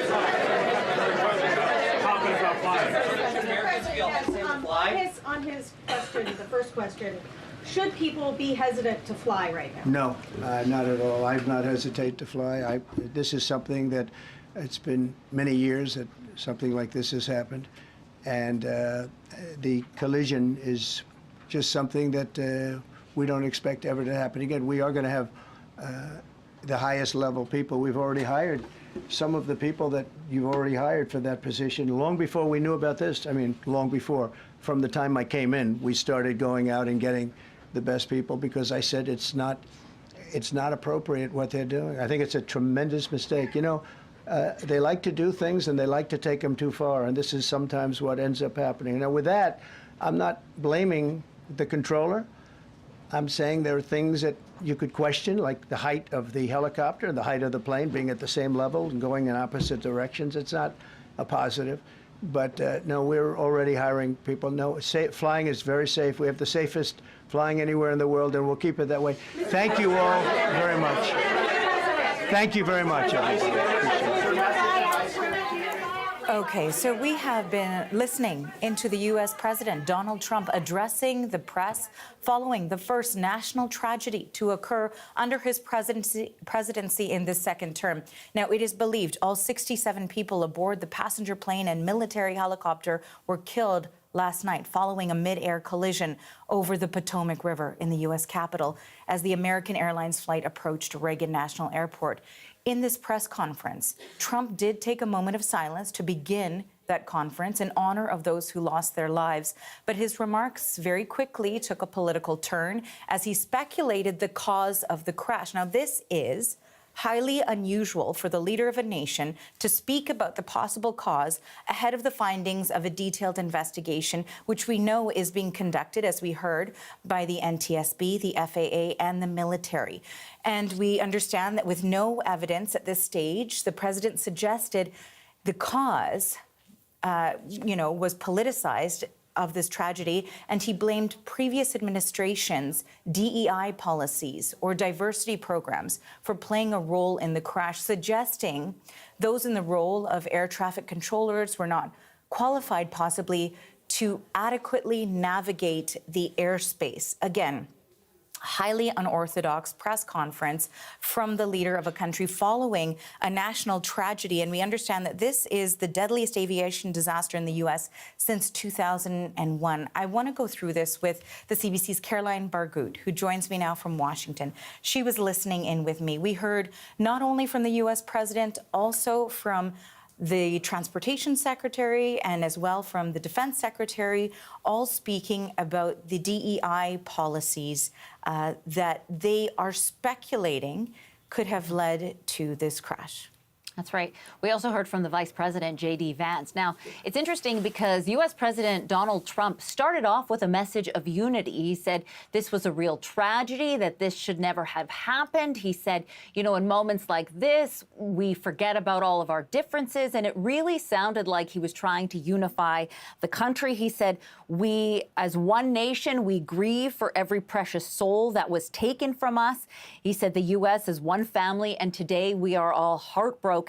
And then he quickly turned to the Democrats and the diversity and inclusion. And he started off by almost blaming the air traffic controller and said that, he should have told the helicopter to move up or down or somewhere else. And then he started to talk about, well, perhaps the helicopter, why didn't the helicopter see the plane? So he went on about taking aim at different people. However, he did say they do not know what caused the crash. In the end, he did say he doesn't know if the air traffic controller or the soldiers in the Black Hawk helicopter were to blame. He mentioned that he has appointed an acting commissioner for the Federal Aviation Commissioner, or the Federal Aviation Administration. He said last week he signed an executive order restoring the highest standards of air traffic controllers. He then, of course, criticized the air traffic controllers that were working that day and implied that maybe there's some blame to be had there, but then sort of took it back. He walked it back a couple of times. He did say, though, the U.S. is looking to hire the best and the brightest for the FAA, for air traffic control. He said that air safety is safe, that it is safe to travel on airplanes, that people should not be afraid. Now, the National Transportation Board is the lead investigators on this case, and they will continue to investigate to find out what happened. I should also add, Arthi, he did mention that there were people from other countries who died on this plane, and he said he'll be releasing more information about that a little bit later. A lot to go through there. Thank you for that, Caroline. That is the CBC's Caroline Bargut reporting from Washington. Okay, so now with more on this tragic event that unfolded in the United States, we want to bring in the CBC's Richard Madden, who has been on this story since it broke last night, just before 9 p.m. He's at Reagan National Airport in Arlington, Virginia. Richard, we know that authorities switched from rescue to recovery. We know that flights are taking off again behind you at Reagan National. And Donald Trump appears to have inserted himself into the investigation. Of course, he was expressing some he called strong opinions and surprising opinions about what he believes the cause of this crash was. What are you hearing? Yeah, he sure did. Of course, this is the first major crisis under this Trump presidency. So as the consoler in chief, so to speak, the president of the United States sets the tone, expresses his thoughts on behalf of the nation in his address today. And he began with a moment of silence, expressed condolences. But then as we saw him really going on the attack, ripping into the former administration, the Biden administration, the Obama administration for changing policies, he says that he switched. I think there's a bit of confusion over that because it appears that some of those policies actually stayed in place. Then he took it a step further, really aggressively going after this diversity, inclusion, and equity policies that was part of his cornerstone during the campaign, really implying that perhaps it was that employment equity that caused this horrible tragedy. He was pressed during his Q&A with reporters, what evidence does he have? He didn't really get into it. He sidestepped it, but he really appeared to go all in, blaming this policy for causing this crash. Take a listen. Must have only the highest standards for those who work in our aviation system. I changed the Obama standards from very mediocre at best to extraordinary. You remember that. Only the highest aptitude, they have to be the highest intellect and psychologically superior people were allowed to qualify for air traffic controllers. That was not so prior to getting there. His Defense Secretary Pete Hegseth would later echo the president's concerns about diversity, equity, and inclusion, saying the era of DEI is over.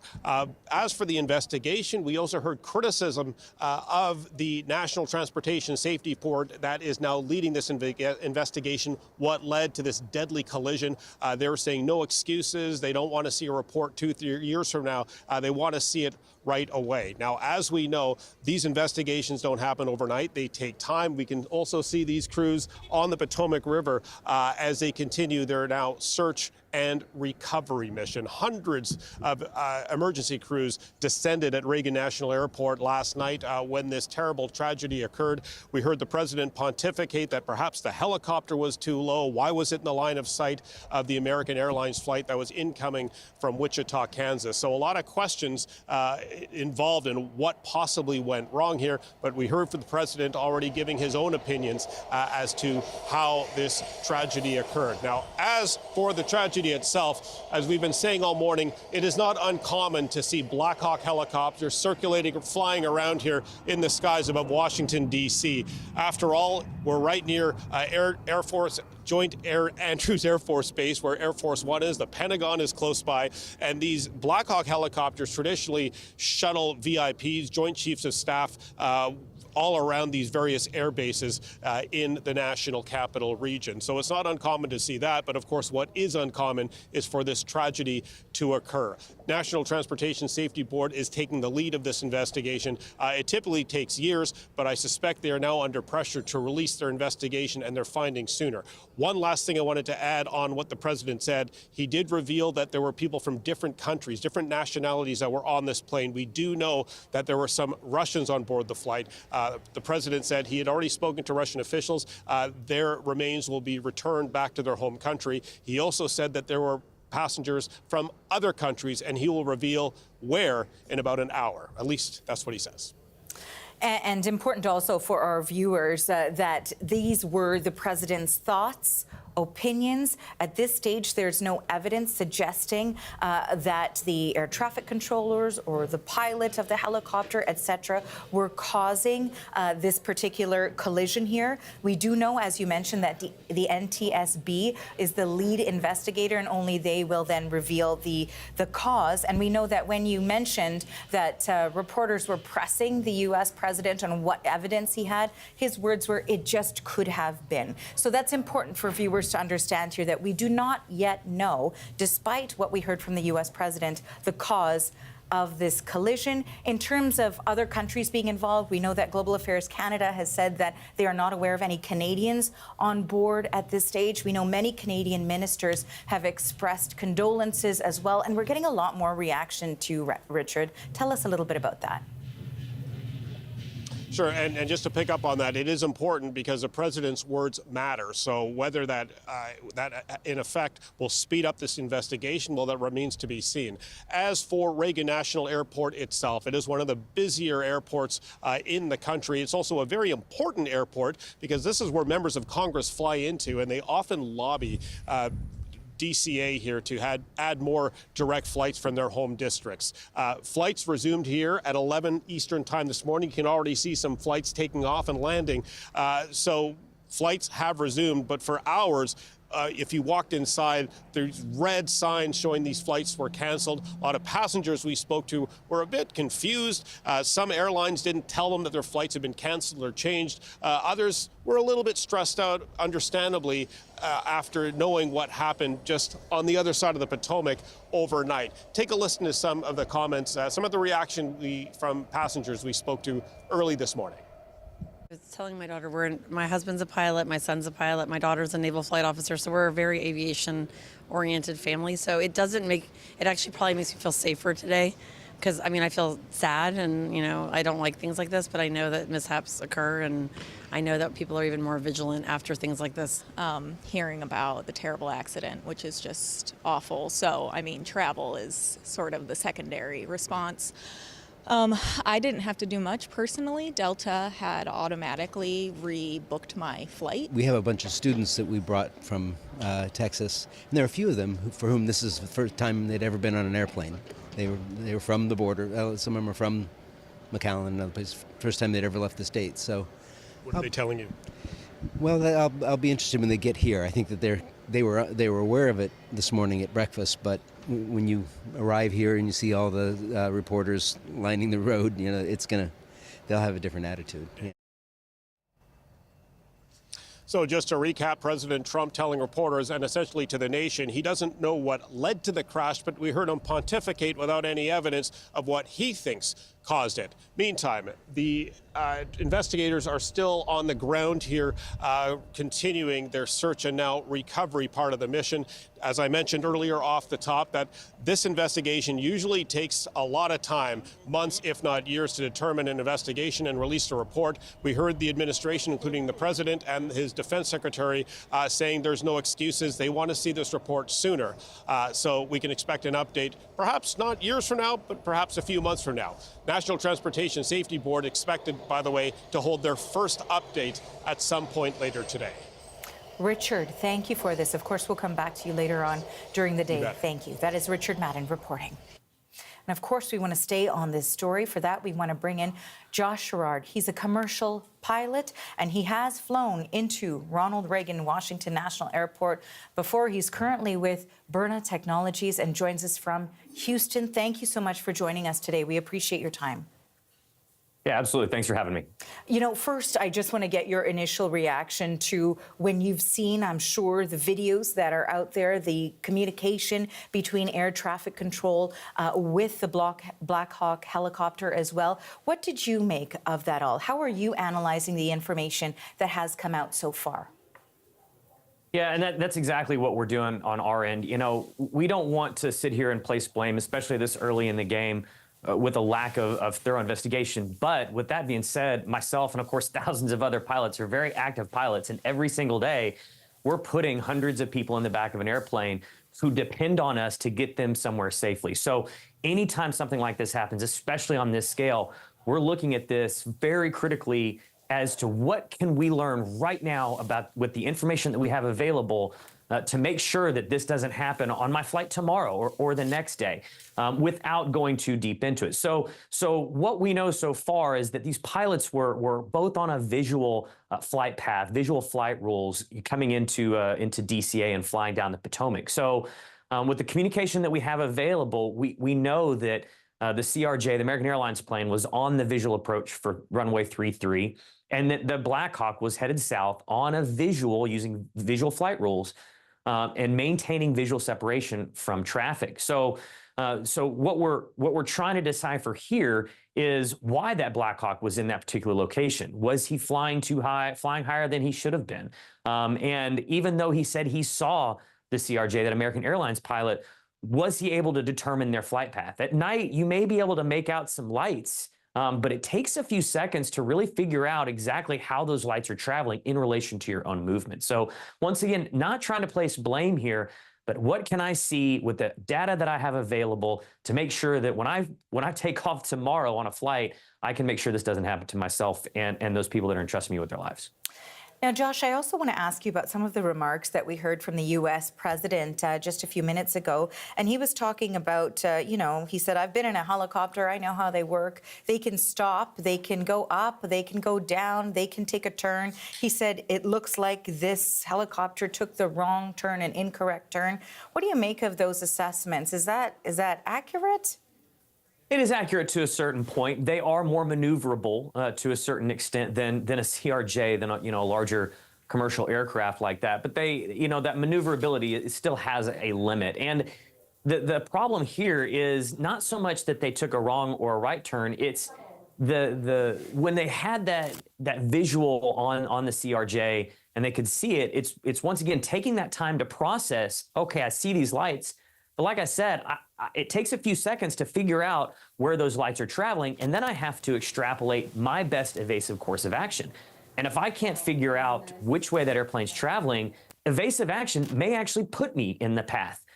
Incorrect evasive action may put me in the path of that airplane. So there's a lot of factors in here. Was it more maneuverable? Yes, but I don't believe the crew, completely understood how close they were to that aircraft and its flight path, which is where ATC comes in and can provide that assistance. But ATC has limited information to them as well. They can't look outside the window of a cockpit. And they asked the pilots of the Black Hawk, can you see them? They said yes. They assumed that they were going to be able to maintain visual separation. It's just very unfortunate that they weren't. One of the other points that we heard from the U.S. president just a few moments ago, so I want to ask you about them because of your expertise here, that you are a pilot.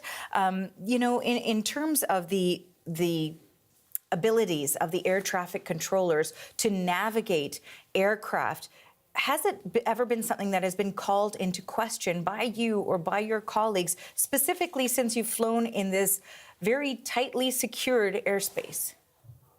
I can tell you that our air traffic controllers here in the U.S., I've flown abroad, and our air traffic controllers here in the U.S. are second to literally none. They are some of the most professional and proficient controllers that I've ever had the pleasure of working with. And in an airspace like that, these are your top-notch controllers. These are the men and women that are controlling hundreds of planes every day in a very congested area.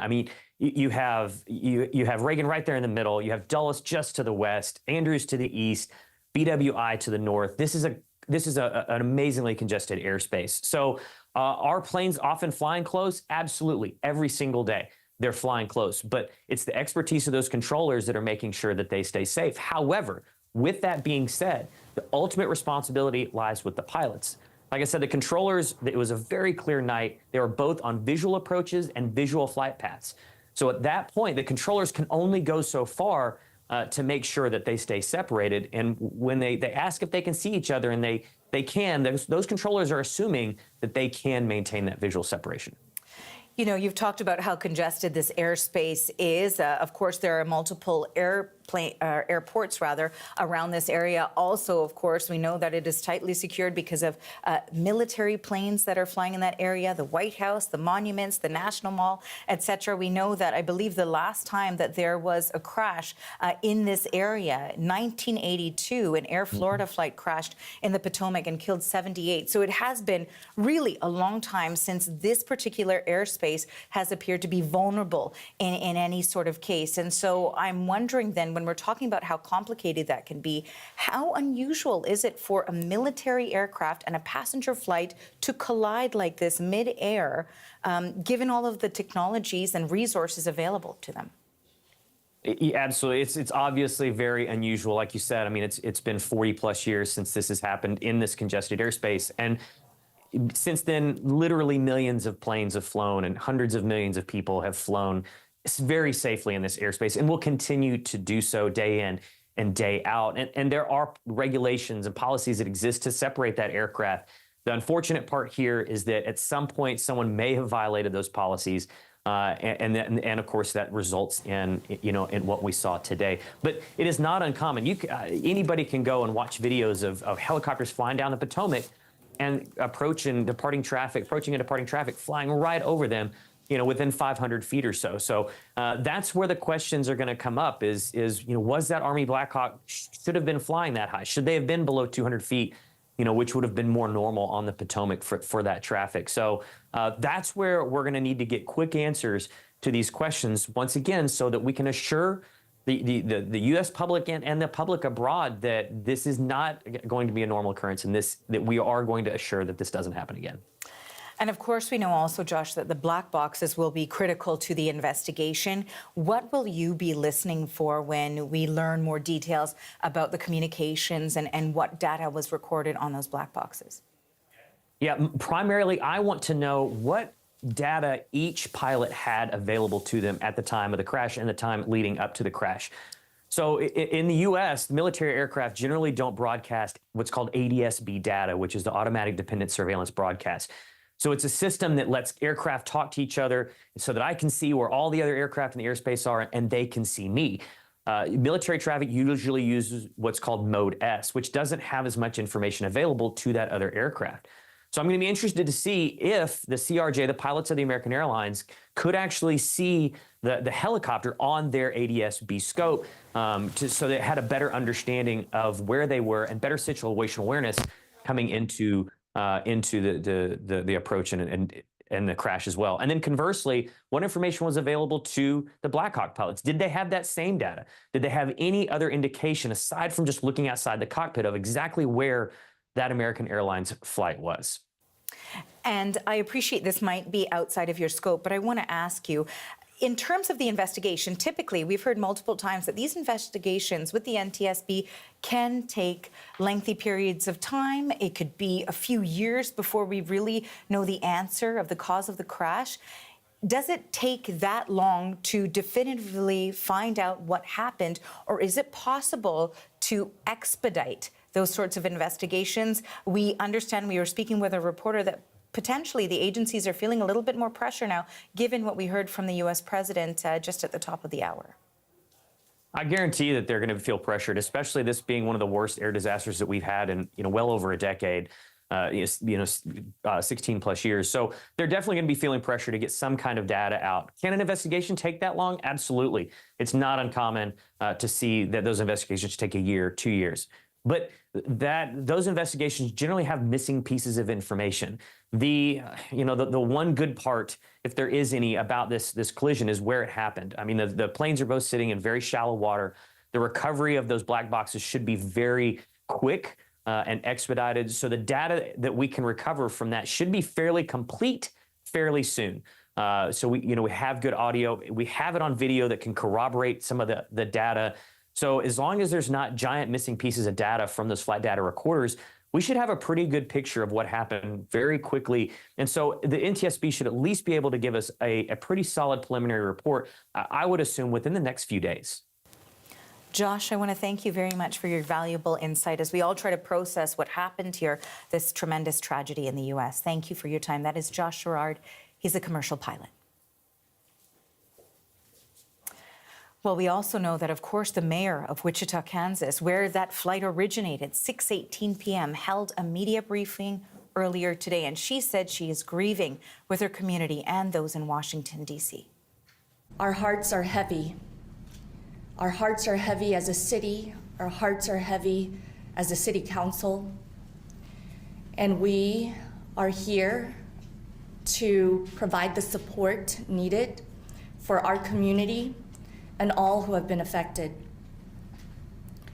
We are still learning minute by minute additional details about this tragedy, and we will share those details and confirmed information when we receive that.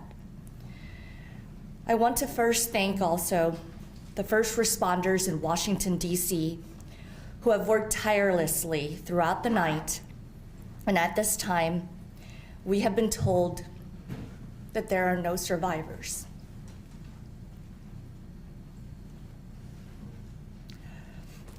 We mourn with all those who have been impacted. This is a terrible tragedy that will unite those in Washington, D.C. and Wichita, Kansas forever.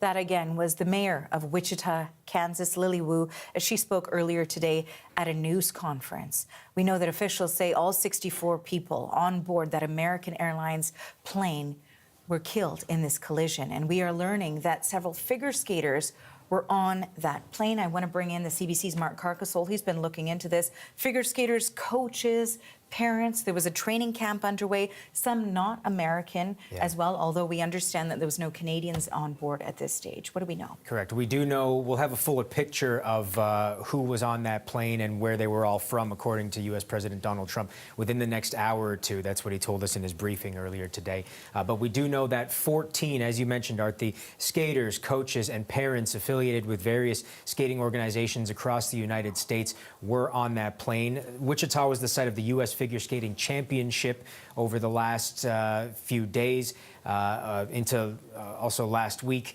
And we also know that there was a U.S. Figure Skating National Development Camp happening there in conjunction with that event.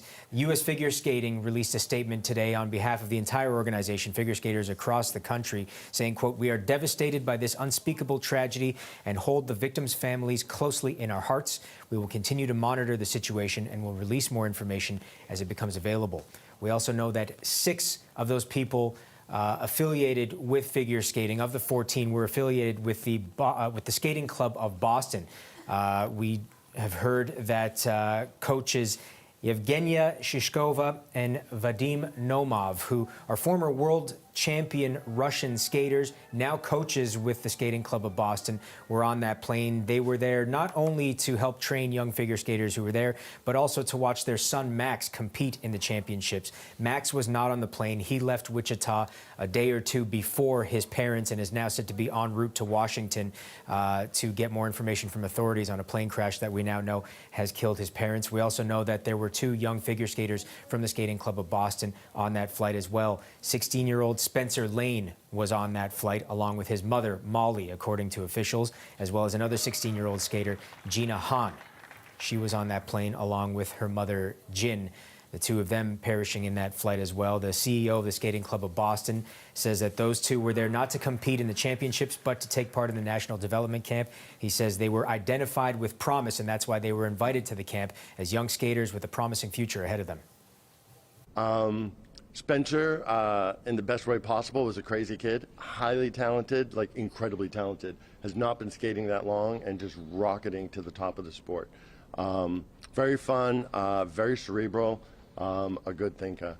Gina, just a wonderful kid, wonderful parents, great athlete, great competitor, loved by all.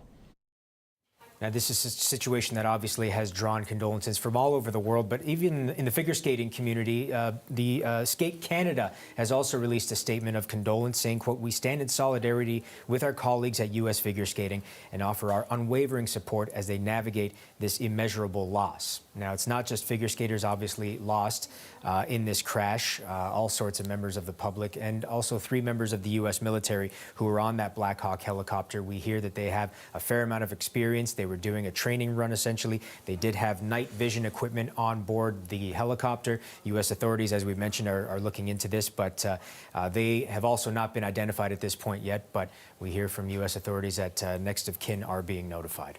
And we expect to learn more about those victims soon. Thank you for this, Mark. That is the CBC's Mark Carcassol reporting.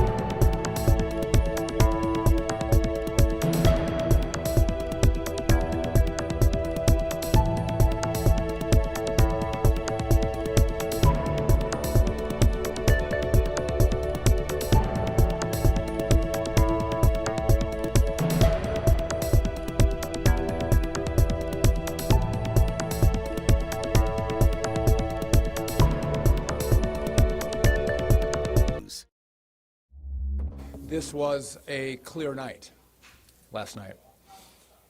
The helicopter was in a standard pattern. The American airline flight coming into land was in a standard flight pattern as it was coming into DCA. Nothing unusual in the weather or the flight patterns of 2 aircraft that collided last night over Washington, D.C.'s Potomac River. That is according to new U.S. Transportation Secretary Sean Duffy.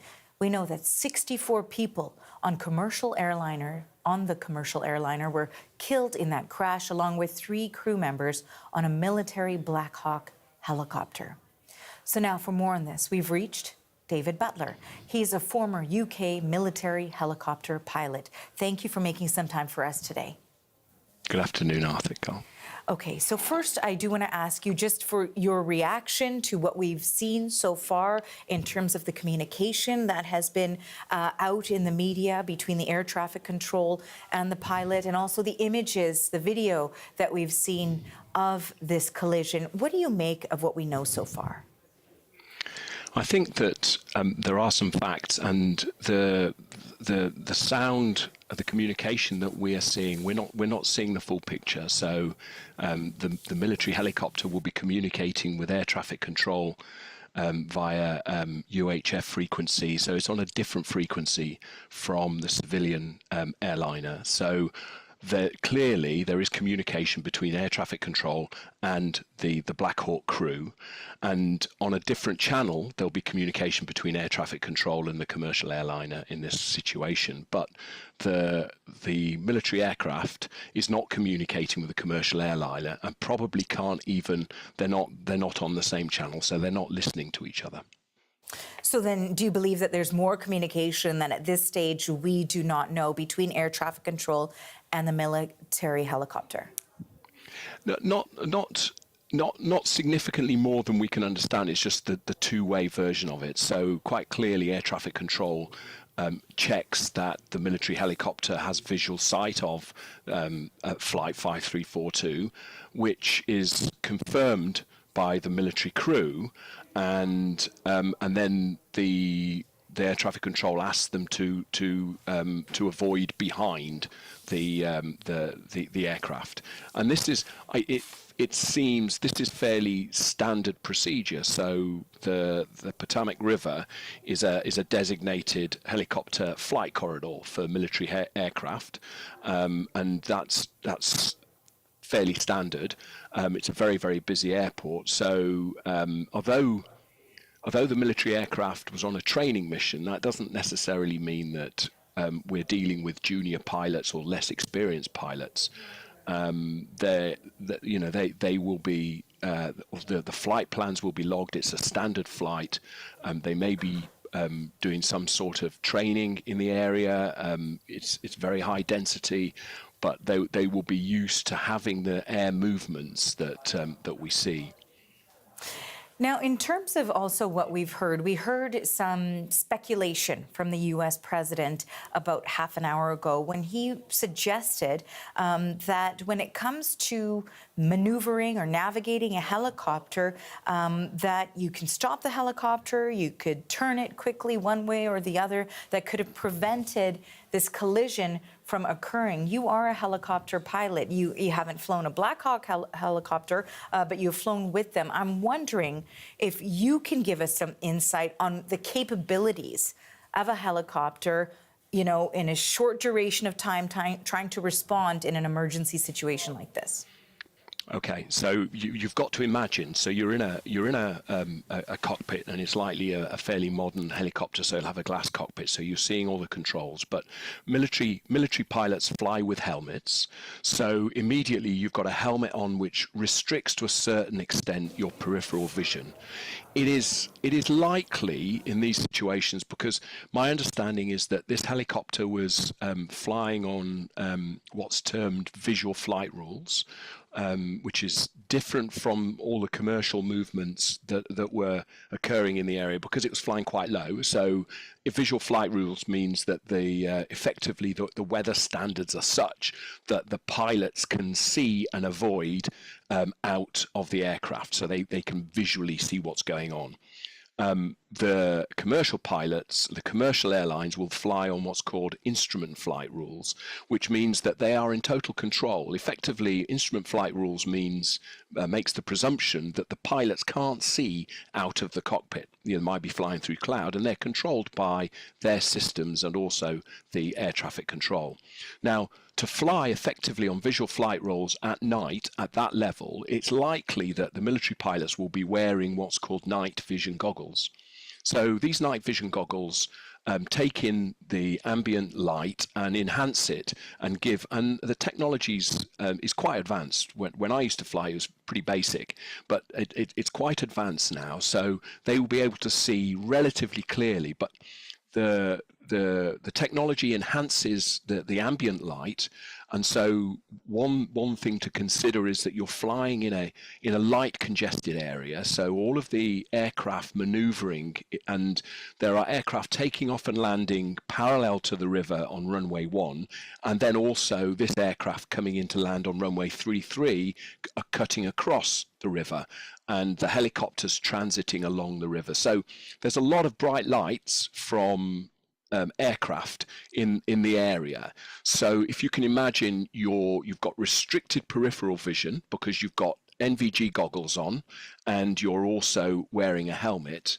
You can see what's in front of you, and if you turn your head, you can see quite clearly what's in front of you. But the sort of peripheral vision that we naturally have isn't there.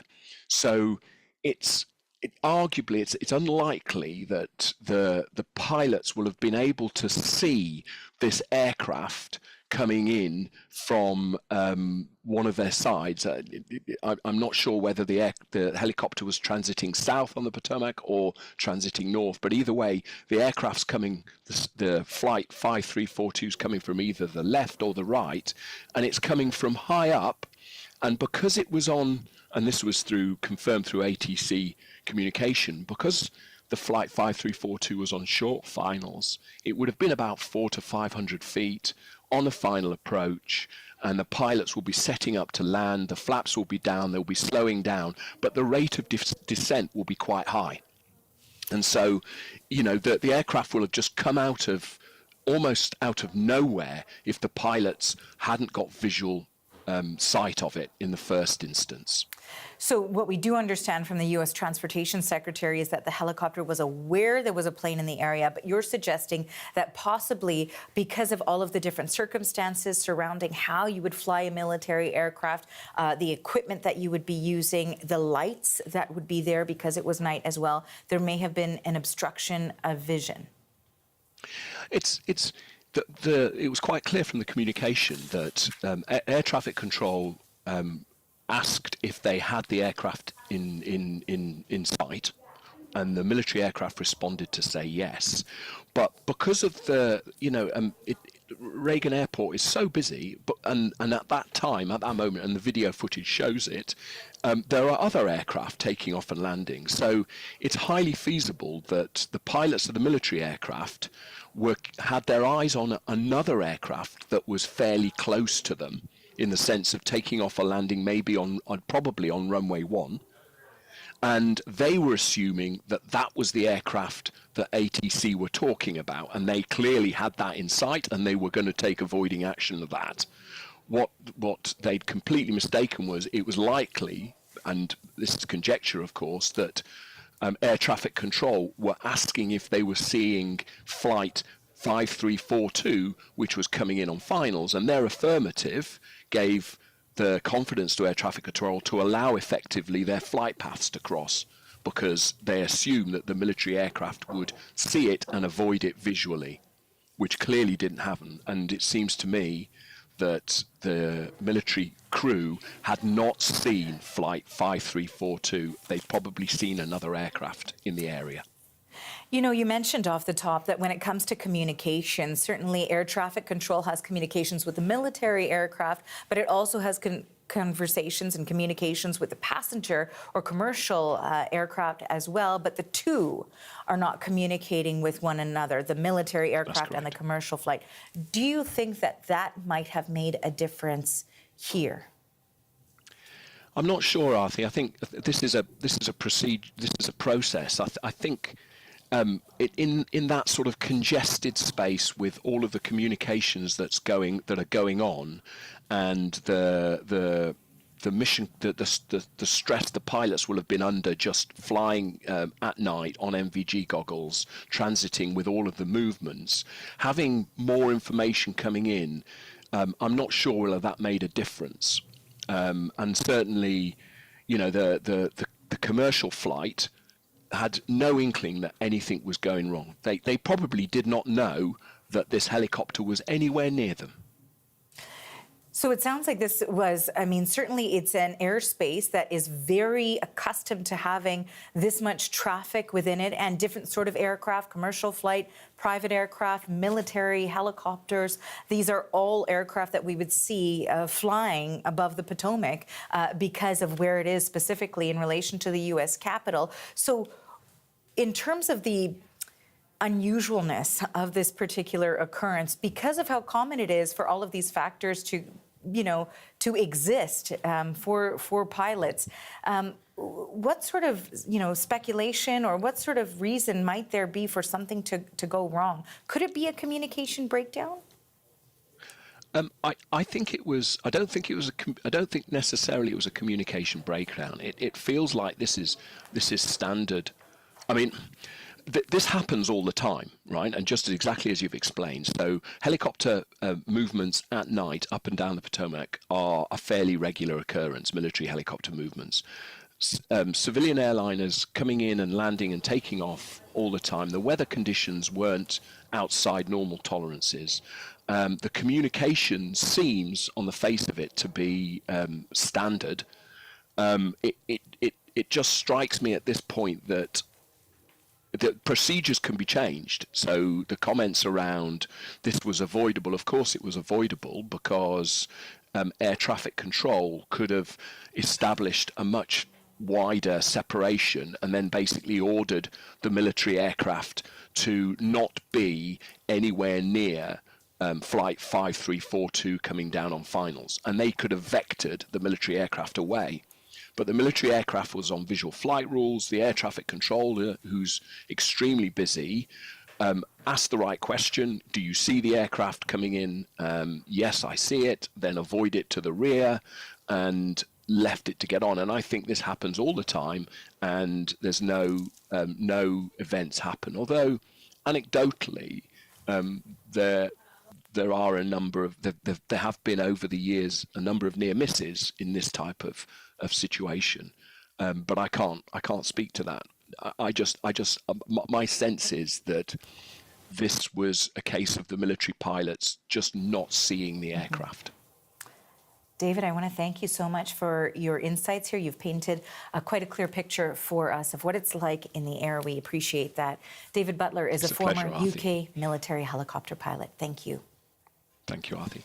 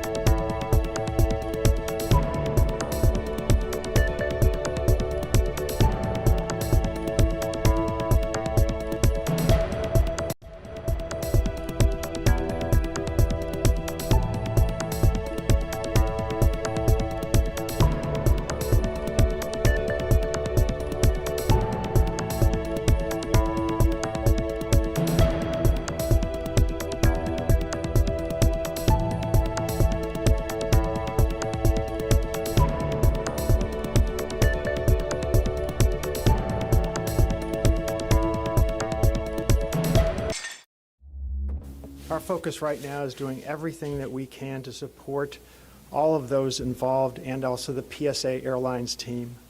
This is devastating. We are all hurting incredibly. That is the CEO of American Airlines referring to the deadly crash over the skies of Washington, D.C. last night.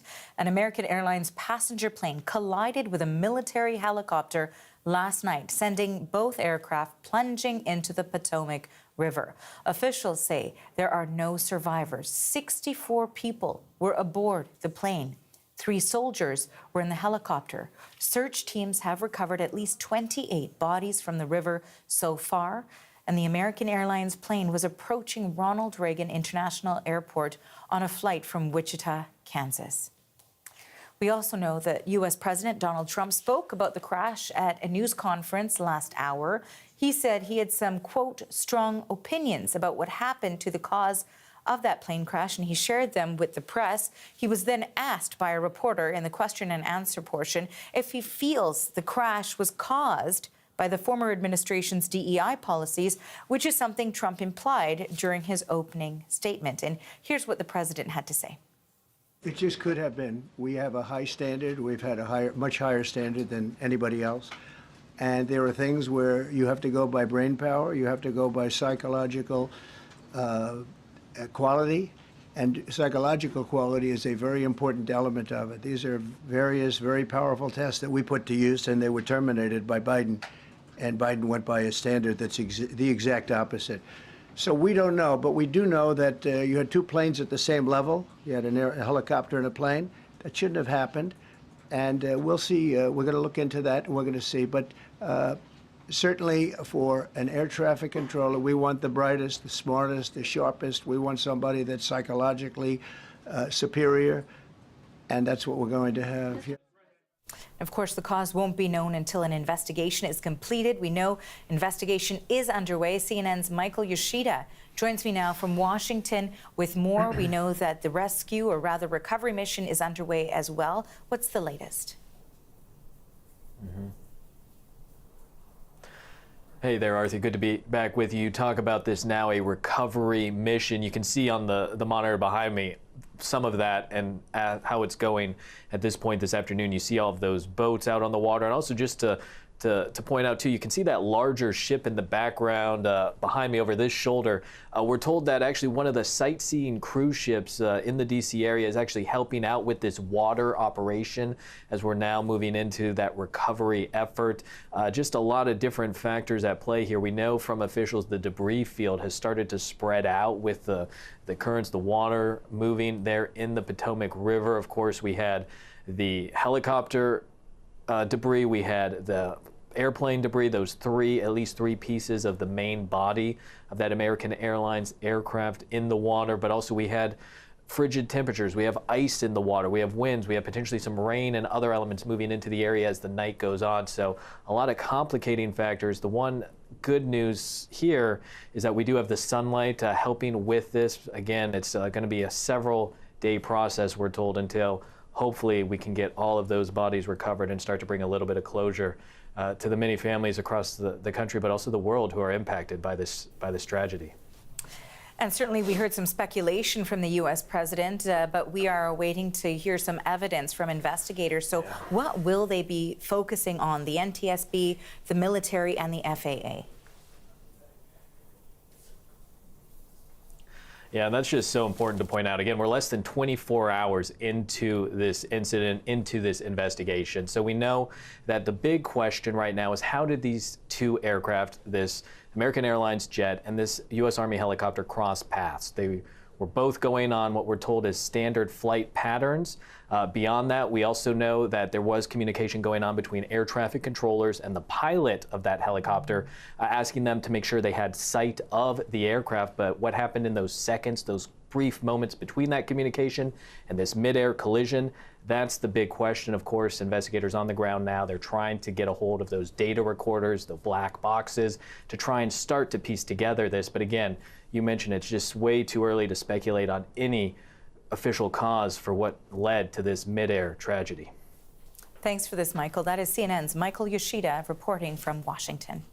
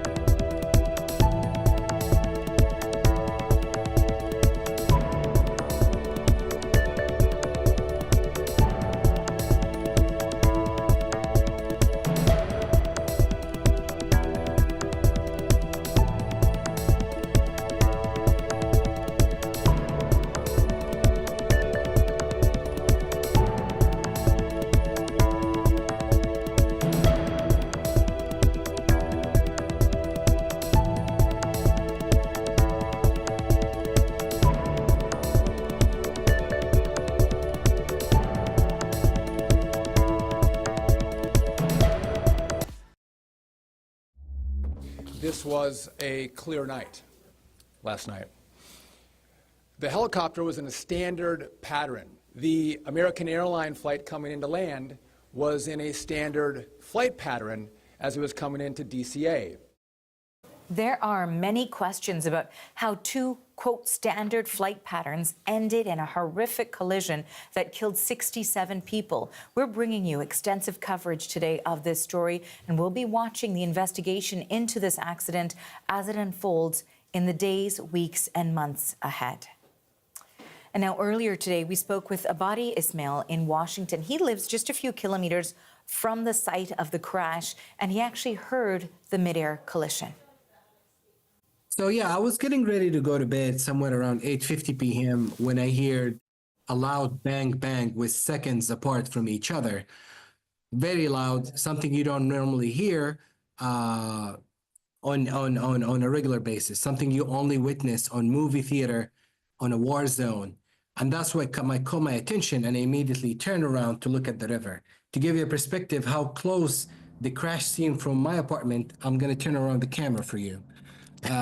And this is the river where you see the entire rescue mission on the left side of the river, on the east side of the river.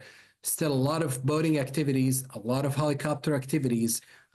So this is where I live, which, like you said, almost 3 kilometers from the crash scene by boat, 2 miles at the very most by boat from my apartment to the crash sites. And to give you also a perspective, this is the military base, and this is Reagan Airports, and the Anacostia River and the Potomac River. So it's a very, very heavy, dense area in terms of traffic. We're talking about traffic, aviation, air, boat traffics, military traffic. To give you a sense also, the military base is where the President Marine helicopter is stationed. So you can think about all of the activity in the airfield within the waterway here in DC. Something is alarming, something is crazy. To think about, we had a plane crash in Reagan Airport. Had this happened before? Yes, it happens back in the 90s. Same time of the year, a plane crashed and plunged in the river. And we do understand from the update that we received from officials that at this stage, 28 bodies have been recovered. It is a recovery mission now, not search and rescue.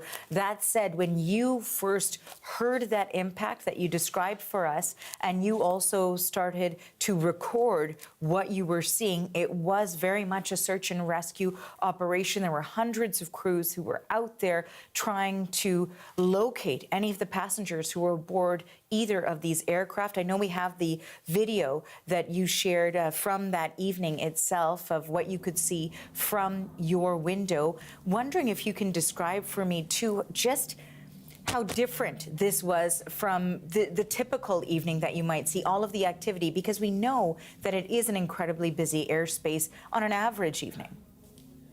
Absolutely. It's something you can't fathom. To say I've witnessed a plane crash in the DC area, commercial plane, American airline, and its subsidiaries, is something you don't hear every day.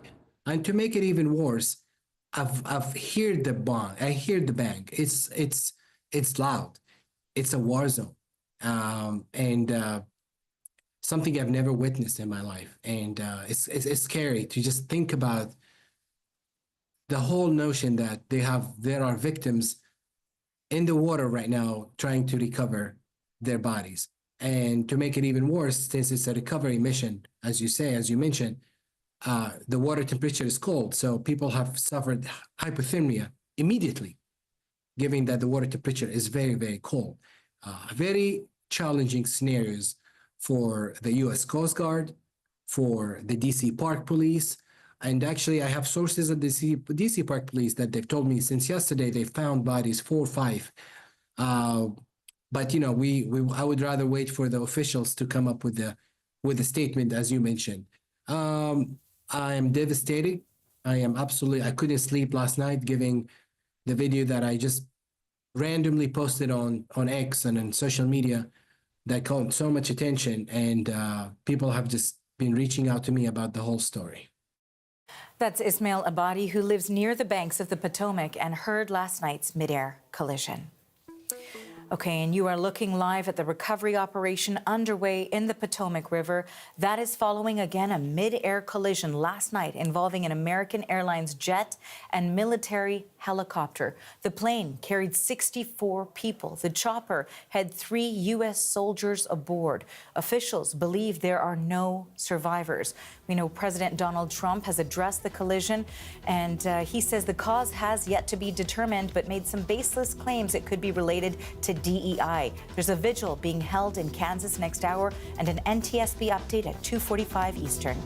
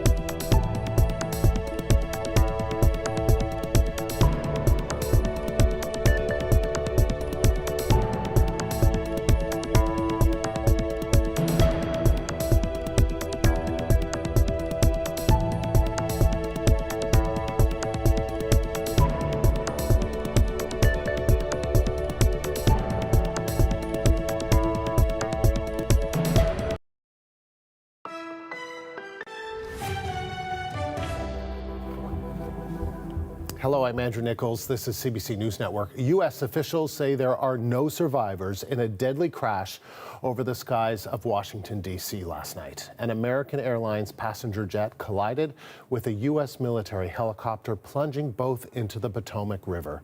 Emergency authorities shifted to a recovery operation earlier today after pulling at least 28 bodies from the icy water. There are 64 people aboard the passenger plane and 3 soldiers on the helicopter. The plane was preparing to land at Ronald Reagan Airport after a flight from Wichita, Kansas. U.S. President Donald Trump spoke about the fatal crash earlier at the White House. I speak to you this morning in an hour of anguish for our nation. Just before 9 p.m. last night, an American Airlines regional jet carrying 60 passengers and 4 crew collided with an Army Black Hawk helicopter carrying 3 military service members over the Potomac River in Washington, D.C., while on final approach to Reagan National Airport. Both aircraft crashed instantly and were immediately submerged into the icy waters of the Potomac. Real tragedy. The work has now shifted to a recovery mission. Sadly, there are no survivors. Also at that news conference, the U.S. president lashed out at Democrats and diversity initiatives in the Department of Transportation, saying they may be to blame for the deadly crash. We will have much more on his controversial comments in just a few moments. But first, let's go to the CBC's Katie Simpson. She is at Ronald Reagan National Airport just outside of Washington, D.C. So, Katie, what do we know about this crash right now? And just to be clear, Andrew, before we go any further, those comments that he made that I know you'll get into with Caroline Bargut, he did not present any evidence to back those claims. I just want to point that out. Right now, we are outside Reagan National Airport, and I'm just going to take a step out of the way. You can actually see from our vantage point here one of the crash recovery sites. There are a number of first responders and emergency crews who are still out there. They continue to try to recover bodies. Of course, this moved from a rescue operation to a recovery mission after officials said they do not expect any survivors to be pulled from the water. That confirmation coming at about 7:30 this morning. As I made my way here to the airport, Andrew, I saw there are a number of different staging points that I passed along the way. So this is one of them where parts of the wreckage are in the water in the Potomac. As I was driving here, making my way here, there's another large area just sort of along the runway of the airport where there are tents set up, where there are divers set up there as well. And then there's another main site where these red tents have been set up. And what we understand from local authorities is that is acting as an emergency makeshift morgue where dozens of bodies, when they get pulled from the water, that is the place where the medical examiner is actually going to be going through the very difficult, painful work to try and identify these victims and try to get that notification onto their loved ones, and go through that very difficult, that very heartbreaking and horrific process. We are expecting to hear from the National Transportation Safety Board. That is the agency that's going to be leading this investigation. They're expected to hold a news conference around 2:45 Eastern time. They will be taking the lead on this as they typically do.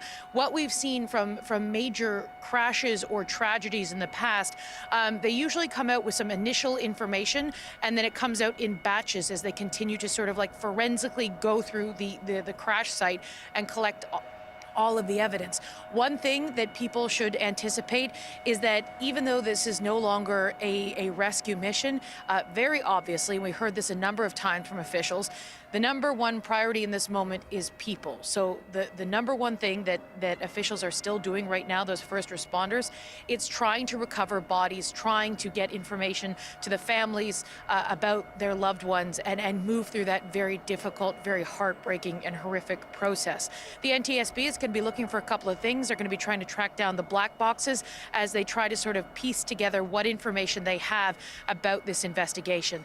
Initial investigation so far, Andrew, that we have from authorities who've held multiple news conferences at this point, the American Eagle plane that was that left Wichita for Washington, D.C., it was on a normal flight path. It was on a typical flight path. That helicopter, that military helicopter, it too was on a normal flight path. But the big question is, what happened in order for this collision to happen? Because, of course, nothing normal there's absolutely nothing normal about what happened.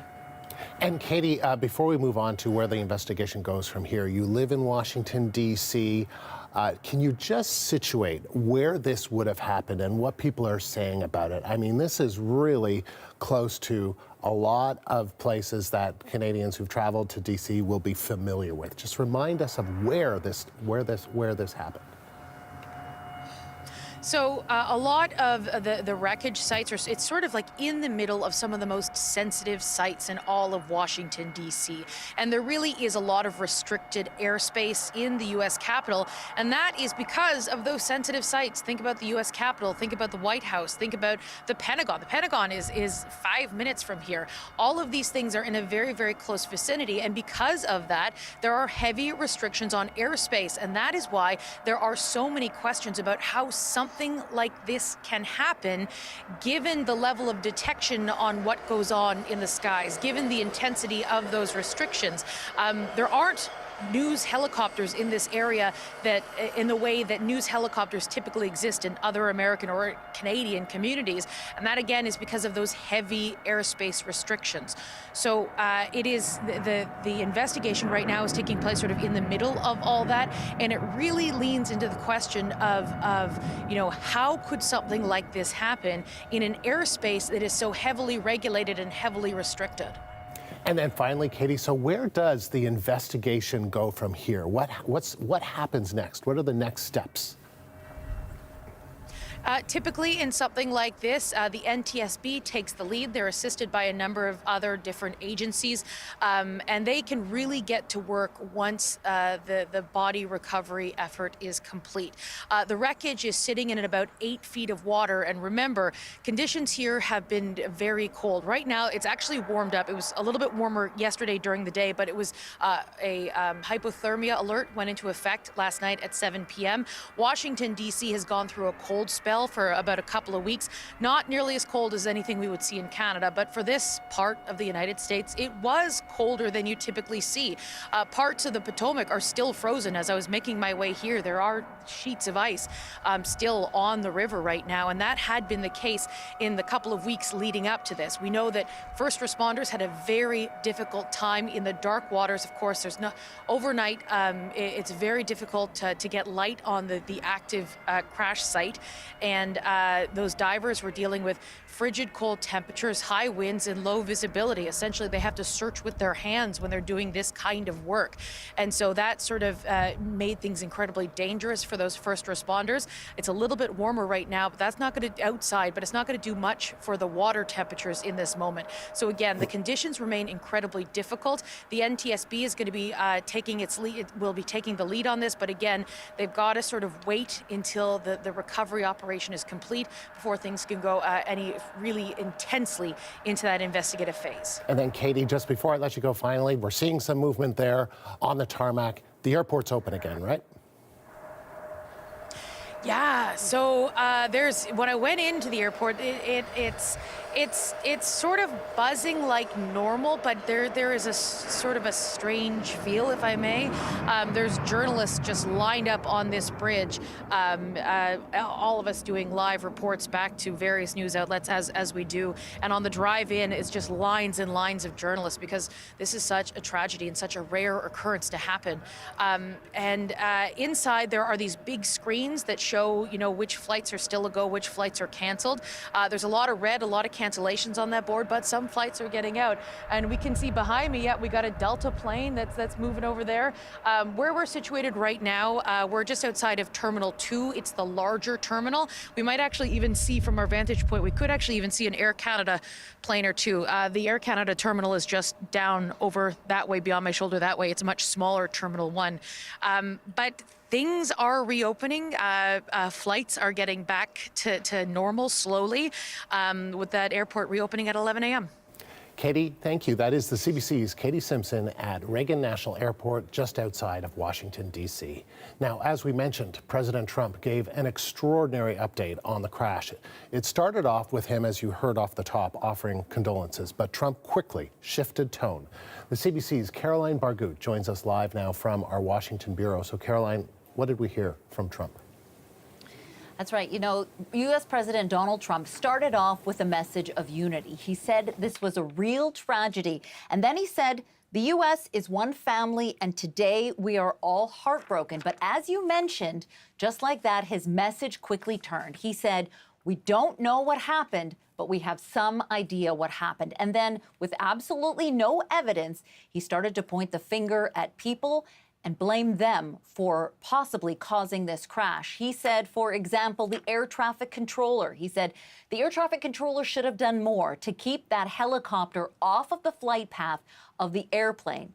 And then he said of the Black Hawk helicopter, of the 3 soldiers that were inside, he was talking about the pilot, and he said, and the pilot of the helicopter. Why didn't the pilot see the plane? The pilot should have seen the plane.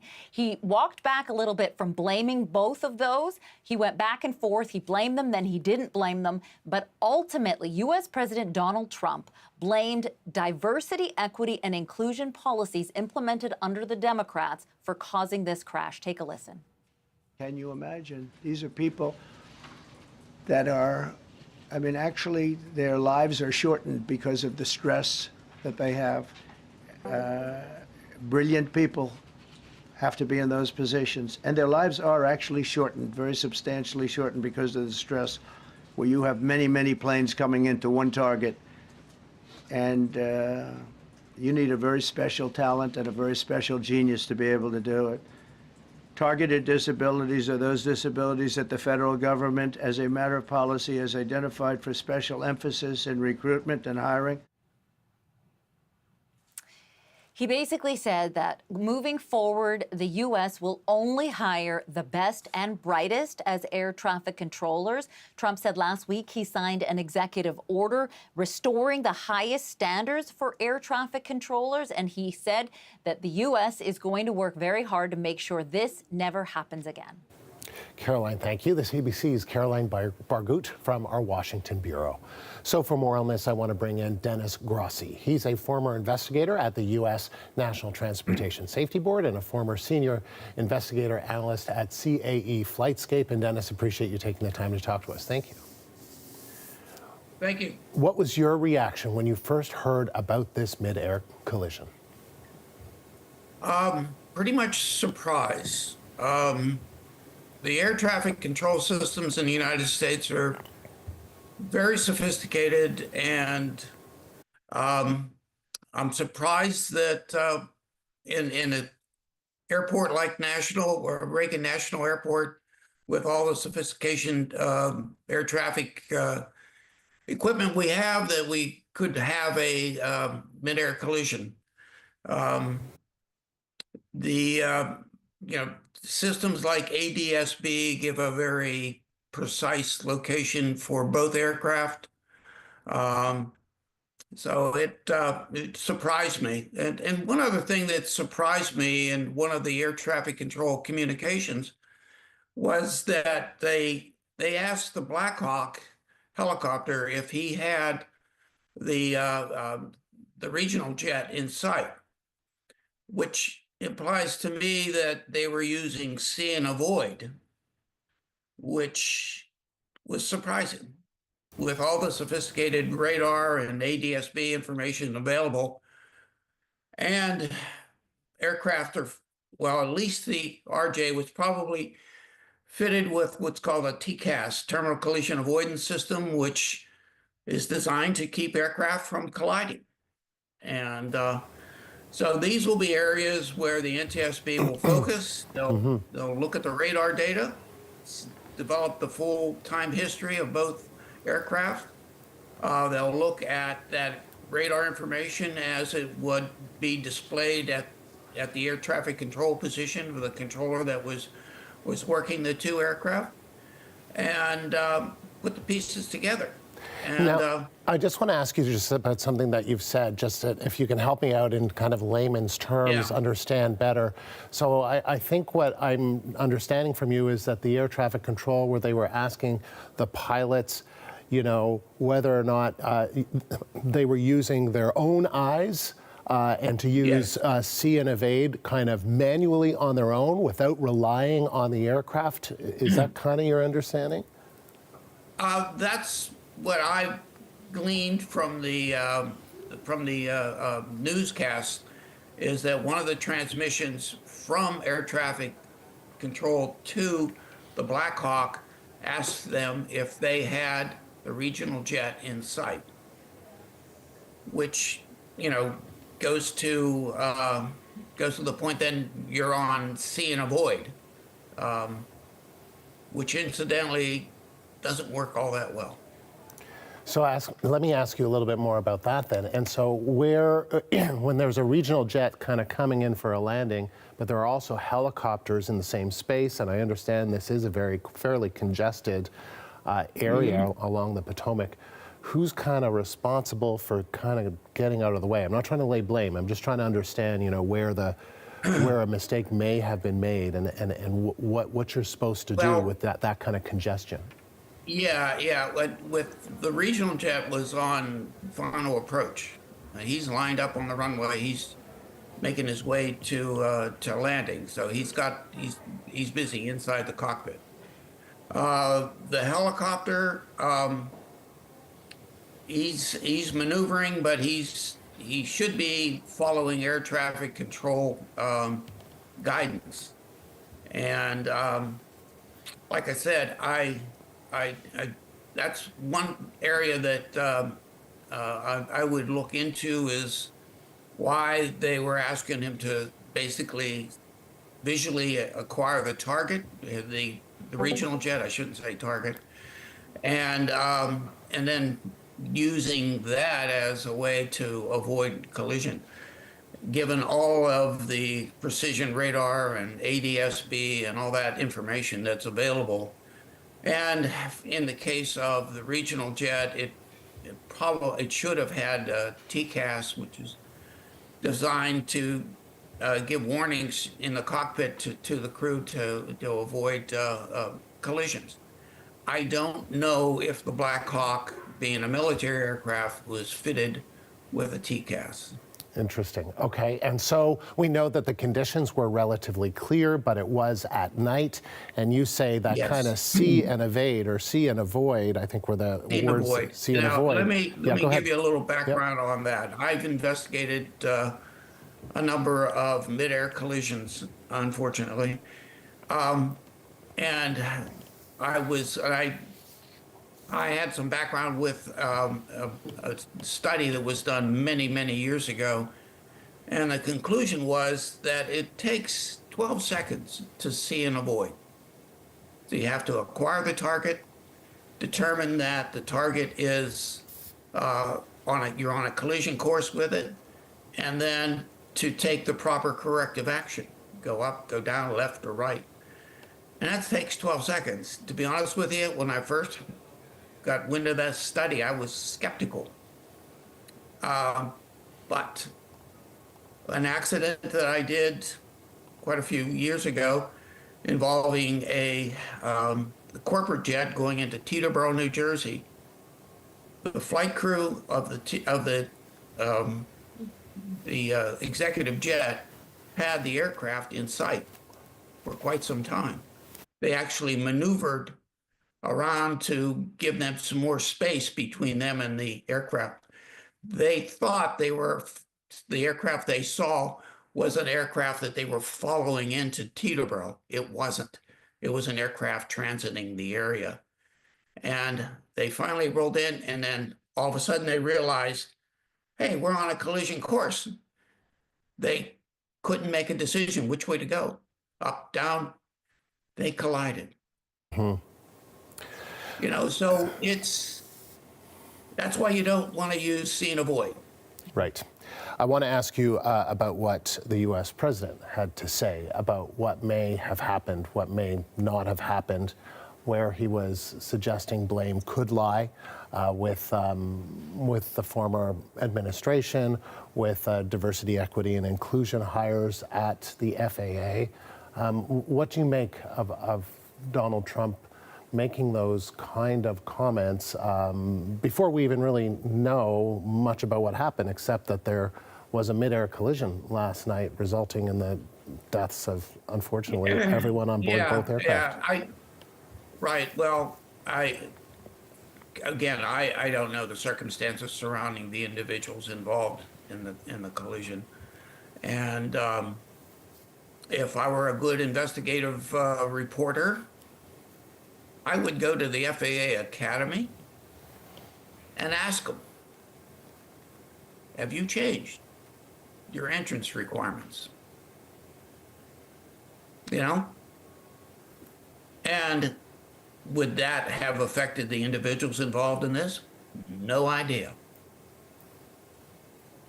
You know, the FAA has been training air traffic controllers for a long, long time.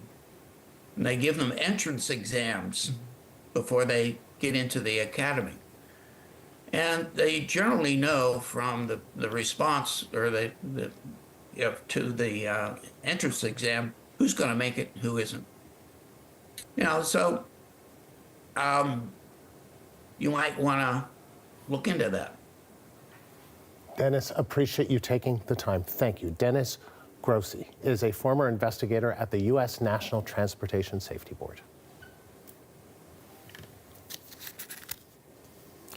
And I just want to let you know that the Prime Minister has responded to this, saying, this is from Justin Trudeau posting just moments ago, my heart goes out to the grieving family members and loved ones who are facing unimaginable loss following the tragedy at Reagan National Airport.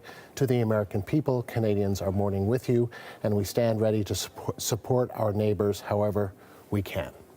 And still ahead, we're learning more about those on board the passenger jet that crashed with a military helicopter near Washington last night. Several were members of the Skating Club of Boston. We'll hear from the organization and bring you the latest on the victims. Stay with us here on CBC News Network.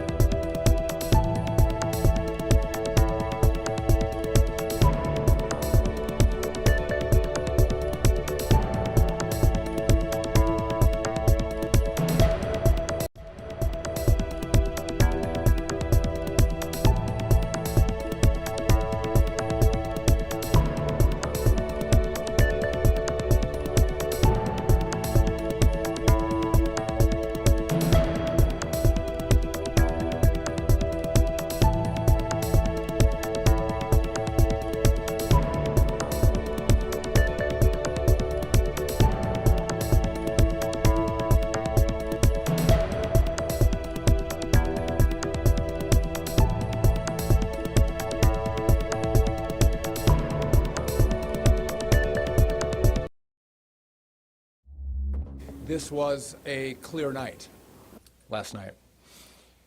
The helicopter was in a standard pattern. The American airline flight coming into land was in a standard flight pattern as it was coming into DCA.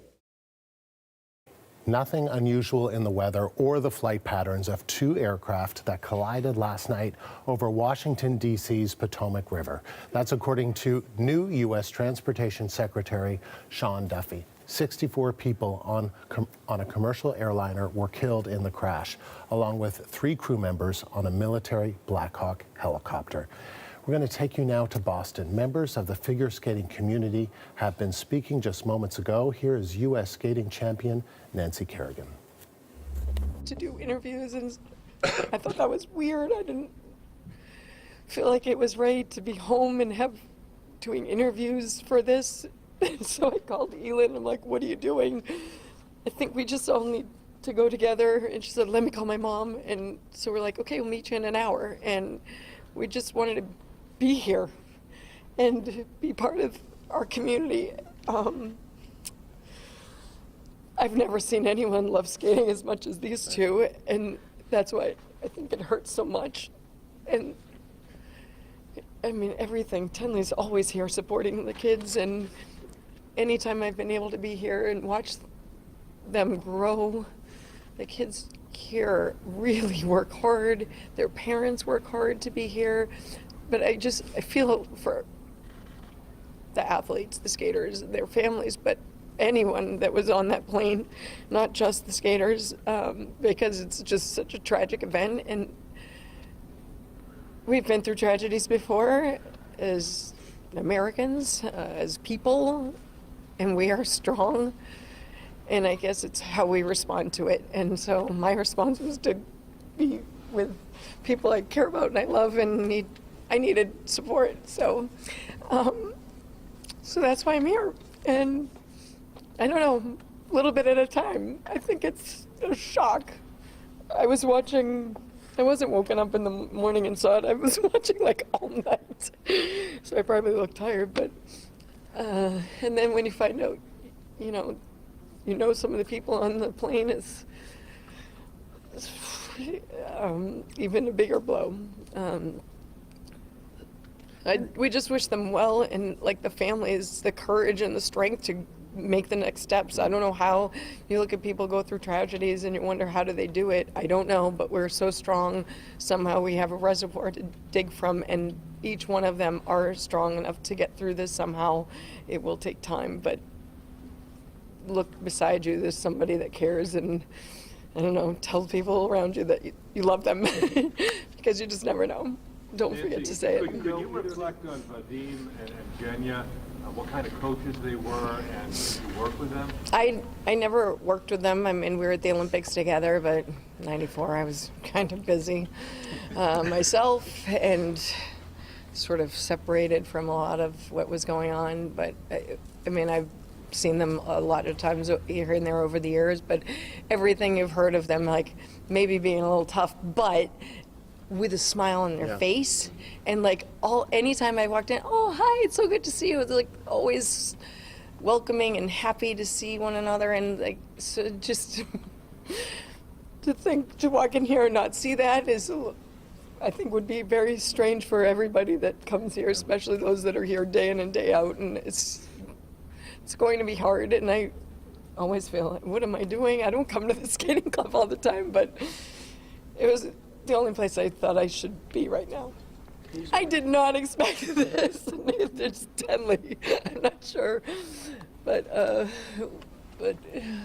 we just wanted to be here with each other, and for Doug. We watched Doug's interview, and that helped us. It did help. Thank you. Yeah, there are so many memories, and you've been listening to former U.S. figure skating champion Nancy Kerrigan reacting to the news of this deadly mid-air collision that took the lives of several members of the figure skating community. Let's turn to the CBC's Mark Carcasole for more. So, Mark, what more do we know about the people involved in this crash? Andrew, 67 lives lost total, 64 on board that plane, 3 members of the U.S. military on that Black Hawk helicopter. It's a devastating crash, certainly to the U.S. figure skating community. As you saw there, Nancy Kerrigan speaking at the Skating Club of Boston, which has taken a significant amount of loss in this crash. First off, U.S. figure skating released a statement acknowledging the great loss in this crash today, saying, quote, "We are devastated by this unspeakable tragedy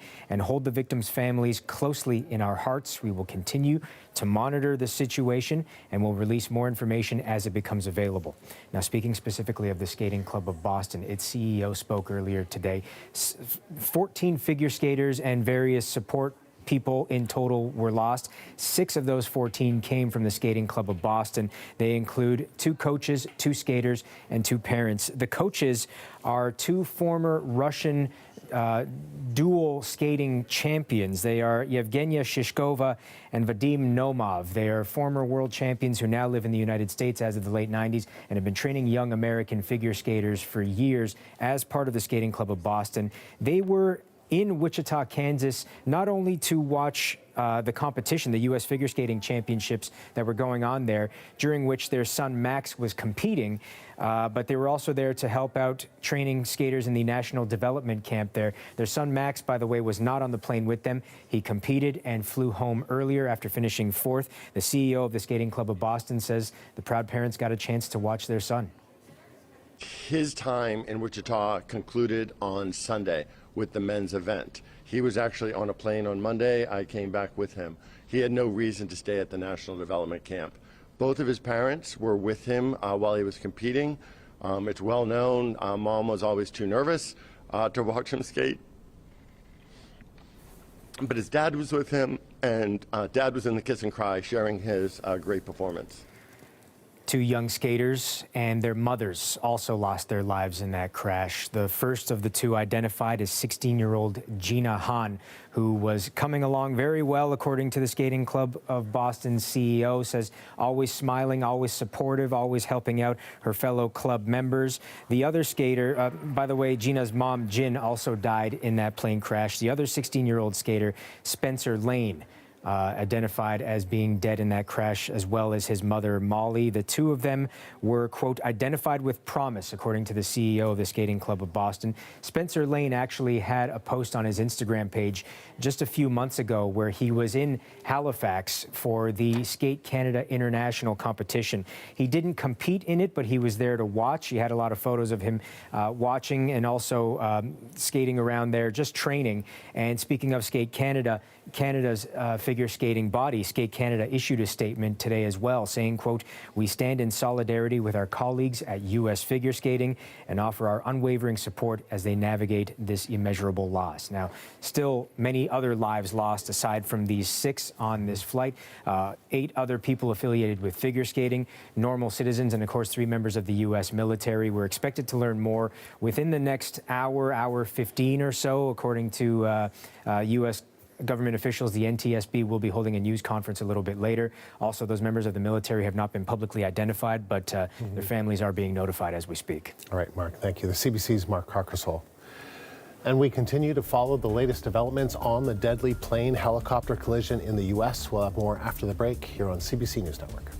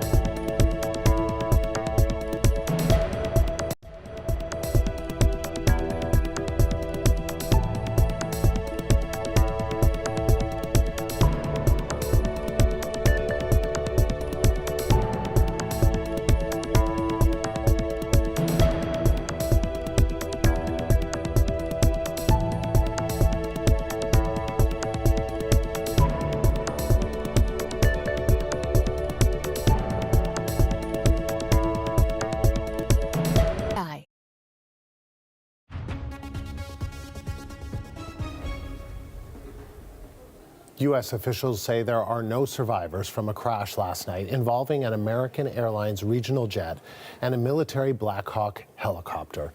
The plane carried 60 passengers and 4 crew, while the chopper had 3 U.S. Army soldiers aboard. Leslie Josephs covers aviation for the CNBC network. She joins me now from her studio in Washington. So, Leslie, appreciate you taking the time. Obviously, a terrible day. The president spoke a little earlier, and he appeared to inject politics and speculation into the crash. What did you make of those remarks? Well, the president's remarks were highly unusual. We are in the first hours of a crash investigation, which under regulations is led by the National Transportation Safety Board. That's the body that leads crash investigations in the case of a U.S. airliner or happening on U.S. soil, rather. So his comments, President Trump's comments today, he talked a lot about DEI, diversity, equity, inclusion requirements, previous administrations, criticizing without evidence, a laxness in the hiring of air traffic controllers. And these remarks were very unusual. Officials are generally very guarded during an aircraft investigation. There's a lot that we don't know. We do have some information from air traffic control recordings, but a cause in a crash, especially one of this magnitude, you're not going to get that final report for months, if not over a year. The CEO of American Airlines spoke this morning. What did he have to say? So Robert Isom, the CEO of American Airlines, he flew from American's headquarters in Dallas-Fort Worth International Airport, flew overnight to Washington, D.C.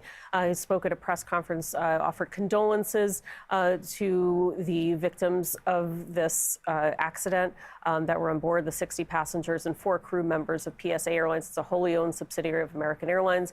One comment that he did make that was rather interesting, he was, and there's not a lot that he could say at this point, he did point out, it's not clear why this helicopter, this Black Hawk military Army helicopter, which was doing a training flight, was in the flight path of the American Airlines jet, which was on final approach at an altitude of 300 feet, very low, just moments away from a scheduled landing at DCA. Now, the Transportation Secretary, Sean Duffy, is just a couple of days into his job. What are the challenges that await his teams in the recovery effort and the investigation? So this is a very rude awakening to anyone who's just starting any job. Sean Duffy, just like you said, a couple days into this position, he's going to be consumed with this. When Trump took office on January 20th, the Biden-appointed FAA chief had stepped down that day. Mike Whitaker, who was appointed by Biden a little over a year ago, before his departure. So there are going to be staffing issues at the FAA that Trump will need to fill. He has appointed an acting administrator, and so they will be consumed with this accident for months to come on what the reasons are, reassuring, of course, the public about the safety record of flying in the United States, which is extremely strong. This is a very rare incident. We haven't had a crash of this magnitude for a commercial passenger airline since 2001. Leslie, thank you. Leslie Josephs is the aviation reporter for CNBC News. And I just want to let you know that the Transportation Safety Board here in Canada is deploying a team to investigate this accident following, as they say, a Bombardier aircraft near Washington, D.C. And so this American Airlines plane was a Bombardier CRJ 700 aircraft. It was a plane that was made here in Canada. So as a result, and this is what the Transportation Safety Board is saying, pursuant to international agreements, the Transportation Safety Board of Canada has appointed and deployed 2 accredited representatives to support the American National Transportation Safety Board in their investigation of this 29th of January crash involving, as I mentioned, a Bombardier CRJ 700 aircraft near Washington, D.C. Back in a moment.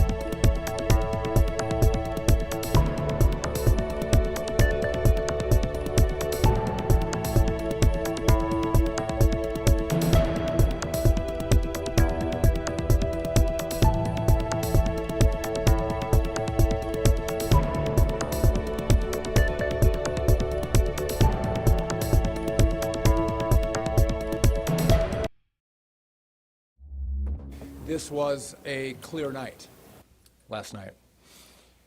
The helicopter was in a standard pattern. The American airline flight coming into land was in a standard flight pattern as it was coming into DCA. There are many questions about how two standard flight patterns ended in a horrific collision that killed 67 people. We are bringing you extensive coverage today of this story, and we will be watching the investigation into this accident as it unfolds in the days, weeks, and months ahead. The mayor of Wichita, Kansas, Lily Wu, held a media briefing earlier. She said she is grieving with her community and with those in Washington. Our hearts are heavy. Our hearts are heavy as a city. Our hearts are heavy as a city council. And we are here to provide the support needed for our community and all who have been affected. We are still learning minute by minute additional details about this tragedy, and we will share those details and confirmed information when we receive that. I want to first thank also the first responders in Washington, D.C., who have worked tirelessly throughout the night. And at this time, we have been told that there are no survivors.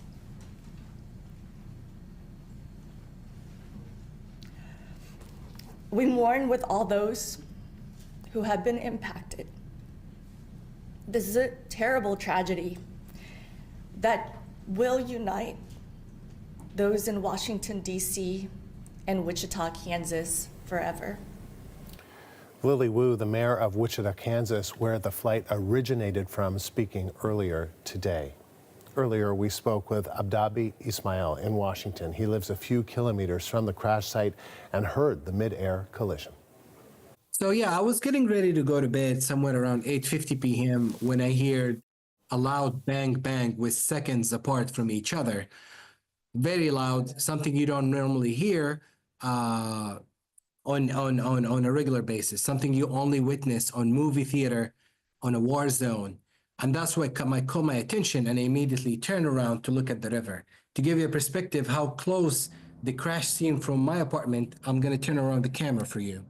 And this is the river where you see the entire rescue mission on the left side of the river, on the east side of the river.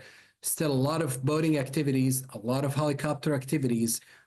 So this is where I live, which, like you said, almost 3 kilometers from the crash scene by boat, 2 miles at the very most by boat from my apartment to the crash sites. And to give you also a perspective, this is the military base, and this is Reagan Airports, and the Anacostia River and the Potomac River. So it's a very, very heavy, dense area in terms of traffic. We're talking about traffic, aviation, boat traffics, military traffic. To give you a sense also, the military base is where the President Marine helicopter is stationed. So you can think about all of the activity in the airfield within the waterway here in DC. It's something you can't fathom. To say I've witnessed a plane crash in the DC area, commercial plane, American airline, and its subsidiaries, is something you don't hear every day. And to make it even worse, I've heard the bang. I hear the bang. It's loud. It's a war zone, and something I've never witnessed in my life. And it's scary to just think about the whole notion that there are victims in the water right now trying to recover their bodies. And to make it even worse, since it's a recovery mission, as you mentioned, the water temperature is cold, so people have suffered hypothermia immediately. I am devastated. I couldn't sleep last night, given the video that I just randomly posted on X and on social media that caught so much attention, and people have just been reaching out to me about the whole story. That's Abadi Ismail, who lives near the banks of the Potomac and heard last night's mid-air collision. He's since been posting images online of the aftermath. More after this.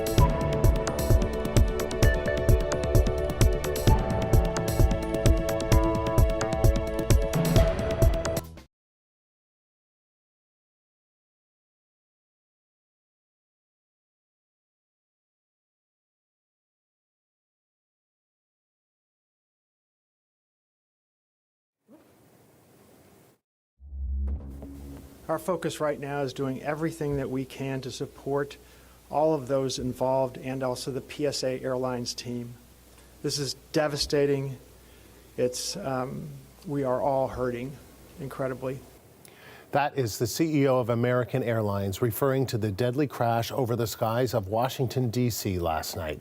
An American Airlines passenger plane collided with a military helicopter, sending both plunging into the Potomac River. Officials say there are no survivors. 64 people were aboard the plane. 3 soldiers were in the helicopter. The American Airlines plane was approaching Ronald Reagan International Airport on a flight from Wichita, Kansas. Retired United Airlines captain Ross Amer has flown into Reagan Airport countless times. He's also CEO of Aero Consulting Experts, and Ross joins me now. Appreciate you taking the time. I'm sure it's just awful seeing these kind of tragedies from your perspective, from anyone's perspective. How is this airport different from other approaches? The Washington National Airport is perhaps one of the busiest and the most demanding airports perhaps in the country. I used to think making the checkerboard approach into Old Hong Kong in monsoon time was tough, but this is really the toughest because, not only the tremendous amount of traffic in and out of the airport itself, but that river, Potomac River in that area is called the Helicopter Alley. If you can imagine, literally hundreds of military, police, news, rescue helicopters crisscrossing that river. At the meantime, all these airplanes are making approaches. And last night in particular, being a very crisp, windy, bumpy night, clear, with lots of distraction lights on the ground in the air. These fellas in a helicopter, I told another reporter, it's like you trying to cross a freeway on your bike, and you have to watch out for the traffic.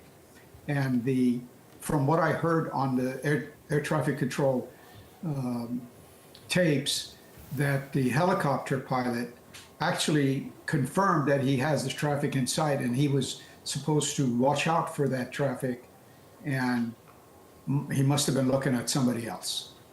So you think he must have been looking at somebody else. You also said something interesting to me, and I know we don't know what happened. All we know is that this midair collision happened.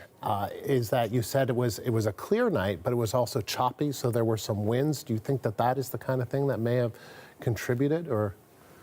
Well, it contributed to the fact that these fellows in the commercial jet were making what we call a circling maneuver to another runway. It's a very demanding approach on top of everything else, because they're making an approach into one runway, and the last minute they have to swing around and land at another runway. So their concentration is inside, outside, inside, outside, but they're looking at the runway last minute. They were very close to touchdown at about 300 to 400 feet.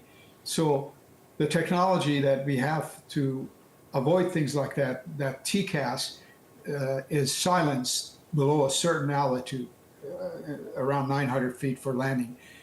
So that TCAS didn't give him that crucial command to either climb, or descend. So that didn't help. It was up to the helicopter pilot to watch out for them. And sadly, he was either distracted in a training flight that possibly they were conducting, and they were looking at somebody else apparently. And when you say TCAS, can you just help me out again? Is that so? What you're basically saying is that the pilot was not able to use some of the automated aspects of the aircraft in that kind of final approach? Correct. It's designed not to take the pilot's attention away the last minute, and that descent could actually make him hit the ground or hit the water. So that part of the TCAS warning is silenced at low altitude. This all happened just before 9 p.m. Visibility, not a problem. You talked about how it was a little bit choppy and maybe the helicopter pilot wasn't seeing clearly what he thought he was seeing, and maybe that is what contributed to all of this. But you talked about the congestion and the traffic. Were you under the impression that there's too much congestion, that this was something that, you know, happened because there's too much congestion, that it is, in your words, one of the most difficult airports to fly into? Yes, you know, some of us have been around long enough to know that our system is extremely congested now, and we haven't built any airports in the last 30, 40 years. Everybody wants to fly out of Washington National because of convenience. And these runways were designed for DC-3 and 4 tri-motor era. So, you know, instead of going to the Mars, we need to build some more airports and relieve this congestion. And, you know, things like that. Unfortunately, we had an extremely lucky 16 years, and we ran out of luck. Ross, appreciate your time. Thank you. Retired United Airlines Captain Ross Amer, south of Los Angeles. U.S. transportation and emergency officials say there are no survivors from last night's crash of an American Airlines regional jet and a military Black Hawk helicopter. The plane carried 60 passengers and 4 crew, while the chopper had 3 U.S. soldiers aboard. U.S. President Donald Trump addressed the collision. While a cause has yet to be determined, Trump said U.S. authorities have, quote, strong opinions, and then went on to point fingers. We'll tell you more about that.